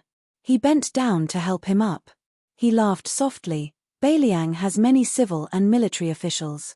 Compared to you, it is also 100 less. Without you, Beiliang will be even more unstable. Help me pass a message to Chu Lushan. This year, tell him to reward all the peregrine falcons. He does not need to pay for this. Take it out from Mount Qingliang. If anyone wants secret manuals or similar things, they can boldly ask. The Wang Fu will try to satisfy them. In my opinion, there is nothing in the world that is more valuable than life. Since you have pawned your lives to the Shu family, then the Shu family has no reason to treat you badly. Chapter 9:21. After the man stood up, his eyes turned red. He hesitated for a moment, then scratched his head, feeling a little shy. He gathered his courage and said, I'm from Jinju, only 300 li away from the general's and your highness's hometown. However, I left Liaodong 6 or 7 years later than the general. I once mingled in another army, but I committed a crime and had no choice but to follow the general. All these years, I've been working for General Chu, and I haven't made any contributions. It's all hard work that anyone can do. A few years ago, I married a wife and gave birth to a few little girls. At the beginning of autumn, I finally had a boy with a handle. My family doesn't lack money, so I'd like to ask your highness to name my boy when you're free. If your highness is too busy, just pretend that I didn't say anything. Hsu Fengnian said softly, there are many things to pay attention to when choosing a name. If it's not chosen well, it will affect one's future luck. I believe in this very much, so I don't dare to name your son. The man didn't have much hope, so he wasn't disappointed. Hsu Fengnian suddenly smiled and said, but Xu Xiao doesn't believe in this. When I go to Liangju, I'll ask Xu Xiao to name your son. If it's not chosen well, or if it's unpleasant, you can use it as a nickname. The man was about to kneel again, but Hsu Fengnian grabbed his arm and said helplessly, all right, even if you kneel a few more times, I can't ask for a few more names for your son. Besides, your son doesn't need them. Names aren't money, so the more the better. The man smiled shyly. He no longer had his original shrewdness and caution, but rather a sincere and honest look. After you leave, send a message to Xu Beiji in Longqing County and ask him to come to the general's mansion. After saying this, Hsu Fengnian walked to the window. The man, who was full of joy, didn't disturb His Royal Highness's thoughts and silently left the study. Hsu Fengnian gazed at the pot of impatience balsamine that Huyan Guanyin had sacrificed to bring over. The strength of Liang lay in the fact that after the unification of the Central Plains, the Grand Preceptor Sun Shiji, as the head of the civil officials, led a large group of old remnants of West Chu to pledge their allegiance to Liang. The dust had completely settled on the dust of the struggle for orthodoxy in the world. As long as the imperial court was willing to use talents, there was practically an inexhaustible supply. These talents all had their own specialties. Some were focused on writing moral articles and establishing their views. Some were pragmatic and buried in their work to render meritorious service. There were also a large number of people doing dirty and tiring work. If Liang was said to be a fertile land with tens of thousands of mu and qualified to bully customers in the taverns, then Beiliang was a small piece of land. His master, Li Yishan, for so many years, could be said to be a clever housewife who couldn't cook without rice. Hsu Fengnian used to joke in private. Whether it was with Xu Xiao or with his two sisters, he said that even if he could become the emperor, he would rather die than sit in the throne room. This was because he had long known how difficult it was to be in charge of a region.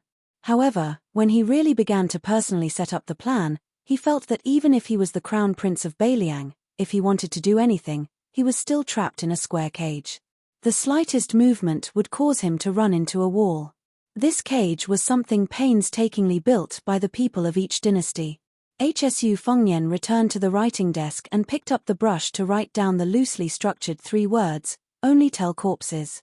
Then, he added a side note next to the word only tell corpses, completing the word weave. Putting down the brush, Hsu Fengnian put his hands in his sleeves and walked out of the study. He walked aimlessly through the corridors and buildings. At a small pavilion by the water, he bumped into Wang Lvting, who was jumping around to warm himself. This fellow, along with Li Hanlin, Wang Yunshu, and a young master who committed crimes in Imei County, were known as the Four Tyrants of Lingju. Not to mention Wang Shihua, who could not be underestimated, but compared to the lifeless Wang Zhonlu, the head of the Su of Gojosian family, Hsu Fengnian was undoubtedly more interested in this new master of the purple-gold Wang family, Wang Lvting. Because of the hereditary succession, Beiliang was now in an unavoidable era of turmoil. A new emperor would bring in new officials. Those who should have fallen had already fallen, and those who should have risen had yet to rise. Many families were following the general trend and moving around, but the timing was different. Zhong Hongwu, who was born into a noble family, let his only son, Zhong Chengxin, take the path of a civil official in order to seek change. Wang Shihua, who was already a famous scholar, let Wang Yunshu take the path of a military general in order to seek change. However, most of these people had good fathers, so they could get twice the result with half the effort. Hsu Fengnian only knew that the purple-gold Wang family had not produced any great talents for several generations. He originally thought that Wang Lvting's generation would also fall into decline. He did not expect that this time, he would have the courage to come to the general's mansion. If he returned empty-handed, the first target to be dealt with by the administrator would definitely not be the two families of Wang Shihua and Wang Zhonlu, but the purple-gold Wang family, whose foundation was not stable. It could be imagined that the young Wang Lvting was shouldering a lot of pressure. Seeing His Royal Highness approaching, Wang Lvting just turned his head and smiled, continuing to jump and jump. Hsu Fengnian stood beside Wang Lvting. The latter opened his mouth and joked, "Knowing that your highness is a straightforward person, Lvting will speak bluntly. This time, I followed behind my two elders here to ask for a reward from your highness. I'm really cutting off all means of retreat. If I don't get an official position, when I return to Huangnam County, I will definitely be criticized by those old men behind my back. Your highness, please do me a favor and take pity on Wang Lvting." Hsu Fengnian looked at the narrow ripples that were only slightly rippled within the rules and calmly said, "First, tell me what kind of official position you want. If it's too big, I can't afford it. If it's too small, I can't take it out. If I try to fool the purple-gold Wang family, I will also be drowned in the spit of those old men behind my back." Wang Lvting laughed heartily and said, "It's not big. Beiliang's Weaving Bureau only has this kind of official position. The two Weaving Bureau in Gangnam-do are fourth-rank positions. Our Beiliang's Golden Thread Weaving Bureau is only fifth rank. Anyway, the old weaver Li Shifeng has worked for 12 years. He should have retired long ago." Hsu Fengnian said calmly, "Fifth rank isn't small." Wang Lvting was indeed thick-skinned. He stopped jumping and exhaled a mouthful of smoke. He turned his head and looked at His Royal Highness with a bright smile. "Lvting knew that it would be difficult to get an official position, so I have the intention to buy one from your highness. The purple-gold Wang family is willing to take out 180,000 taels of silver, all in cash. If it's not enough, the family still has some rare antiques and calligraphy rubbing, which can be converted into silver. As long as your highness is generous, we can probably gather another 100,000 taels of silver. There's no other way. We can't be compared to the other three princes of Huangnam County. Our purple-gold Wang family is poor." Hsu Fengnian sat on a long bench and gestured at Wang Lvting. The two of them sat facing each other. Hsu Fengnian smiled and said, "I can sell you a golden thread weaving bureau for 180,000 taels of silver. However, there's an additional condition." Wang Lvting smiled and said, "Your highness, my sister is indeed famous for being virtuous. However, her beauty is only average. Furthermore, she has a matchmaker. Your highness, please don't have this idea." Hsu Fengnian was stunned. He didn't know whether to laugh or cry. He smiled and said, "Don't try to be glib with me. Let's be serious. I know that you have a good friend who comes from a poor family. He is a teacher in the purple-gold Wang family. Yarrow Baifeng said that as long as this person is willing to take the imperial examinations and obtain scholarly honors, he will definitely become the top scorer of the Lingju imperial examinations, as well as the Huiyuan imperial examinations of the 8 prefectures. He might even become the Zhuangyuan imperial examinations of the 3 prefectures. This year, Liu Yuan of Huangnam County obtained the top 3 of the palace examinations and was bestowed with the title of Jinsha. It seems that he benefited from your friend's weaving techniques. Otherwise, he would only be able to pass the county examinations. Not to mention the palace examinations, even the metropolitan examinations would be an extravagant hope. If you can persuade this person to leave the mountain, I will let you become a golden thread weaving bureau. If you can't persuade him, then you will have to obediently return to the purple gold Wang family. Wang Lvting held his stomach and laughed loudly. Hsu Fengnian was indifferent. Wang Lvting stopped laughing and said with a cunning expression, "Your Highness, please don't worry. This fellow has already been forcefully kidnapped by me and brought to the city. Should I call him over for your Highness now?" Hsu Fengnian shook his head and said, "There's no need to meet him. Tell him to come to Lingzhou's capital after the new year. I have an official's hat to give to him for free." Wang Lvting sighed ruefully and said, "Comparisons are odious. I still have to spend my entire fortune to buy an official's position. This fellow has it all." Hsu Fengnian suddenly said, "You are neither the son of the first wife nor the eldest son. To be able to become the head of the purple gold Wang family, it must not have been easy." Wang Lvting retracted his frivolous expression. However, he did not purposely sit upright and still. Instead, he said softly, "Compared to your Highness, it is much easier." Hsu Fengnian laughed and said, "You haven't even become an official yet and you are already bootlicking?" Wang Lvting laughed again, "Let's get familiar with each other first. Since I want to live under someone else's roof, how can I not look at his face? In the future, your Highness should give Wang Lvting more opportunities to flatter you." Hsu Fengnian joked, "Then you should first become Chu Lushan's disciple and learn from him." Wang Lvting wanted to say something but stopped. Hsu Fengnian knew that he was a smart person and said directly, "I know what you are thinking. Indeed, whether it is me or others, Chu Lushan's bootlicking has always been disgusting. However, there is one thing that many people don't see. Chu Lushan only treats one person this way. This is called being faithful to one person until death. Therefore, he and Administrator Li both." At this point, Hsu Fengnian paused for a moment and did not continue speaking. He stood up and left directly. Wang Lvting, who had been secretly tense, did not think too deeply about the strange words at the end. After all, he had obtained everything he wanted on this trip and had even exceeded his expectations. At the same time, he felt as if a heavy burden had been lifted off his shoulders and he could not suppress his excitement. However, when he realized the meaning behind it, he felt a chill all over his body. Could it be that the owner of the neighboring mansion would also change his name as Beiliang changed?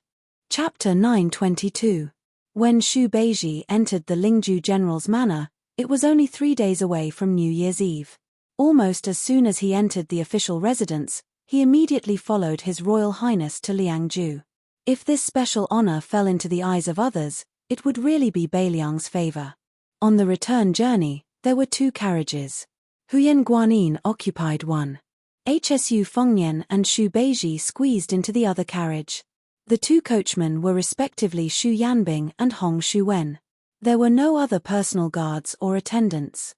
Xu Beiji listened to Hsu Fengnian talk about the matters of Huangnam County and did not comment. Persimmon and Zhu Zi, when they interacted with each other, they seemed to be quite similar to the King of Yang and Naylan Yusi. They could be said to be the perfect example of a ruler and his subjects being compatible. The first time Xu Beiji opened his mouth was to ask why he did not let Song Jiyu, who blocked the way, finish speaking. This was because Xu Beiji was clear about the matter of Shiitake Inn. Originally, Eagle Guard's negligence of Ren Shanyu's serious injury was not a big deal. However, when His Royal Highness saw the result with his own eyes, with Chu Lushan's gloomy nature, Song Gu's official career was definitely over. Whether or not he could keep his life was another matter.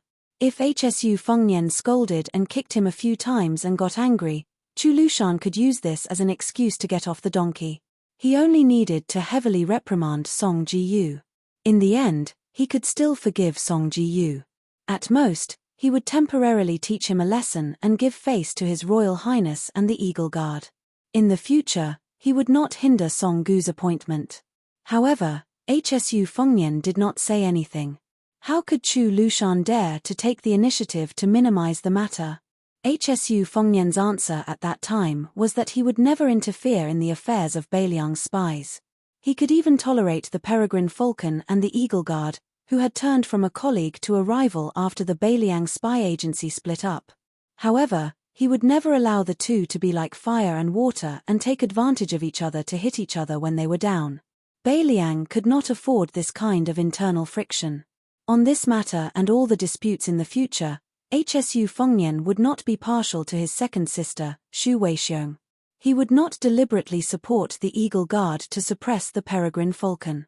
Similarly, he would not take the initiative to side with Chu Lushan. He would not beat the paste 50 times and settle the matter with 50 strokes of the paddle. When Xu Beiji heard this answer, he smiled generously. Obviously, he was quite satisfied. It was difficult for an upright official to settle a family dispute. The root of the problem was that the person who held the bowl of water was not impartial. If he was not impartial this time, it would be difficult in the future. However, being impartial also had its difficulties and disadvantages. If he was not careful, he would be in a difficult position.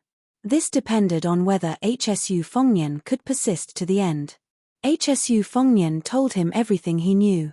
In addition to the 3 princes of Huangnam County joining hands to come to the general's residence to express their loyalty, he also mentioned that each of them wanted to be an official. The way they wanted to be an official was also very different. He also mentioned to Xu Beiji that Wang Lvting had offered to spend money to buy the golden thread weaving. Hearing this, Xu Beiji frowned and said, "Can this person take on a big responsibility?"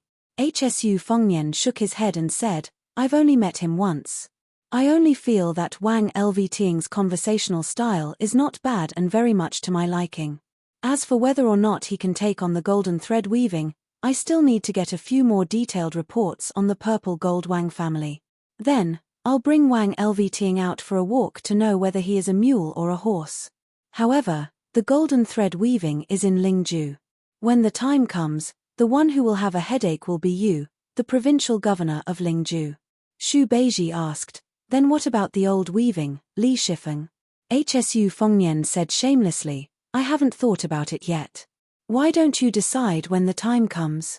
Xu Beiji glared at him. He was probably too lazy to pay attention to His Royal Highness and sank into deep thought alone. Every Dao in the world had a weaving bureau. Even the Beiliang Dao was no exception. On the surface, it was for the imperial family and officials to weave and distribute the silk produced in various places. However, in secret, it was very powerful. In the previous dynasty, the weaving bureau had a habit of sending secret reports to the capital every month. It could reach the emperor's desk directly. Passing this kind of information on the courier route was even more careful than normal military information. The king of Jiaodong, Zhao Sui, and the king of Huainan, Liu Ying, had been severely punished by the emperor several times because of the secret reports from the weaving bureau. Currently, the Liyang imperial court had set up the Dao level. Although the weaving bureau of the various regions had not raised their ranks, all the smart people in the court and in the field were well aware that other than the Jingsha sent out from the capital to impede the vassal kings, these dozen or so low-ranking weaving bureau officials were the most sinister and disgusting. However, Li Shifeng, the golden thread weaving bureau, which belonged to the Beiliang Dao, was nearly 70 years old and had been mediocre for many years. He had never had any interactions with the king of Beiliang, Xu Xiao. He neither took the initiative to flatter nor was he too estranged. Once, there was a twice-yearly half-year discount that was inadvertently intercepted by a group of audacious horse bandits on a posthouse road. Only then did people know that this chief weaving official was muddle-headed and bored enough to introduce His Royal Highness antique collection to the Emperor of Beiliang. He listed nearly 40 items and more than 600 pieces in detail. No one could understand why such a muddle-headed old man was allowed to stay in Beiliang and waste the salary of the imperial court. It was said that after the secret report was leaked, Xu Xiao, who was still a pillar of the country at that time, laughed heartily when he heard about it. He had people send the same amount of money as the Zhao family's salary to the Golden Thread Weaving Bureau. Over the years, Li Shifeng was not afraid of the emperor's suspicions and received the money every time. However, no matter how much outsiders ridiculed and looked down on this old man, Li Shifeng, the insiders of Beiliang, and even Li Yishan, had carefully analyzed this person's official career and talent. Xu Xiao did not send the money to make fun of Li Shifeng's idleness. Instead, he was telling the Golden Thread Weaving Bureau, who was good at analyzing the situation in Beiliang, that he, Xu Xiao, had begun to have his eyes on her. Chapter 923. Hsu Fengnian didn't hide anything from Xu Beiji. When the Yang family betrayed Beiliang and went to the capital to enjoy wealth, it was the Weaving Bureau that pulled the strings between the imperial court and the imperial court. The escape route, the disguise, and the various locations along the way were all carefully planned. However, Li Yishan had been watching from the sidelines. In this game of intrigue between Beiliang and the imperial court, Beiliang was one step ahead. In addition, Chu Lushan spared no effort in investigating. In the end, they were intercepted by Beiliang's spies. However, Hsu Fengnian was soft-hearted and personally pleaded for mercy for the Yang family. Only then did Xu Xiao let them go. Otherwise, even if Wang Xianji came to Beiliang personally to save them, she would only be able to save 1 or 2 people. Although Li Shifeng lost, it was amazing that he could still do what he did when he was surrounded by wolves in Beiliang. Xu Beiji broke the silence and said, if Li Shifeng wants to spend his old age peacefully, he has to make a deal with Beiliang before he returns to the capital. However, this deal will only benefit him. Hsu Fengnian was silent, but his expression was somewhat gloomy. Xu Beiji raised his eyebrows and said bluntly, I remember that you used to have 3 very good friends. Among them, Yang Chiji has already followed his family to the capital to become a relative of the imperial court. He has a bright future ahead of him. Kong Wuqi isn't bad either. At the end of the year, he also became a commandant of the imperial army. In the end, only Li Hanlin is left in Beiliang. Do you really have the heart to do that? You haven't even become a vassal king, yet you plan to become a loner? Hsu Fengnian said calmly, no matter what the result is, even if it is the worst, I will ensure that the Li family will never have to worry about food or clothing. Li Hanlin not acknowledging me as a brother is also my own fault. Xu Beiji smiled faintly and said, how pitiful. Hsu Fengnian kicked this fellow. Xu Beiji leaned against the wall of the carriage and patted his clothes. He asked casually, that good friend of Wang Lvting, Sun Yin, was praised by Yarou Baifeng as a talented bull. Yarou Baifeng became the left chancellor of the Imperial College and controls the literary world. Did any spies say that master wanted to invite Sun Yin to be the chancellor? Xu Fengnian laughed and said, Juzi, you're really something. If I didn't know that Yarou Baifeng had secretly sent someone to invite Sun Yin and promised that as long as this fellow was willing to go to the capital and become the chancellor of the Imperial College, he would be able to participate in the court examinations next year. Yarou Baifeng would have put down his precious face and personally asked the Zhao family's emperor for the top spot. If not, I wouldn't have known that there was such a person in Huangnam County. However, you can relax but you can't. Sun Yin has already been sent to Lingju by Wang Lvting. I plan to let him become a 6th-rank official with real power. If you become the provincial governor of Lingju and are overshadowed by this person, be careful that I don't let him replace your position in a fit of anger. Xu Beiji glanced at Hsu Fengnian and didn't say anything. Hsu Fengnian smiled, don't worry. I like the new and not the old. No matter how capable Sun Yin is, Juzi, you're still my old love. My favor won't decrease. Xu Beiji laughed coldly, stop the car quickly. Let me go out and vomit. Hsu Fengnian looked hurt, you don't understand. I saved all the good stuff for you first. I picked up a heavenly blue gall bottle from the Dongyu Imperial Kill at the Peach Cheeks restaurant. There's no other bottle like it in the world. You really don't want it? Then I'll give it to Chen Shiliang. That fellow is more sensible than you. Xu Beiji closed his eyes to rest and said calmly, hurry up. At noon on New Year's Eve, His Royal Highness was finally seen on Mount Qingliang, which was already decorated with lanterns and colored banners. Hsu Fengnian arranged for Huyan Guanyin to stay in a quiet courtyard. He didn't plan on letting her meet up with the girls from Wutonggan. Xu Xiao accompanied them along the way. He didn't say much and was just happy. His younger brother, Huang Mana, had grown a few centimeters taller. There was a hint of anger between his eyebrows. When he wasn't smiling, he was abnormally heroic and exuberant. However, when he smiled foolishly with his father, this instantly broke down. Fortunately, he no longer drooled, but this still left Hsu Fengnian speechless. When they went to see second sister, the family of 4 finally reunited. Xu Weixiong, who controlled half of Beiliang's spies, was now living in Wutonggan so that he could handle confidential affairs. In Wutonggan, apart from the 2 senior maids, Sweet Potato and Bluebird, who didn't participate, the other 2 maids had all become Beiliang's female hanlin. They read and sift through military intelligence and spy reports and had the right to approve them.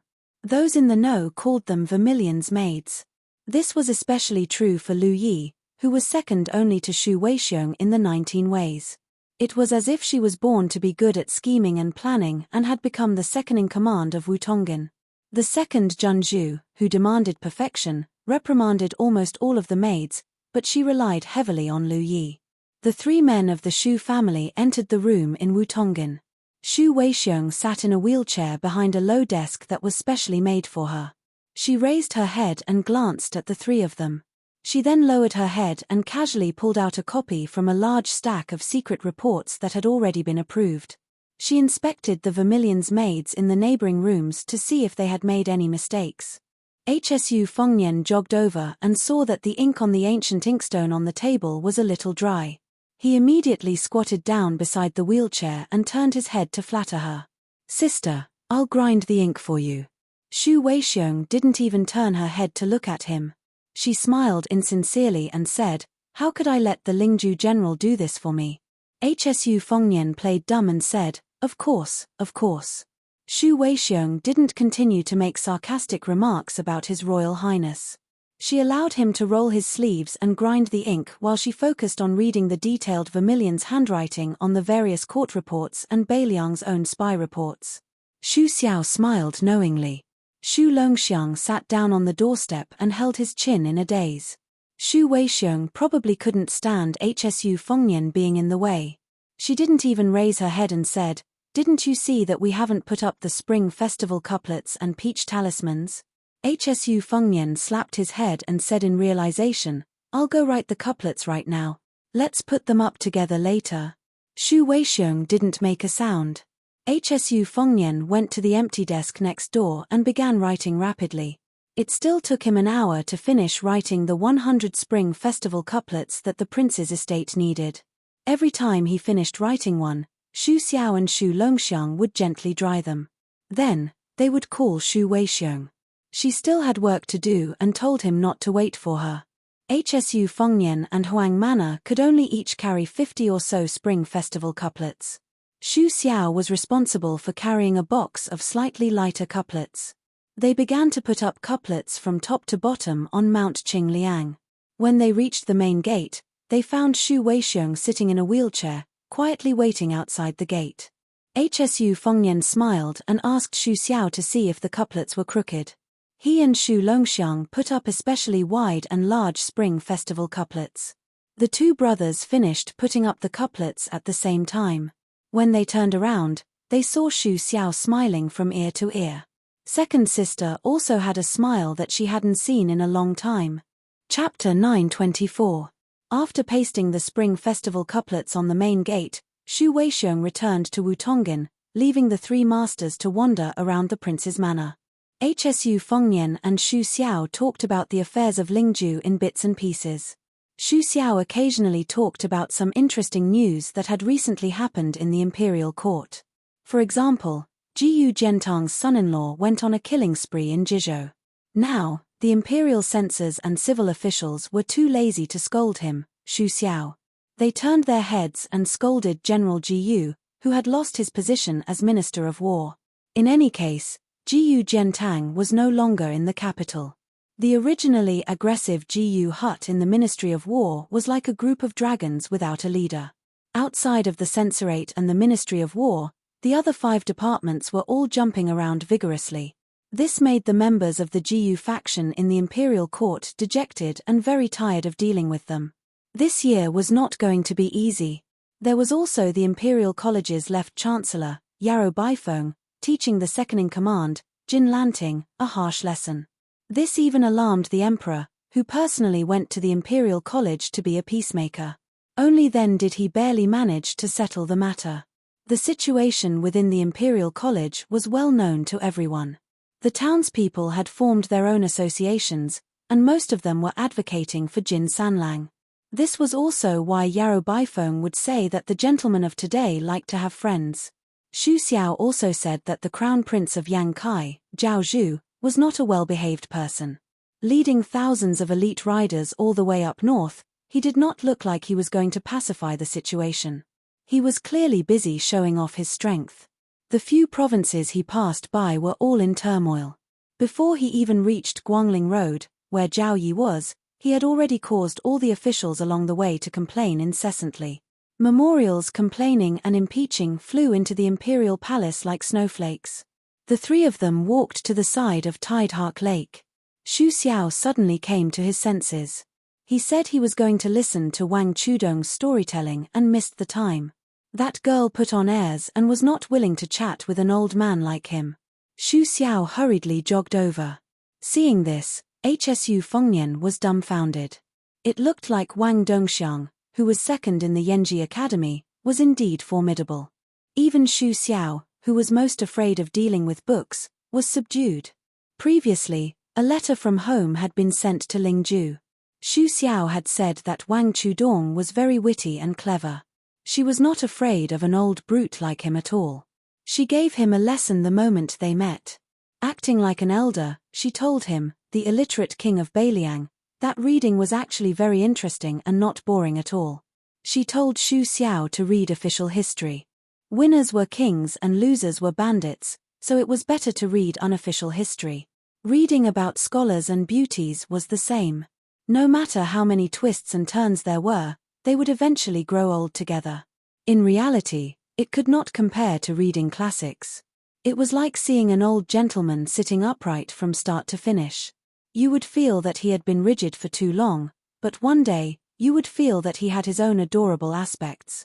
Other than that, Wang Chudong also said that reading military books and poetry books was different. HSU Fengnian felt great admiration. This girl was really daring to teach Xu Xiao how to read. It had to be said that neither Li Yishan nor Zhao Changling had been able to get Xu Xiao to read more books in the past. HSU Fengnian looked up at Tide Listening Pavilion. Chen Shiliang should be in the side room on the top floor right now. Everyone in the Wang Fu said that this young man was increasingly similar to that state scholar who had died without a grave.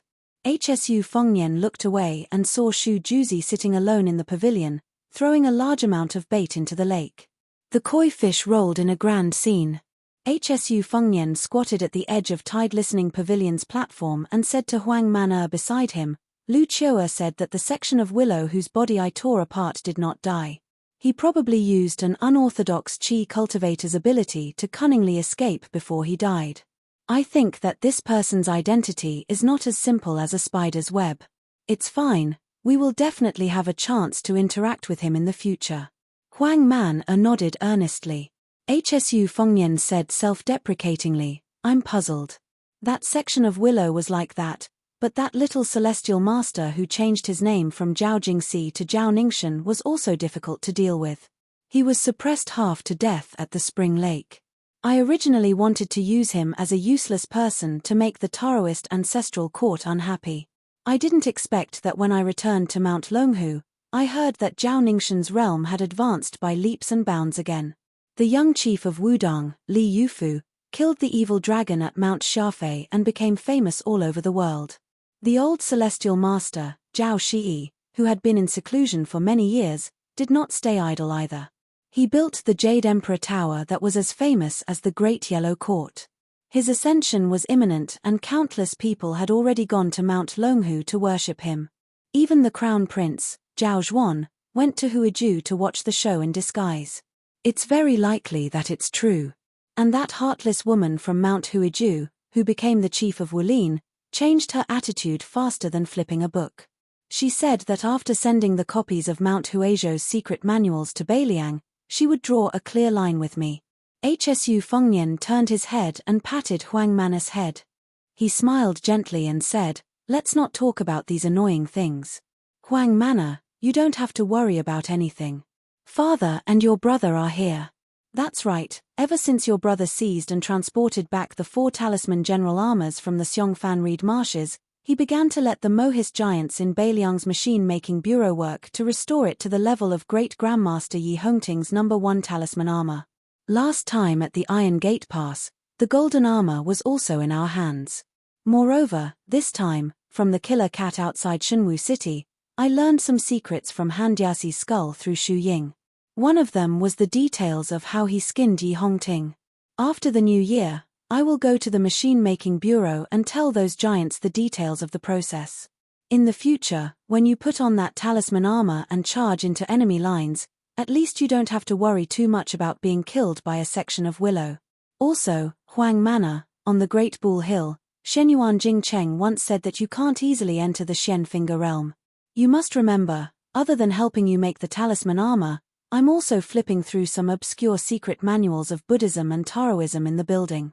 That white fox face also agreed to help me find it. So you have to wait for your brother to find a shortcut that will let you smoothly become a Xian Finger expert. Before that, even if the sky falls down, you can't enter the Xian Finger realm. Do you remember? By now, Huang Mana wasn't stupid. His intuition told him that he couldn't agree, and he wasn't in the habit of lying to his brother. All he did was raise his head and nod without saying a word. The young man with polychoria moved his eyes but didn't dare to look at his brother. Hsu Fengnian knocked Xu Longxiang on the head with a chestnut. "Nod your head for your brother." Xu Longxiang turned his back to Hsu Fengnian and, for the first time, didn't agree to his brother's request. Hsu Fengnian tugged at Huang Mana's ear for a long time but couldn't get his Vajra realm brother to turn his head. With a sigh, he let go of his hand and stared blankly at Tidehark Lake, which had calmed down after Xu Beiji's departure. Huang Mana turned around and sat cross-legged on the ground. He reached out and gently stroked his brother's eye-catching grayish-white hair. Hsu Fengnian narrowed his eyes and gazed into the distance. There were fish in Tidehark Lake every year, and there was an abundance of Beiliang every year. Hsu Fengnian lay down slowly and rested the back of his head on his hand. He gazed at the clear sky and fell asleep peacefully. He had never told Xu Xiao that when he saw his father's silhouette on the Spring God Lake, even though he knew that the silhouette was getting older and hunchbacked with age, he could still see the emperor, Wang Xianji, Zhong Julu, and Yuan Bengxi from afar. Hsu Fengnian wasn't the least bit afraid of these fellows appearing together on the lake. He felt very at ease. 2 much stronger tiger kuei scuttled out with a whoosh and ran toward Hsu Fengnian with all their might. In the end, Huang Mana pressed them down to the ground with one hand each. The 2 strange beasts were only a few feet away from Hsu Fengnian, yet they couldn't escape from Huang Mana's palms. Their gazes actually contained a hint of hidden bitterness. Hsu Fengnian smiled and said, "Huang Mana, go play by yourself. Bring Bodhisattva and Vajra with you. I still need to sit here for a while and think about something." Huang Mana grinned and nodded. He dragged the 2 tiger kuei with him and ran far away. Huang Mana strolled around. After letting go of the tiger kuei for the first time, the pair of siblings wanted to run back to Tide Listening Pavilion to look for Hsu Fengnian. However, Huang Mana, who walked as fast as lightning, grabbed their tails. After suffering a few times, they could only follow behind him sickly. He unknowingly arrived outside the walls of Wutongin. In the end, he found that his father didn't go to listen to the story of that sister-in-law. Instead, he pushed the wheelchair and took his second sister to relax. When Xu Xiao saw Huang Mana, he waved his hand. When the female tiger kuei called Bodhisattva saw Xu Weixiong, she seemed particularly affectionate